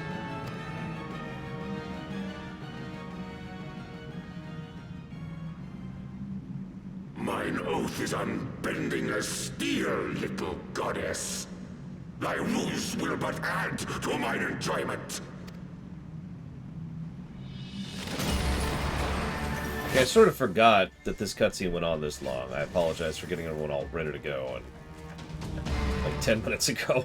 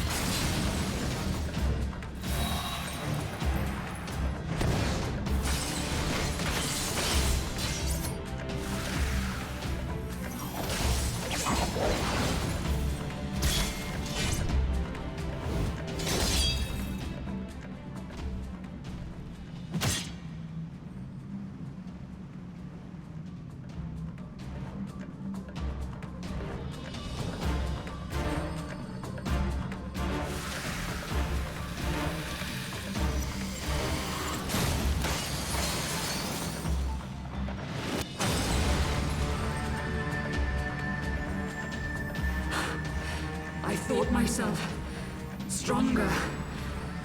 Mayhap with more crystals? It's okay. We'll deal with this. See, she forgot to kill the butterflies. blade, thou art nothing to me. And what of thee, mortal? Art thou warrior or craven?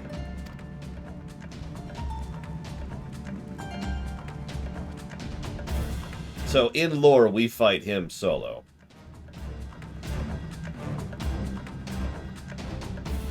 A warrior, then? Good! Mayhap thou will provide more sport than thy feeble companion. Which I only point out because it varies, like I said. Sometimes we're solo, sometimes we're not.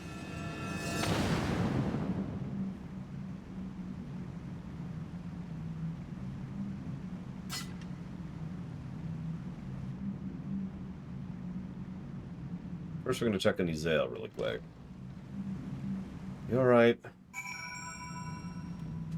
Ravana looks alright. I do think he looks a little over-designed, a little more too busy, if you want to use different words.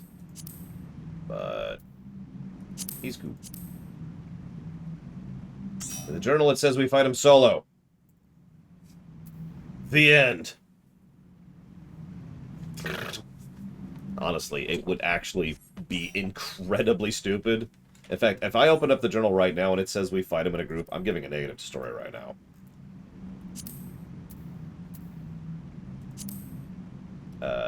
Is that it? Yeah, that's it. Blah, blah, blah, blah, blah. You must now lead your companions into battle. Negative to story.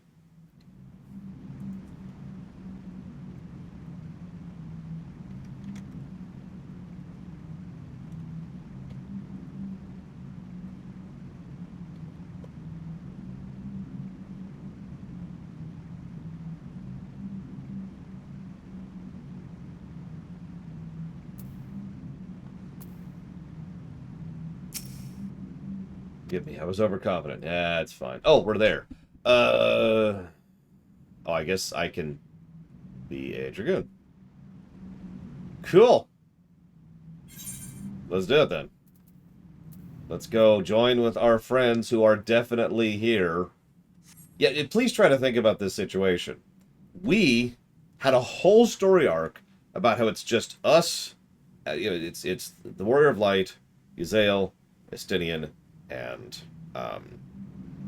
Alphino. The other two can't be here because it would be too dangerous for them to be here. So we have to actually get ourselves captured, and it's only the two of us that go in, and they specifically mentioned a two-match fight, and everything is lined up for this to be a solo fight. Oh no, but we're totally getting 7 other people all the way down here. Like, I just picture, that's like a bad parody, isn't it? It's like a Raptunes thing, where it's like, yep, no, hang on. Hang on, yeah, can I get some people down here? Where are you? I'm at the bottom of a Nath hive. Where?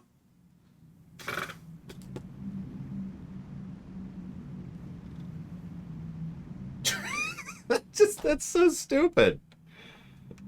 Yeah, just get Uber Adventures. It's actually a thing. I'm probably being too harsh. I'm going to pencil that in rather than pen that in. Because if the game in lore, in story, in cutscenes, actually starts insisting that we're not solo, then that's stupid. Especially in Heavensward, because there's another fight I'm thinking of, Steps of Faith, excuse me, where we are super solo in lore. And if anything inclines otherwise, then it's probably going to build up to this. Anyways.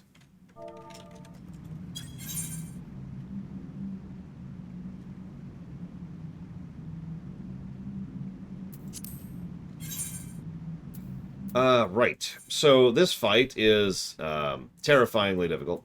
We're going to wipe 50 times. There we go.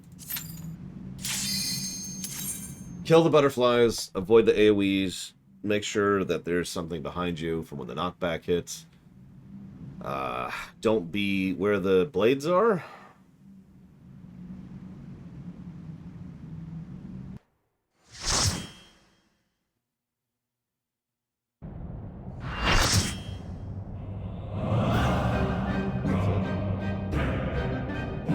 I've only done it once, Rax, so it's been a while. Or actually, I've only seen the cutscene once. I've actually gotten that raid several times in roulettes.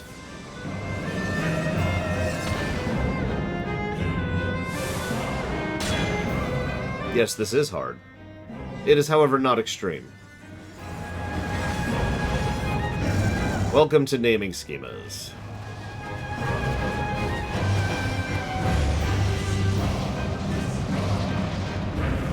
Yeah, there's only hard. There's no normal. I've actually complained about that before. I feel it's needlessly complicated to even bother to add hard when there is no normal. They do this with a couple of dungeons, too. Did. Past tense. Okay. We got this. Okay, first thing I'm going to do is I'm going to do this. Yeah! Aw. I was actually hoping I would die from that. Someone hasn't done this before. Dance to the song of ringing steel. Let me see. What level are we right now? 53. Okay. That up.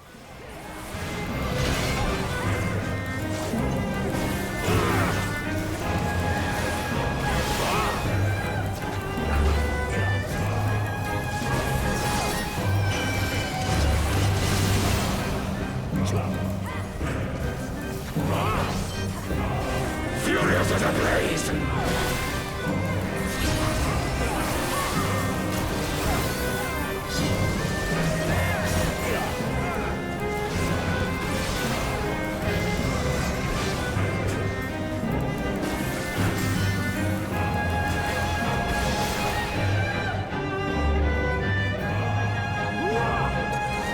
Perish. Did it too early, but whatever. So here's some interesting telegraphing. And, oh, wrong one, my bad. Feel my blades. Wait till you hear the second phase song, Loke. I probably shouldn't be saving my OCDs, but whatever.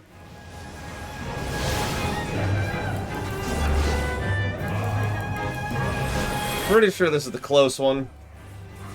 Find out in a moment. I am invincible.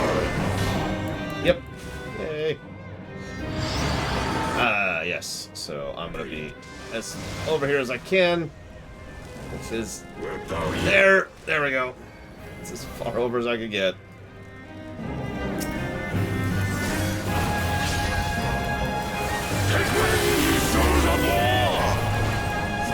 Should be butterflies soon.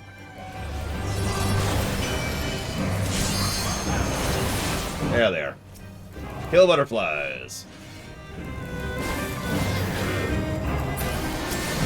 This is actually one of the funnier things. So we've actually talked about this type of mechanic many times. It's the DPS something down or the boss kills you mechanic.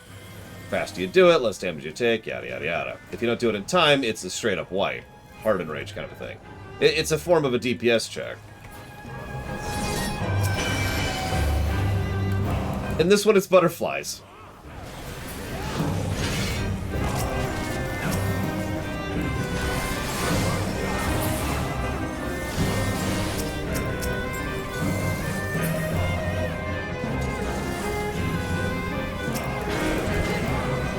So I should probably mention, I get Ravana quite often in the Trials Roulette. I also wipe on Ravana quite often in the Trials Roulette. Would you care to guess why?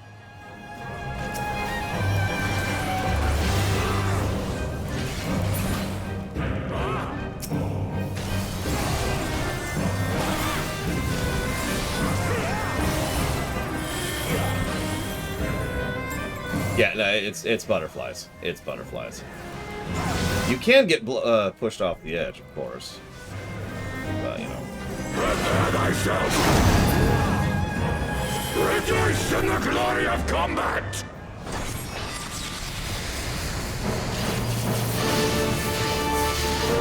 So, I don't know what to say about this song. Unyielding as the earth.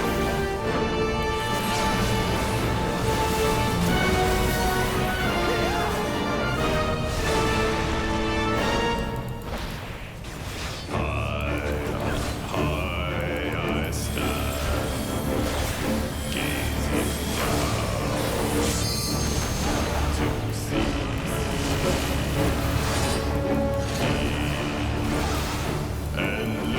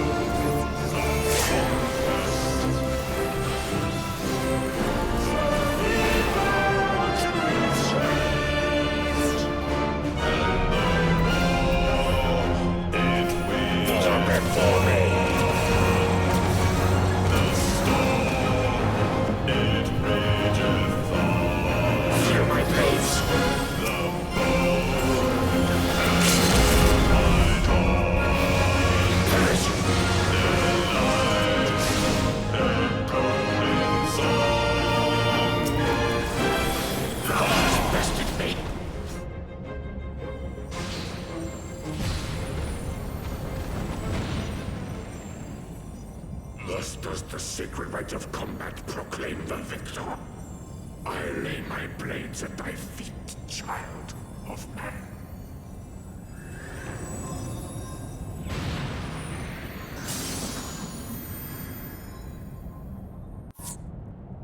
Yeah, couldn't have planned that better. But he is a good job, everyone. Except for you. You know who you are. I'm joking. It's a good fight. We're not at universal markers yet. Pretty sure they do start that at Heavensward, though.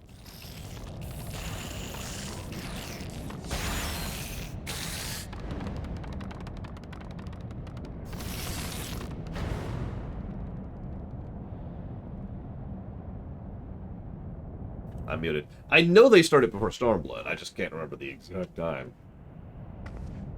Hi, Yzael. I did what you didn't. Do not disappoint, warrior of light. Would that I had your skill in battle. I do begin to see why so many place their faith in you.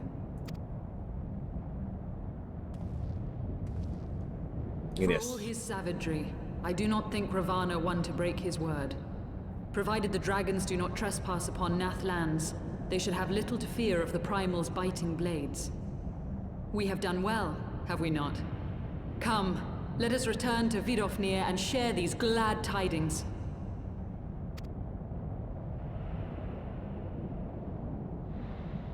It's a good fight, but I do agree this story's a little fillery. Once more you achieve the impossible, bringer of light.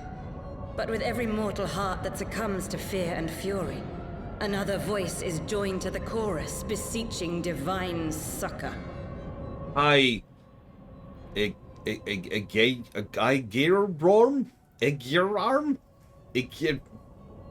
Hi, Iggy. At their bidding, warring gods will shake the firmament, and your world will be consumed in the swelling storm of chaos.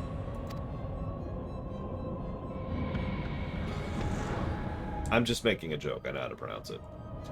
I do think she's kind of one of the more pathetic of the Ascians we meet. Bested by a certain Ascian over in Shadowbringers, who I shall not mention right now. Thank you, all of you. As always, I will need 3 more volunteers, if anybody's up for it, for Somal, which we're doing pretty soon here. Never since we first fought have I seen you draw upon the full extent of your power, and never from afar till this day. You are a marvel to behold. Well, 'tis time we rejoined our companions. They'll be eager to hear the tale and continue the journey. So it looks like we'll have Zed and Reggie and Kata. That works. So let's get rid of Rax, the terrible. Yeah, I get Somal on the roulette all the damn time, by the way, so I'm not a big fan of this place. I'll go ahead and heal.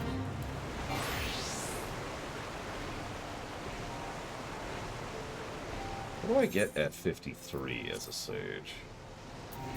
Which one's that one? Oh, that's my follow-up. And that's it, apparently. I only get Halatali if I'm kind of trying for it, if you know what I mean. I mean, I don't disagree with you, Casual, but you can see how this whole section does reek a little bit of filler. It's up to you, Zed. I don't mind either way. Ant-Man's God has fallen. Impressive. I mean, it's honestly just kind of a Tuesday for me, but whatever. Speaking of, since we're still in cutscene land.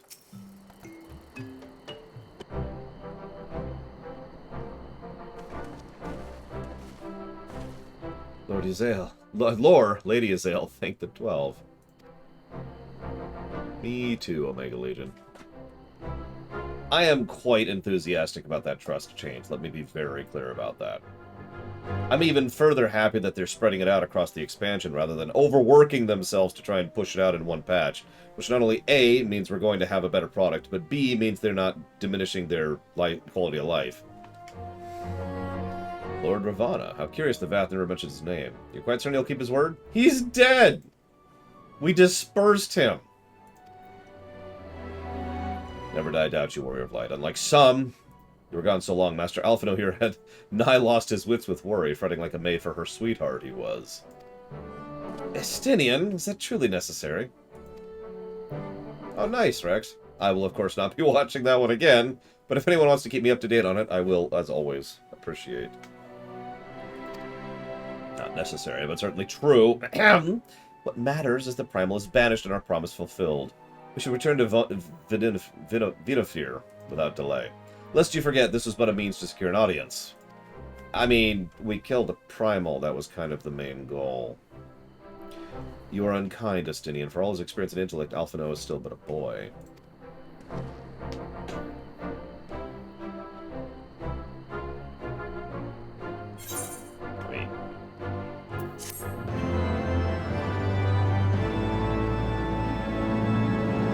Yeah, I'm with you on that, Omega Legion.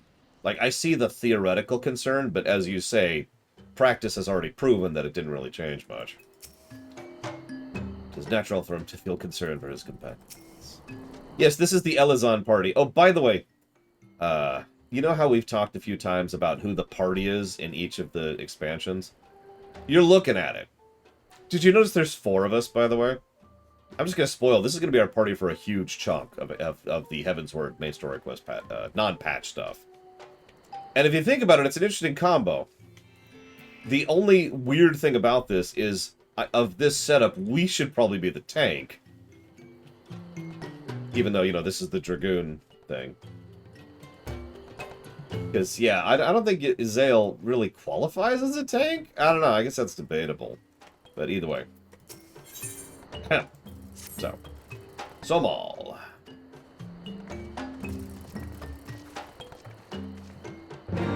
Maybe they want us to be a Dark Knight at this point? I don't know.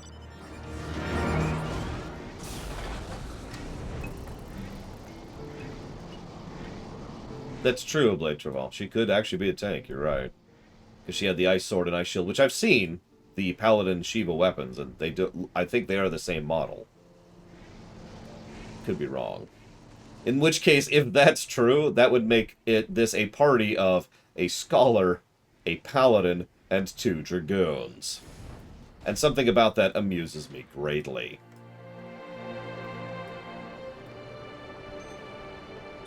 I mean, honestly, here we go. There's the party setup right there. See it? We don't need no stinking ranged. We are ranged! Thunk. Ahem. Thou art returned, little one. Hast thou abandoned thy ill-conceived contest with the Nath? Nope. We killed them. In his overconfidence, the Primal swore to withdraw his followers from your lands in the event of defeat. A promise we believe he will keep. The Nath shall be no longer. The deity is slain, then? How dost thou contend with his biting blades? But the particulars matter not. Thou hast fulfilled thy promise, I shall fulfill mine. Yeah, we're out of arrows. We are the arrows! Honk! Attend to me, mortals. Hie you into the deepest reaches of Morn, and there you shall find the Halo!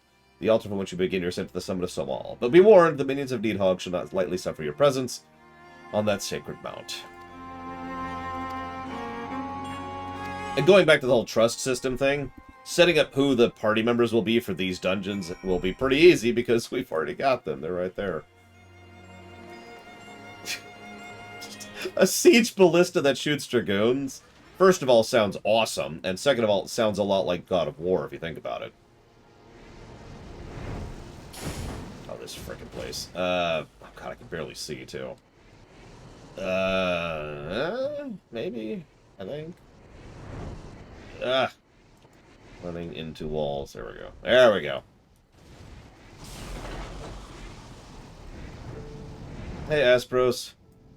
What do I want them to do to end Shadowlands? Oh, that's a good question. And you're right, that is coming out today, isn't it? I need to look into that. Oh, God, I'm not sure. I mean, obviously we kill the jailer who doesn't matter and nobody cares about, but as far as relevance?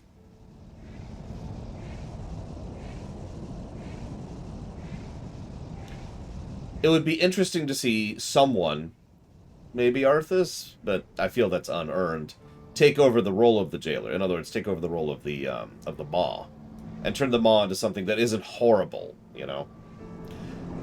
So kind of Dream Whisperer. So we talked about this earlier, but the way this works is at this point here, I'll actually show you. I'll show you. Where's my mounts? Where's my mounts? Where mounts? There. So at this point in the story, we have this thing. Now, I've talked about this before. Back in the day when this stuff was all new, only certain mounts flew. So not every mount was capable of flight. But this one was designed to be a flyer. It was designed to be something that could fly. So this was a flying mount. The thing is, when you first go through a zone, by design, you do not have the ether currents, and therefore, even though we actually have flying mounts, all we could do is this. Does that make sense? I'm describing it terribly, so apologies. And yeah, afterwards, you get to a certain point where you can unlock flying for other mounts, and then over time, they, bit by bit, yeah, I noticed that. There's some issues there. They added flying to every mount. Every mount is a flyer now. What? Well done. As promised, I will open the way to Samal.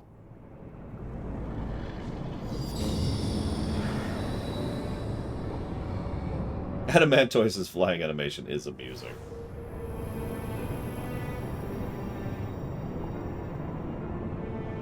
Heed me now, children of man. The domain you seek to enter hath not seen visitors of your kind in nigh 1,000 years. Though I freely grant you passage, your presence will not be welcomed. To my kin, this mountain is revered as holy ground and resting place both. Ware ye the minions of Needhog during your ascent, for it is certain they will take offense at your intrusion. We are grateful for your warnings. My final words are for thee, Dragoon. Have care to keep the stolen power thou wieldst in check, lest it breed further despair.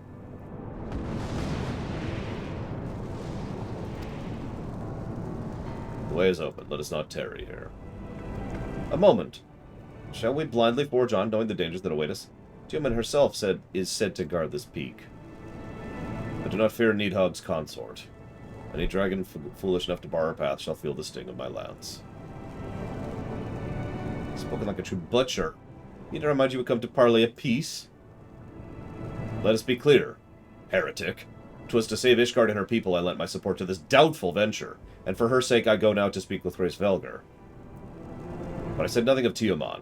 Should the opportunity present myself to rid my people of one of their deadliest enemies, I shall take it. That is my duty as the Azure Dragoon. You are beyond redemption. That's funny coming from you, Zale. You'll accomplish nothing by bickering. Bickering counter. We're to meet Priest Velgar. Let's go up the mountain. We should defend ourselves if attacked, but we'll avoid conflict. What choice do we have?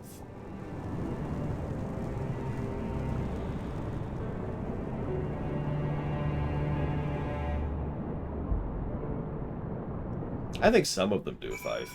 Remember, Estinian is pretty damned high tier. Especially since he has that frickin' eye. I've heard a lot of arguments as to who could beat whom, us or Estinian, in a one-on-one fight. You know my thoughts. But I will give him all the credit in the fact that it is at least an interesting challenge, right? Like, I think we would be pressed to fight Estinian at his furthest level. And I'm not going to spoil anything else about that, so... meanwhile, Reggie is apparently about to throw up over everything. Yeah, that's a good way to put it. Estinian would make us earn the win. I agree with that. I think we would win, though. And I do. I also think that Vigilant is awesome. Thank you, Vigilant.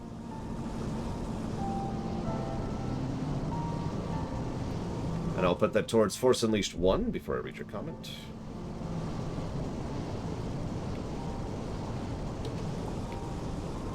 It's actually, oh my god, this is a Nurgle unit in Warhammer 3. I mean, it's not literally, but it could be. Think about it. It's a debuff that you can cast on your own minions or the enemy, and it just makes them spin around so much they vomit. Think about it. And if you do it on the enemy, it's just a mez. But if you do it on your own units, then the vomit actually causes, like dot damage, poison damage. Because, you know, you're Nurgle. Okay, yeah, so let's pop into here. We're still... And just to showcase, we were minimum eye level for Ravana. You're right, that was a little bit of a pushover, but whatever, I'm not going to complain.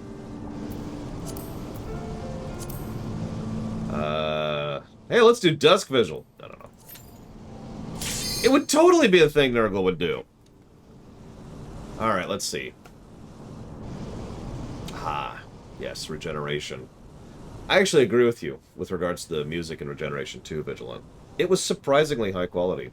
I was expecting... I think I said that in the room. I recorded that a long time ago. I was expecting not like it. Alright, so now we can actually push through some of the QA content as we push through this dungeon. This terrible... No, it's not that bad of a dungeon. I just have really bad memories of it. We'll see how it holds up in review. Can I think of another JRPG that has a system like Earthbound, where enemies run away of you once you get from to a certain level? Help me out, chat. Can we think of another JRPG, or RPG in general for that matter, where they acknowledge your level and say, nope? You're right. Shin Megami Tensei does dip into that, and I think Persona does too, now that you say that. And I'm obviously not counting, like, you know, treasure goblins. That's a separate thing. I don't remember Tales of doing that, but I'll take your word on it. Oh yeah, this is going to be great. Ready for my 1 AoE. Actually, technically I have 2. 2 AoEs. And... Oh, wow, you didn't die. Hang on, here it comes, here it comes. In fact, I'm actually going to stop AoEing. That's really stupid of me. I'm going to single target, get some damage down here. I'm better at single target anyways. I'm a Dragoon! You know, you remember when I called for that? Like, God, this is like a week ago now when I said, hey, stop AoEing and single target on trash pulls because it pulls down the damage the tank is doing.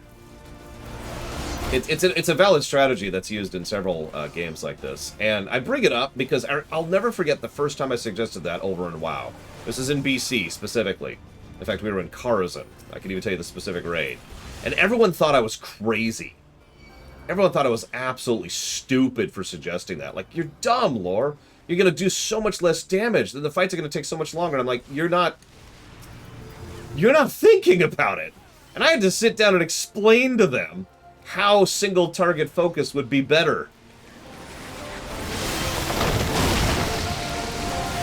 Especially given that in BC, several classes are very single target focused. Like Fury Warrior, to name a specific example. Or Frost Mage, to use another one. And we had both in our raid group. Die! Die! Die!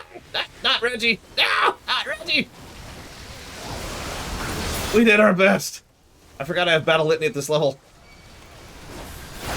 It's okay, I've got this!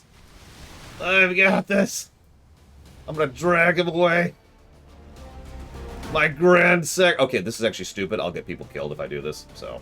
I won't actually do this. I'll just stand here and die.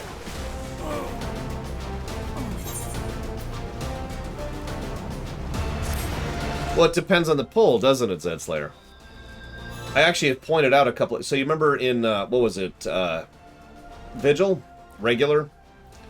Vigil Regular is a good example of a place where you need to prioritize the casters first, because the casters actually do the most damage, which is the hardest to mitigate on the tank. So you prioritize the casters. Sometimes you prioritize the heavy hitters, sometimes you prioritize the range stuff, sometimes you prioritize the healers. It depends on the pull.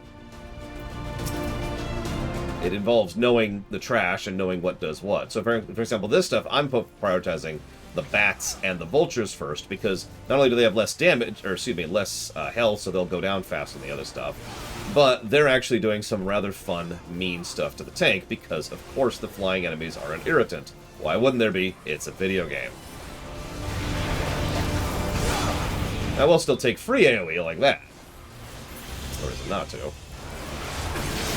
And then we have the Ochus last, because the Ochus, while they do a bunch of dot stuff, actually are kind of the least threat here, especially since several of their attacks are actually telegraph, and telegraph means dodgeable.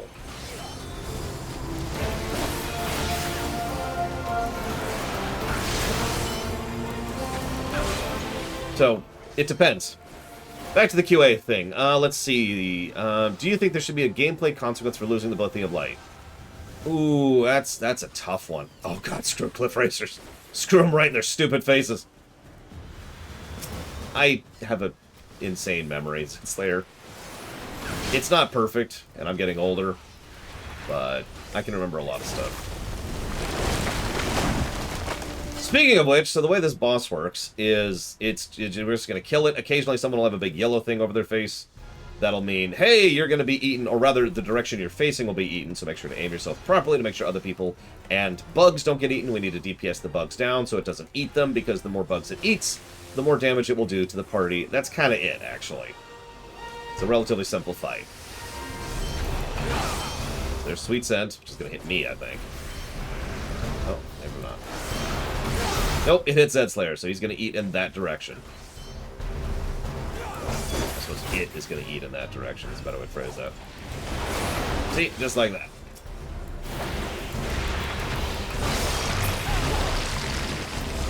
Now, I actually let myself get eaten there, but that's okay, because I successfully managed to avoid him eating the bug, which was, you know, a worthwhile trade-off. Just eat this way so he doesn't eat anybody.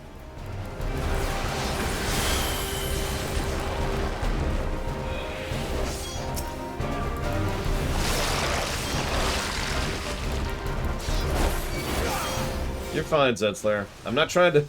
I'm just explaining the fight. You know how it is. It's kind of a gerb. So he's gonna yank me, so I'm gonna be over here. Yank! It's okay, that bug's already there, and we're gonna do this, and we're good. Oh, bull frickety crap, that ate me! Bull crap, that ate me! I disagree, game. You saw that. You saw that, right?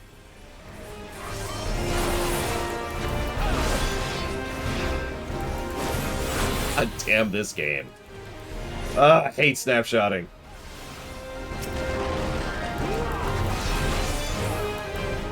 I'm gonna let him eat that one. He's almost dead anyways.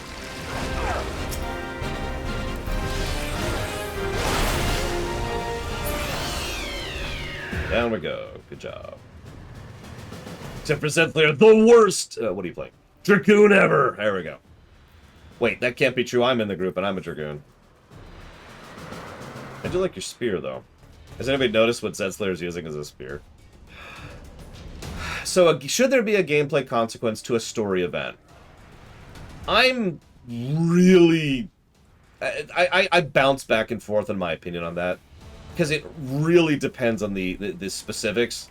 Let me use a specific example. One of the things I was really in favor of in the beta for Warlords of Draenor over in WoW was the idea that once you went to Draenor, you were stuck there, right? Like, you actually couldn't come back, and you had to do a whole quest chain to unlock a portal route to get back to Azeroth. Naturally, the players absolutely hated that, and in response to this, what they did is not only did they make it so that you could just, you know, hearth back to Azeroth at any time, but they made it so that, like, the second quest upon entering Warlords is, hey, we've connected with Azeroth, everything's cool, we're not abandoned anymore. Completely deflated the story arc of it. But, and I used that example for a reason, I'm not just trying to talk about WoW. Think about if they'd actually locked us out of Ul'dah, especially if you were, you know, had that as your home place, during the late events of ARR and into Heavensward. So imagine you were locked out of Ul'dah for a decent portion of the main story quest. And so you can see how, while it is certainly a narrative point, it also can be deleterious from a gameplay perspective. And this is the same exact question. Should the Blessing of Light literally nerf us in stats? Now, what's funny is in most games, the answer would be yes.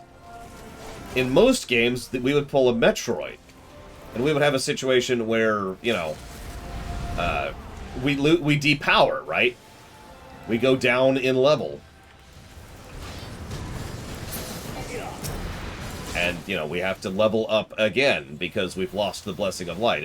It's pretty much the perfect circumstance in which to do that kind of a hard reset of the leveling system. To be completely blunt, I actually thought that's the direction they were going with it when I very, very first learned about that. Obviously, I was wrong.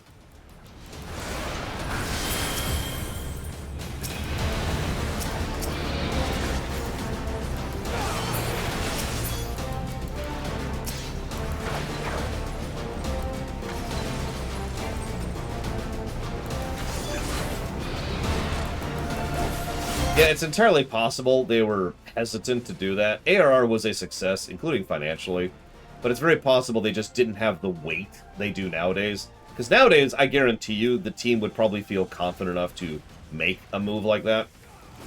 And they'd probably even do a good job of it, because they'd have a ton of experience now. I don't know.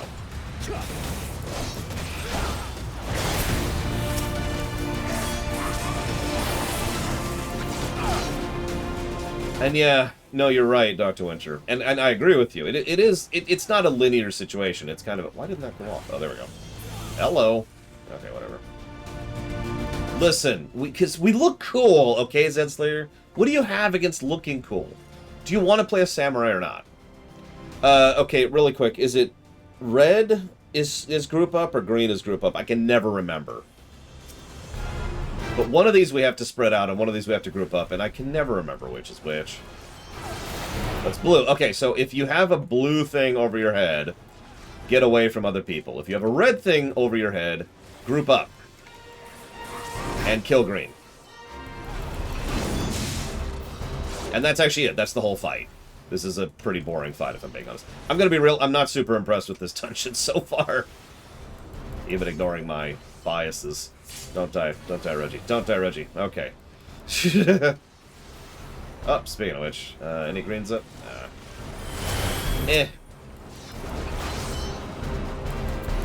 You can accept the healer tax. There's a red. Yoink.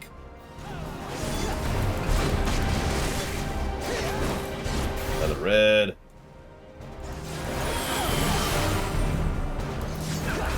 That should be 2 blues. Don't pick one of the melees. Well, the tank. No! One last hit. Okay.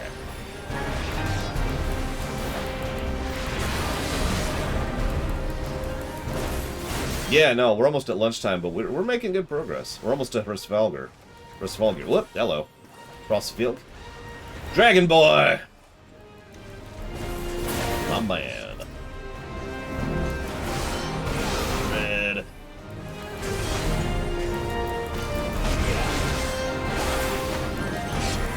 Blue.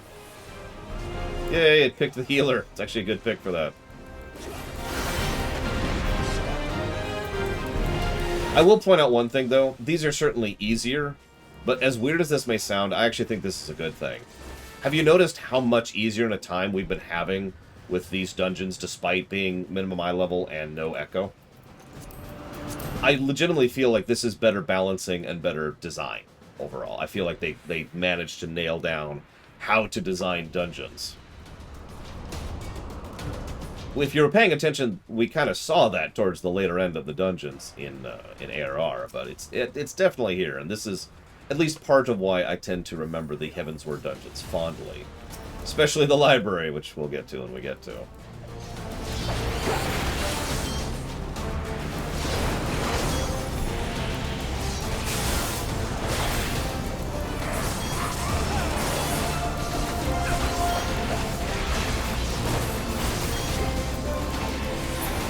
Yeah, library has some legit music, too.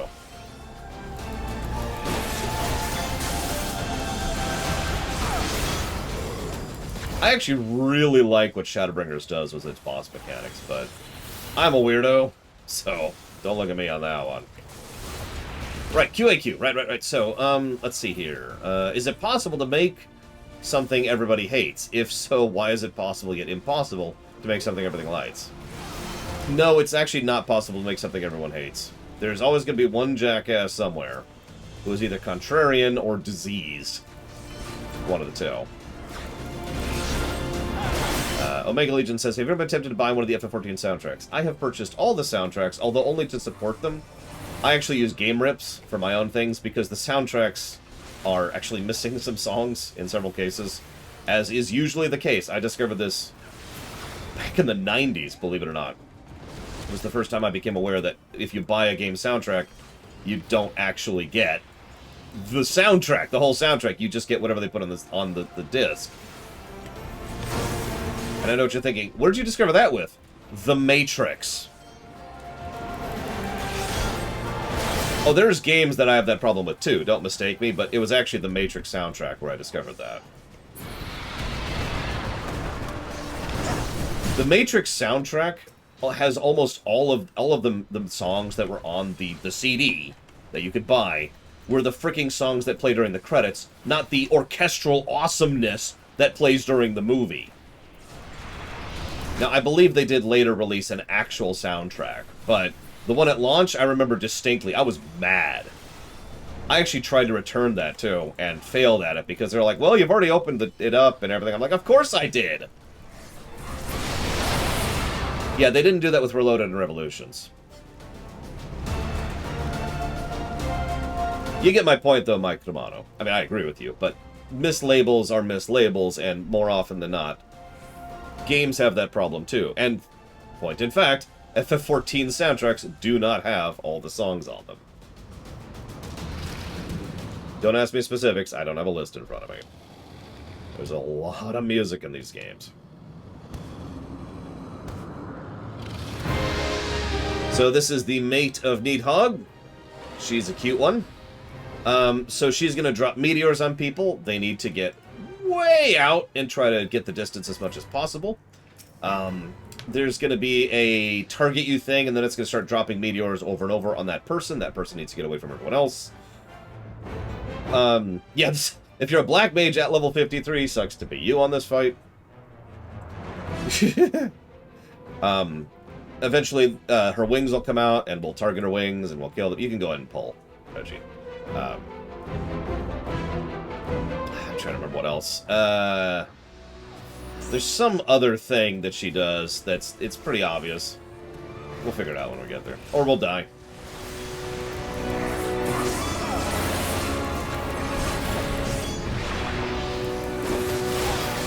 Oh yeah, that.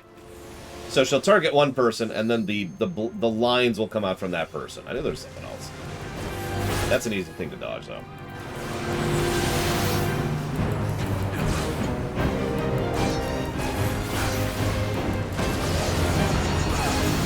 So I'm gonna get way over here.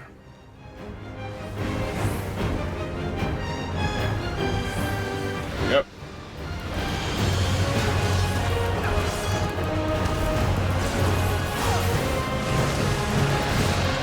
I like that type of mechanic, by the way. Whatever that's called, the get away from it mechanic. I know that sounds strange, but the reason I like it is it's a way to do unavoidable damage without, while still putting some of it on you, the player. To still make it so that you have control over how much damage you take. You always take damage. You can't avoid that. But you take less damage the better you are, or the more positioned you are, or whatever, you know.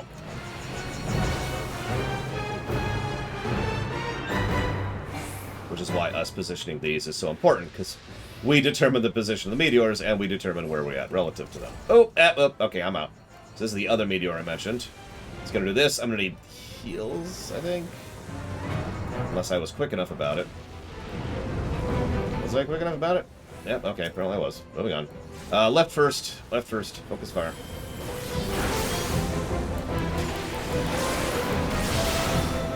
See, ironically, that mechanic doesn't have a WoW equivalent, so you won't hear me accidentally call it Meteor Strike.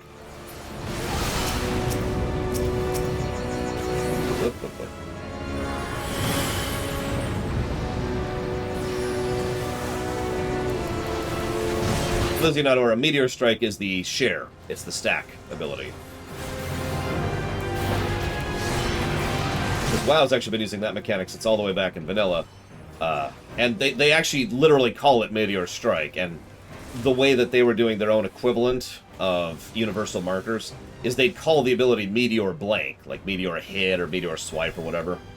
They did that for several expansions before they just started leaning on the Dungeon Journal.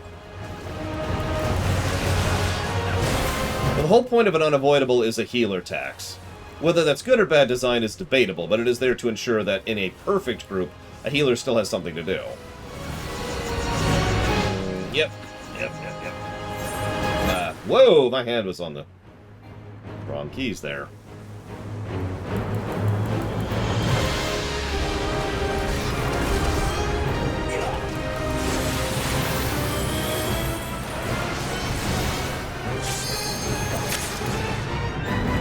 Good job.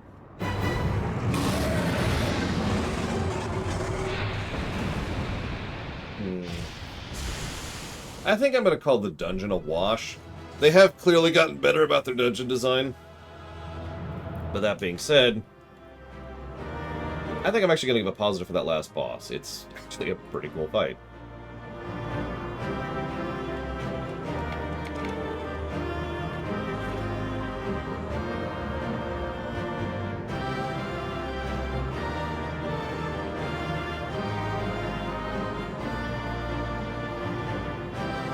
This dungeon does need a good wash. Why are you looting?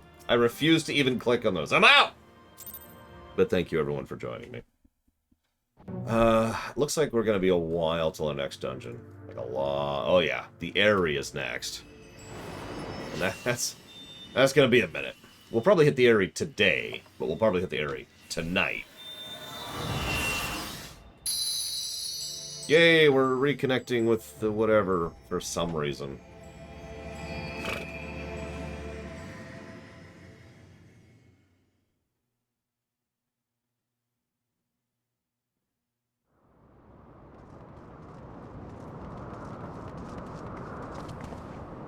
Lore?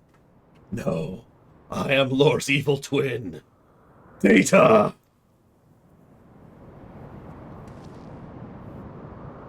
Also, I'm not going to spoil anything at all, but can I just say the latest STO quest is really awesome? The most recent one, the one that just came out like a few weeks ago. It would seem Tiamat was the last. I sense no other dragons nearby.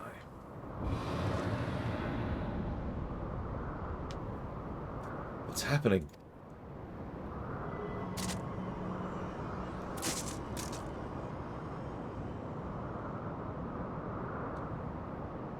Interesting. I'm curious where the other ones are going to be on Mega Legion. Anyways, Needhog is mad that we just killed his wife. His fury bleeds through the eye. Nice, Rax. I hope you like it. That damned worm's wrath burns hotter than flame. Come, the heart of the dragon's homeland yet lies before us. Excuse me. No. I didn't have time, Reggie. Lest we add another link in the chain of vengeance. Oh, Saint Shiva, when will it end? When we've killed everyone. Then we will have true, everlasting peace.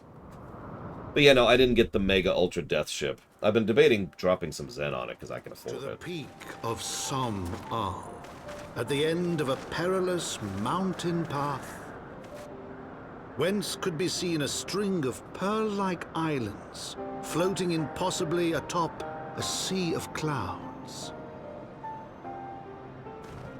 To a domain where dragons and men had once lived in harmony, whose majesty no mortal eye had glimpsed for nigh on 1,000 years, they came. Oh, this is the Moogle Zone, isn't it? Sorry, Kata. I swear I was doing my due diligence and single targeting to lower the healer requirement upon thee. So, sorry, I have extremely bad memories of this place, partially because of a quest we're about to do, but also, how many of you remember doing a certain fate that spawns right here, over, and over, and over, and over, and over, and over, and over?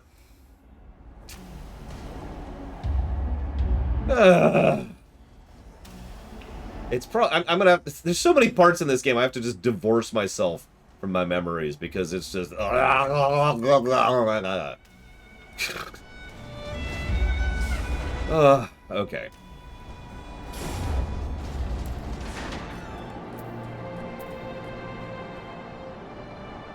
Oh my god, Disco. I can't even, I mean, I can imagine that, but that's madness. We stand with the sacred homeland of the dragons. Beneath that sky is Hraesvelgur's domain. Our quest nears its end. I feel the worm's anger. His lair is not far at all.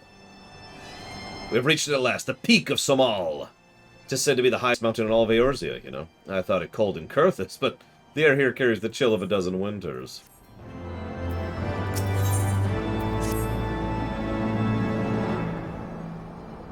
Now that we have scaled the mountain, there remains the problem of finding Hraesvelgur himself.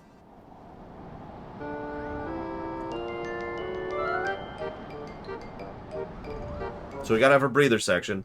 If you've been paying attention, we've had a lot of heavy stuff this expansion. Like, actually nothing but. We've barely survived getting here, and our people are lost, and then we enter Ishgard, and we're immediately put to task, and we fight the dragons, and then we reach out to Iceheart, and we're going out. It's just been heavy stuff nonstop, even including the filler arc with the NAF. So this is the first time the story bothers to try and take a breather. Well, we'll see what we think of it upon review.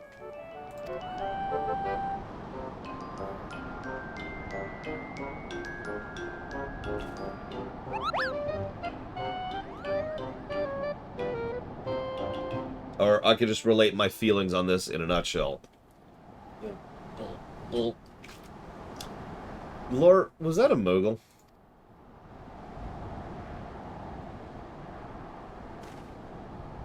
It's my understanding they only dwelled within the Twelveswood. I certainly would never expect to see one in the Churning Mists.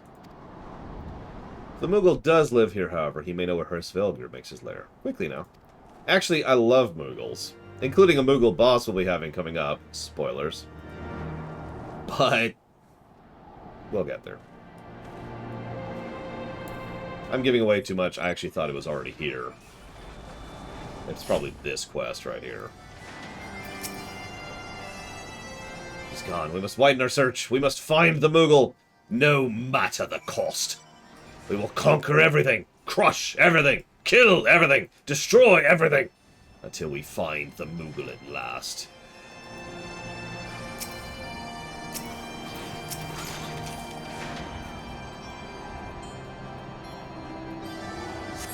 We will destroy the Santa Claus bear. It is the only way. Look, we will get stuck. Bombs are burning on her pyre. This is Halloween. This is Halloween. Pumpkins scream in the dead of night.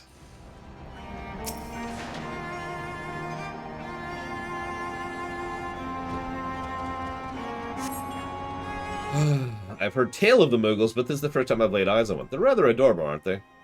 That they are. Why do you stare at me so? Can I not find a creature adorable? My heart is not truly made of ice.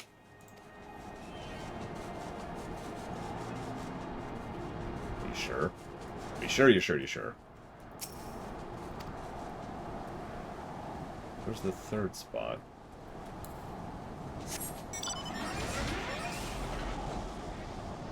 Aha! This is clearly the third spot right here.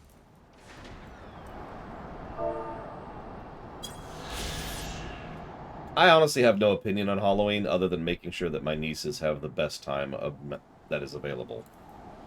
That's all I really care about. It's okay. Yazel's getting tempered. By me. I was always a primal! In real life, sorry. You're all tempered. Oh my god, imagine if you could temper over the internet. I see no evidence of this Moogle of yours. Are you sure it wasn't a trick of the light? Maybe it was one of these strange plants? Alright. Here is my command to you. Be cool. Do not violate Rule 0. There you go. I'm sure I glimpsed the Moogle fleeing in this direction. Could he be concealing himself with magic?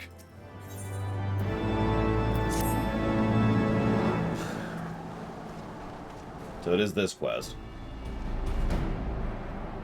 Confound it! Could we but enlist the local Moogles? I am certain Hraesvelgur would not elude us for long. Though the eye enables me to sense the presence of dragons, I can only identify Needhawk with certainty. We can wander the mist for days and not know if we were any closer to his brood brother. And those are days we well cannot afford to squander. So we divide our forces then? Lady Azale, might I question you any dragons whom you judge it safe to approach? I freaking hate this song.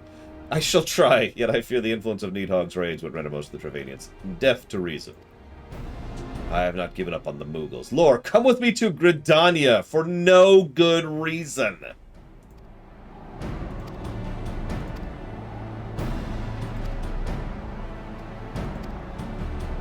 He even flat out says, in lore in the cutscene, use the Aetheryte to make this journey less tedious.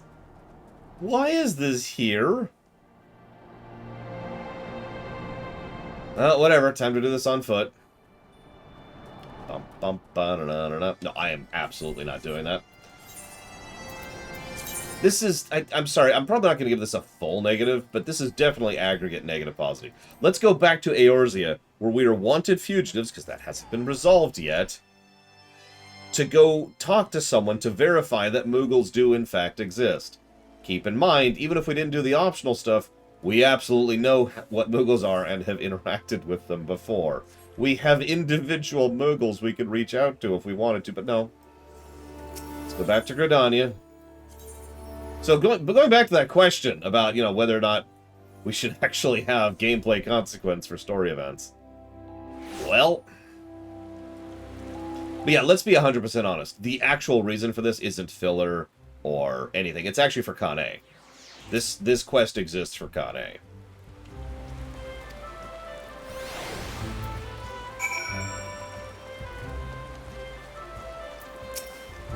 Which I believe is the first time we'll hear the new voice actress, if I am not mistaken.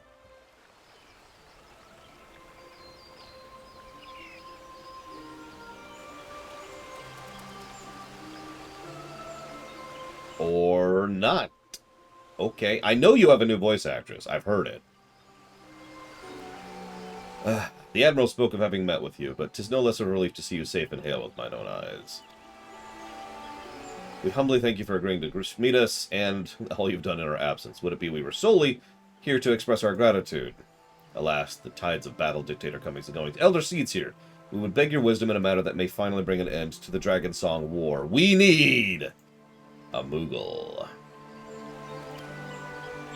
Not joking.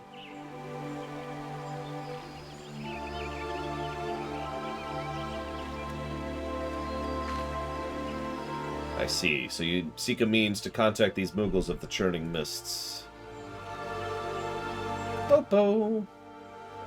Hi, Kuplakop. Greetings, Kuplakop. To what do we owe the pleasure of your company? For those of you who don't remember this specific Moogle, this is the one that reached out to us regarding Good King Moogle-Mog. I was struck by the urge to bring you some fruit. I'm jolly glad I did. Tell me about these Mughals in the sky. Kupo. I'll gladly tell you all I know, though it amounts to little. We encountered a Moogle high in the clouds of Travania and hoped that you and your kin might facilitate a meeting. Pray correct me if I'm mistaken, but there are legends, are they not, of which speak of Mughals who dwell beyond the clouds. I told you that'd come back up. Congrats, Canada Banks. I do hope you're finding it to your liking. Indeed there are, Kupo. Long, long ago, when the world was young, they say my ancestors served the gods in heaven. Of course, that was before the masters took to bickering like spoiled children. Yep, the tale of Good King Moogle-Mog, Good King, bum bum ba-da-da-da-da. Ignoring the more fanciful aspects of the tale, it may well be that Kuplo's ancestors hailed from the Churning Mists. Given how long his kin have resolved in the 12 Woods, it's certainly possible the details of the history have faded into myth. Indeed, such stories often contain a measure of truth. 'Tis like the Mughals of the Churning Mist tell tales similar of how the world below. I can well imagine why the one you encountered fled at your approach. Oh, fleeing second nature to us. We often hide when a larger race comes trampling through the forest. Of course, where there's one Moogle, there's bound to be more. Yeah, let's ask Mog about that in FF6. Which is why I've decided to take a trip to the clouds. They won't be afraid to talk to me. I like to think Moogle fur is extraordinarily soft, by the way. Like silk soft. Try and stop me. Not, okay, silk's bad example, but you know what I mean. It's soft, okay? That's what I'm trying to say. If you'll have me to, I will also accompany you.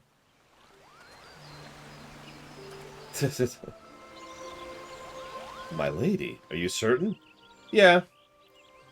It's okay, you can just warp me there, right? So,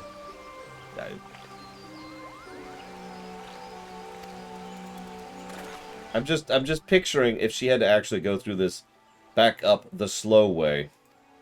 Which I don't think she does, but it would be funny to consider. Alright, hang on, let's do some all hard. Which is just escorting. So, Alright, well, let's go back up then. Pray return to the summit and inform our companions of these developments. I will serve as his... Oh my god, they're going... They are actually going the slow way. It being a path I've already trodden, I do not anticipate great difficulties. Alphino!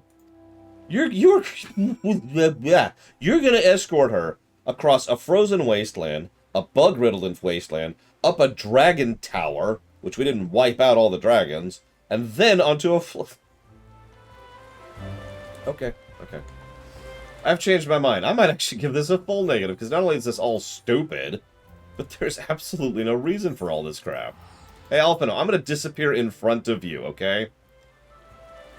Sugar-magoo. Oh my god.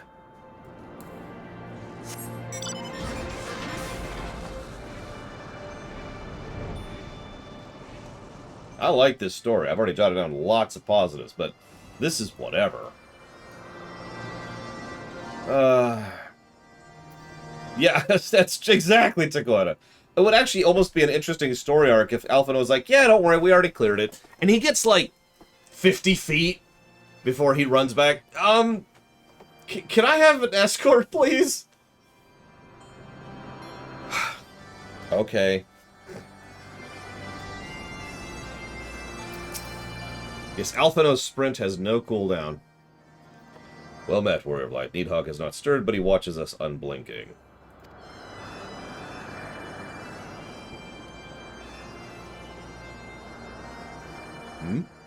The Elder Seedseer herself answers your call when there is naught to do but wait.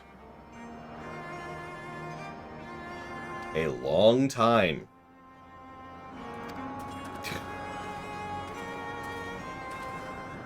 Oh, hey, there's her escort. Hey, look, the dragons abandoned Somal.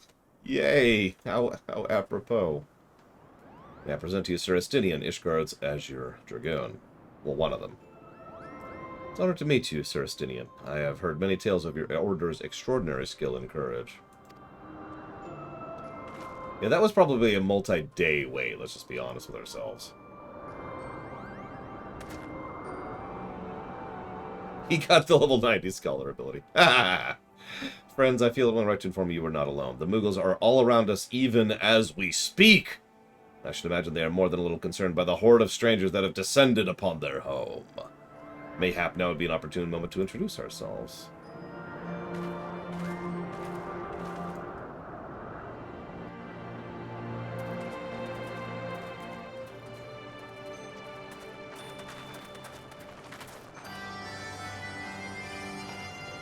This should serve.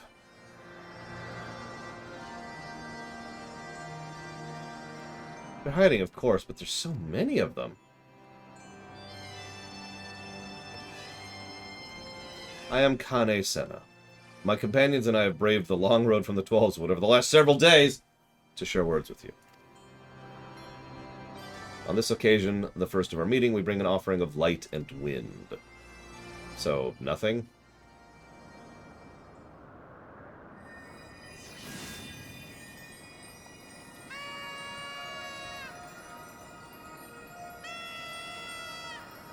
Okay, that got a grin, I'll give you that.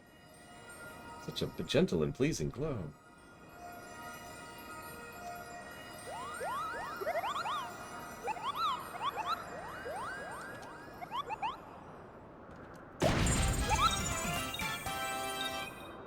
It's Boglin.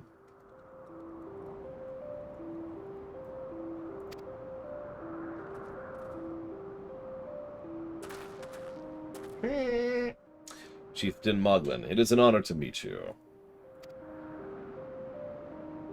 Greetings, I'm Kuplakop, ambassador of the 12's Moogles. A Moogle from the world below. Your hide is of different hue, but that palm is unmistakable. I might need a moment, Kupo. My companions were no less surprised to learn of your existence amongst the clouds. I hope they didn't startle you overmuch in their eagerness to make your acquaintance. Full well can I imagine your wariness. I am told men have not walked here in nigh on 1,000 winters. Mayhap you will forgive them their forwardness when I unfold to you the grave matter which brought them to your midst. My companions crave an audience with the great worm Praesvalgar, that they might negotiate an end to war twixt man and dragon. An end to war, you say? I trust you, Kane Senna. The light of peace shines brightly in your soul. But I'm afraid the same cannot be said of your friends. To be plain, we did not hide ourselves because they were the first of your kind to be seen in 1,000 years. Well, not only because of that. We hid because we smelled dragon blood. Yeah, we just killed a lot of dragons. Although, in our defense, they attacked us first. While some crave peace, such as Praesvalgar, many others crave the opposite, such as Nidhogg. Suffice to say, we are worried that the presence of your blood-splattered warrior friends will attract the attention of the nastier kind and invite destruction into our happy home. Well, if you give me a bath, I'll take it. I've just been sitting here for 5 days!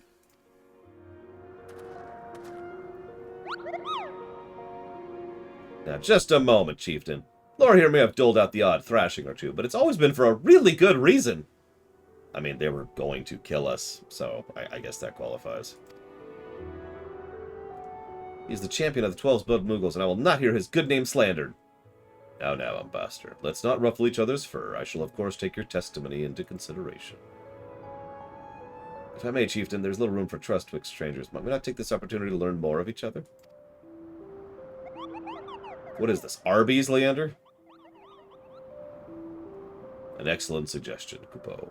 In the interest of fostering friendship and keeping an eye on you, I extend the hospitality of Mogho. Prove yourselves worthy of our assistance, and it shall be yours. And now we have to do 1, 2, 3, 4, 5, 6, 7, 8, 9 Moogle quests.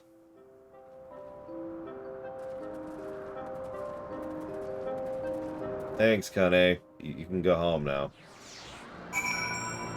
Or Sane, or God, whatever your damn name is.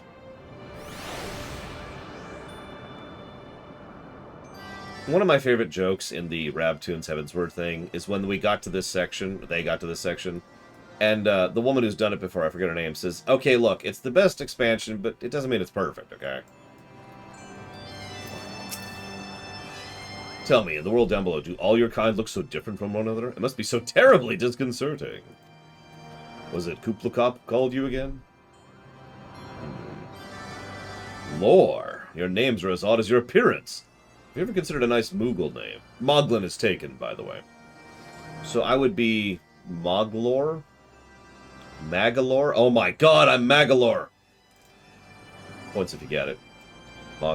These names are the 3 wise Moogles who administer the momentous challenges at the trials of trustworthiness. Well, let's do the trials of trustworthiness.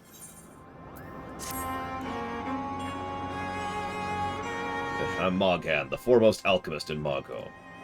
If your tummy's gloopy or your wings are droopy, I've got a potion to fix that. Or I would if I wasn't out of ingredients, so you're gonna go get them for me. Don't be distracted by the pretty flowers, though. Probably not, said Slayer. It's probably the same thing as naming Garnet Sarah, or, you know, Red 13 Nanaki, for example. Hi, Giga. Welcome to the worst part of Heavensward. I'm actually not sure if that's true or not, but we'll see what we think of this. I do remember these quests suck a little bit more when you don't have flying, so that is admittedly a rather big relief, I'll admit it. There's a little bit of catharsis factor to just being like, alright, let's find the next one. And there it is. Bam. That's a good idea. Let's just take over the Moogledom. Hey, look, I think... Yep, it looks like the thing's up.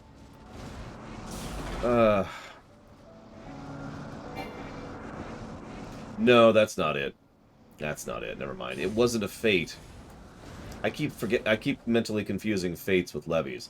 It was a levy I came here to do over and over and over and over and over and over.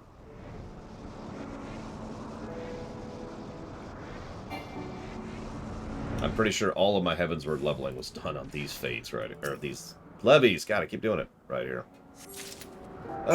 Okay, so while we're doing these stupid quests, do I think having flying right off the bat in a mood could work? What? Fife, help me out here. I don't understand your question. Yes, I leveled crafting with levies. Or maybe it was gathering. I forget which, to be completely honest with you. I think it was gathering. So either mining, botanist, or both. Ugh! I pushed primarily with levies. Yeah, I just smashed levies over and over and over. And I actually had a chart of which ones gave which experience, and so I just did those ones in order to optimize my exp per levy allotment. It got a little old. How are you feeling, sir? Should you ever feel your palm lose its bounce, I'm your Moogle.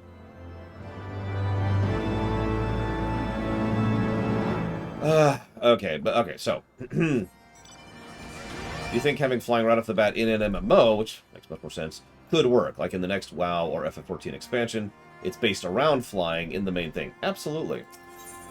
This actually has been done once, to my knowledge.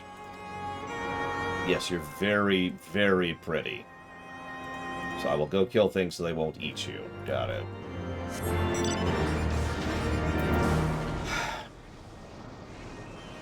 Now, that being said, I don't think they should do that all the time. I stand by my earlier, optional concept that I talked about.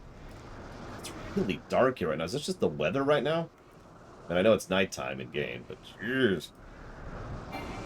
Yeah, actually, yeah. Vashir over in WoW was entirely focused around flying underwater and actually worked really well. It's one of my favorite zones in that entire game. Good night, Omega Legion. Have a good one. Thanks for the help.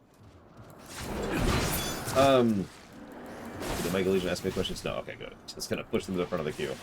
Anyways, I think that could work. I think at designing from the word go an expansion with flying in mind is absolutely something that could be feasible for either of the games we just mentioned. It's not that hard to imagine such a concept because A, Oz is law, and B, in WoW, in Legion, the zones in Legion, I've actually talked about this before, the zones in Legion were designed with flying in mind until someone else decided to... technically, yes, actually, Gobbleism. Although you didn't put that in the queue. It decided to pull the plug on flying because they're stupid. And so they were like, no, we're not going to have flying in Legion. I remind you the zones were designed with flying in mind. Just pointing that out. Anyways. Your precious perfection does not excuse those louts from pursuing me so mercilessly, their tongues lolling, their bellies rumbling. The Javanians and their ilk have much to learn about acceptable acts of admiration.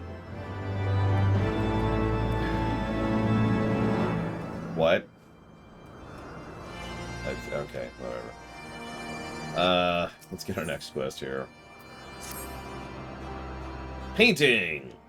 You want me to retrieve a painting. Okay. You want... Okay. Anyways, so Disco asks, do you ever see a character monster in FF14 and just be able to imagine the SNES sprite? Yep. Especially true since so many characters and bosses, especially in this game, are literally 3D models of SNES or NES sprites. That's actually a thing. It's one of the reasons why I use the phrase full 3D awesome to refer to what I would like to see someday for proper remakes of several of the old FFs. Actually, yeah, Regibrock. Like, it's not quite as bad as what you're imagining, but it is bad. One of the zones in Legion is so vertical that I don't think I can properly describe it to you, because I don't think anything in FF14 is that vertical. It's ridiculous.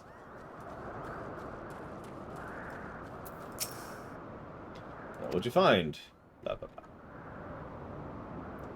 Ah, yes, now that you mention it, I do recall leaving my pebble out in the sun to dry. The second part of your trial commences. Go, adventurer. It's High Mountain. It's exactly what it sounds like. It is High Mountain. And it is a very tall air zone. Not just the actual peak itself, which is ludicrously tall, but everything about High Mountain is a vertically designed zone. Ooh, it's Lormum. What's up, Lormum? It was okay, comma. Thank you for asking, period. I didn't get a lot done, comma, but we mostly hung out, so that's always fun, period. How about you, question mark? Do you have any other movie excursions planned, question mark?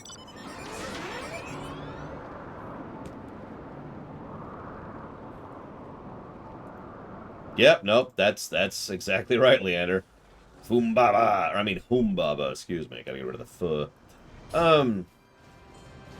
So Loke says, at this point, which primal would be strongest? And by which degree is there a power gap between the primals? At this point? I don't think there's really many active primals right now. I know exactly what my answer to that is, but I don't want to spoil. Someone will be seeing in Heavensward. I have completed the Trials of Trustworthiness.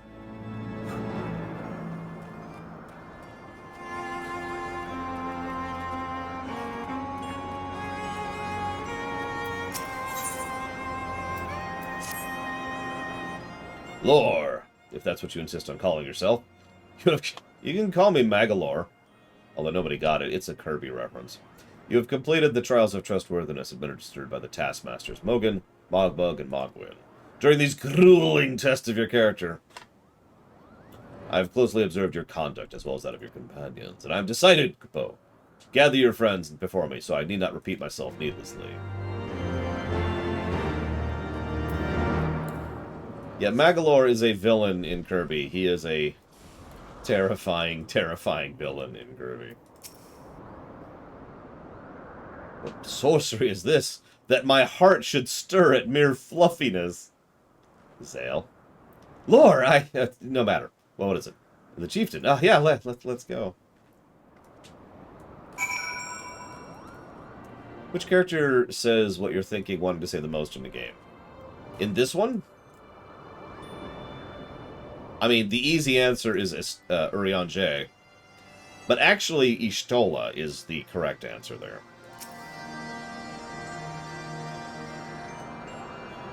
Really, Zedslayer? That's funny. I figured when his body opened up into an eyeball as he was consumed by the essence of negativity, that, you know... Anyways. We become as friends. My Moogle cousins love to dance and sing as much as we do. Chieftain Moglin has finally come to his decision, has he? Well, I suppose I better flutter over and see him. Yeah, It's said in Moogle home that day that Iceheart's heart melted 3 times. +2. Standing here in Mogho, my thoughts turn inevitably to the legend of Good King Moogle Good King sorry. Like most, I thought it no more than myth, but every passing moment I'm more certain we have discovered the origin of the tale.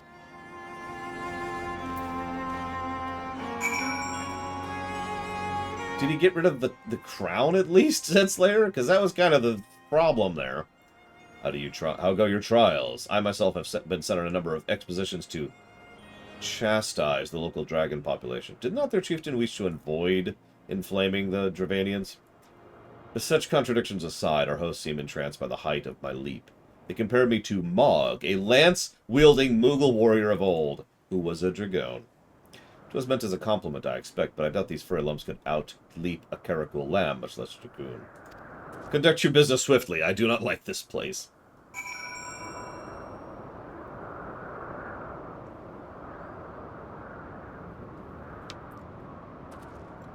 I prefer it mostly because I just hate typing on this thing, comma. But you're right, I don't know how to do emojis like this, period. It is the price we pay, exclamation mark.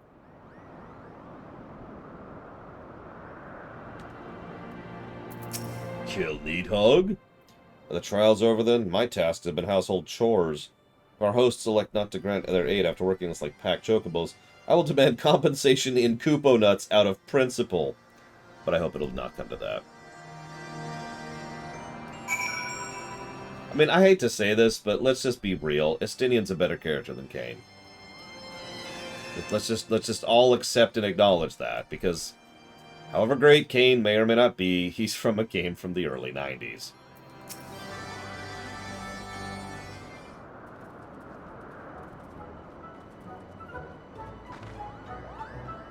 Never have I seen such determined workers, Kupo. It would have taken us moons to complete all those dreary chores and niggling errands.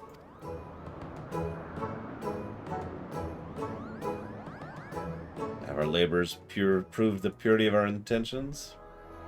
Without a doubt! In fact, there was never that much doubt to begin with. You were already friends with a Moogle. But you see, before meeting Hraesvalgr could take place, certain preparations need to be made. And what better way to help pass the time by having you perform all the tiresome tasks no one ever wants to do?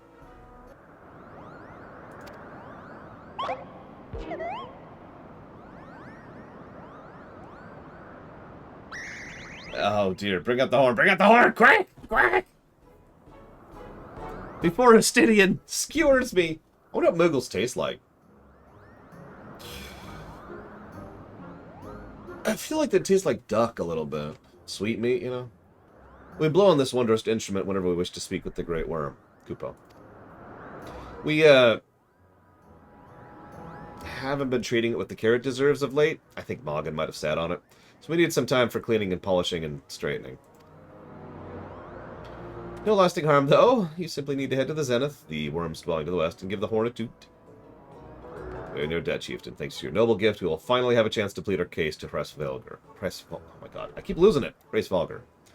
Very possibly, but I wouldn't get my hopes too high. He isn't very fond of your concern. It's appreciated, but I'm quite certain he will welcome our overtures.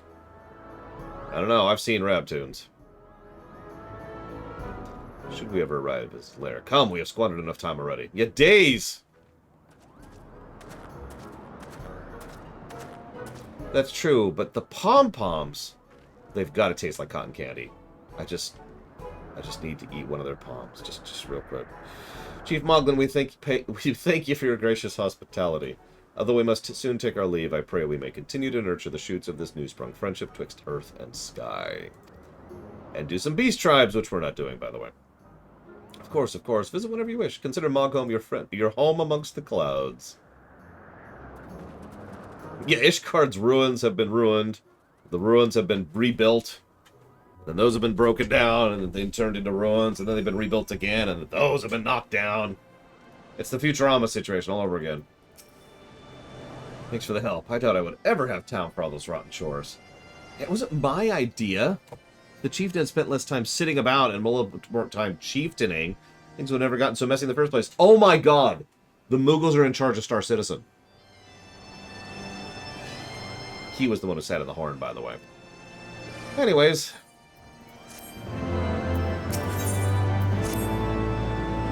I expect your ear to be on your way. Did I mention your friend was looking for you? If not, your friend's looking for you. Hey, think about it! Think about it! It explains everything. This guy right here is just like, yep, Star Citizen's coming out at some point. Keep the money coming. Yep. Ah, yeah.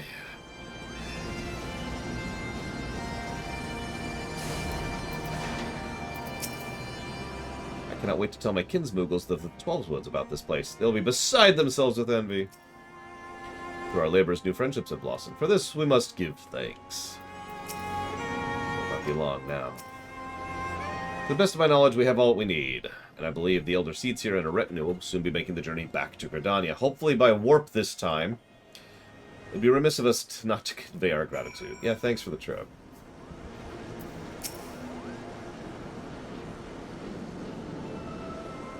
Alphino, Lore, I do humbly thank you for what has been a most enlightening experience. Were it not for your pioneering spirit, the existence of these Moogles may have never been revealed to us. 'Tis we who should be thankful. Were it not for your timely Timely? 'Twas your presence, Kuplokop, that ultimately won their trust. It must have taken great courage to leave the sanctuary of the 12's Wood. We are exceedingly glad you did. My pleasure, Kupo. I've made so many new friends and so many fantastic tales to tell my kinsmoogles. And it is to our home we must now return. in the light of the crystals. And working on it. Still not sure why, but, you know.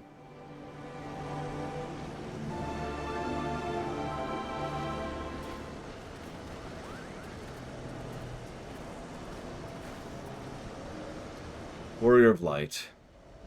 Pray, attend closely to your companion, Sir Justinian.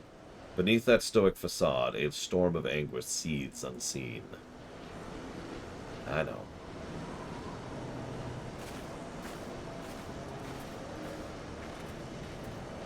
You know what's funny, Giga Pudding? So I'm not going to go into specifics because I don't want to go into details, but let's just say that having a Darth Vader equivalent in the office is actually extremely valuable, and I should know from personal experience. In other words, someone who just shows up and says, you need to get your freaking work done, and has the intimidation factor to make that stick. And the authority to, you know, do something about it if it doesn't. The closer we come to Race Velgar, the higher my spirits rise, but it is I who is elated, or Saint Shiva? Identity. Enough talk. Let's leave this miserable place. Have you said goodbyes and dabbed away your tears? Then we are indeed ready to go. And that's a good pause point right there. I think I agree with you, Leander. Real quick, let's clear out the queue. Let's see. Which character do you thinking wanting to say... Oh, I already answered that. Has anything happened with Arthas and Shadowlands? No. Christmas or Halloween, what's better? Christmas. During Christmas, I get to give people things and wish them well, and nobody looks at me weird for it. What more could I ask for in a holiday?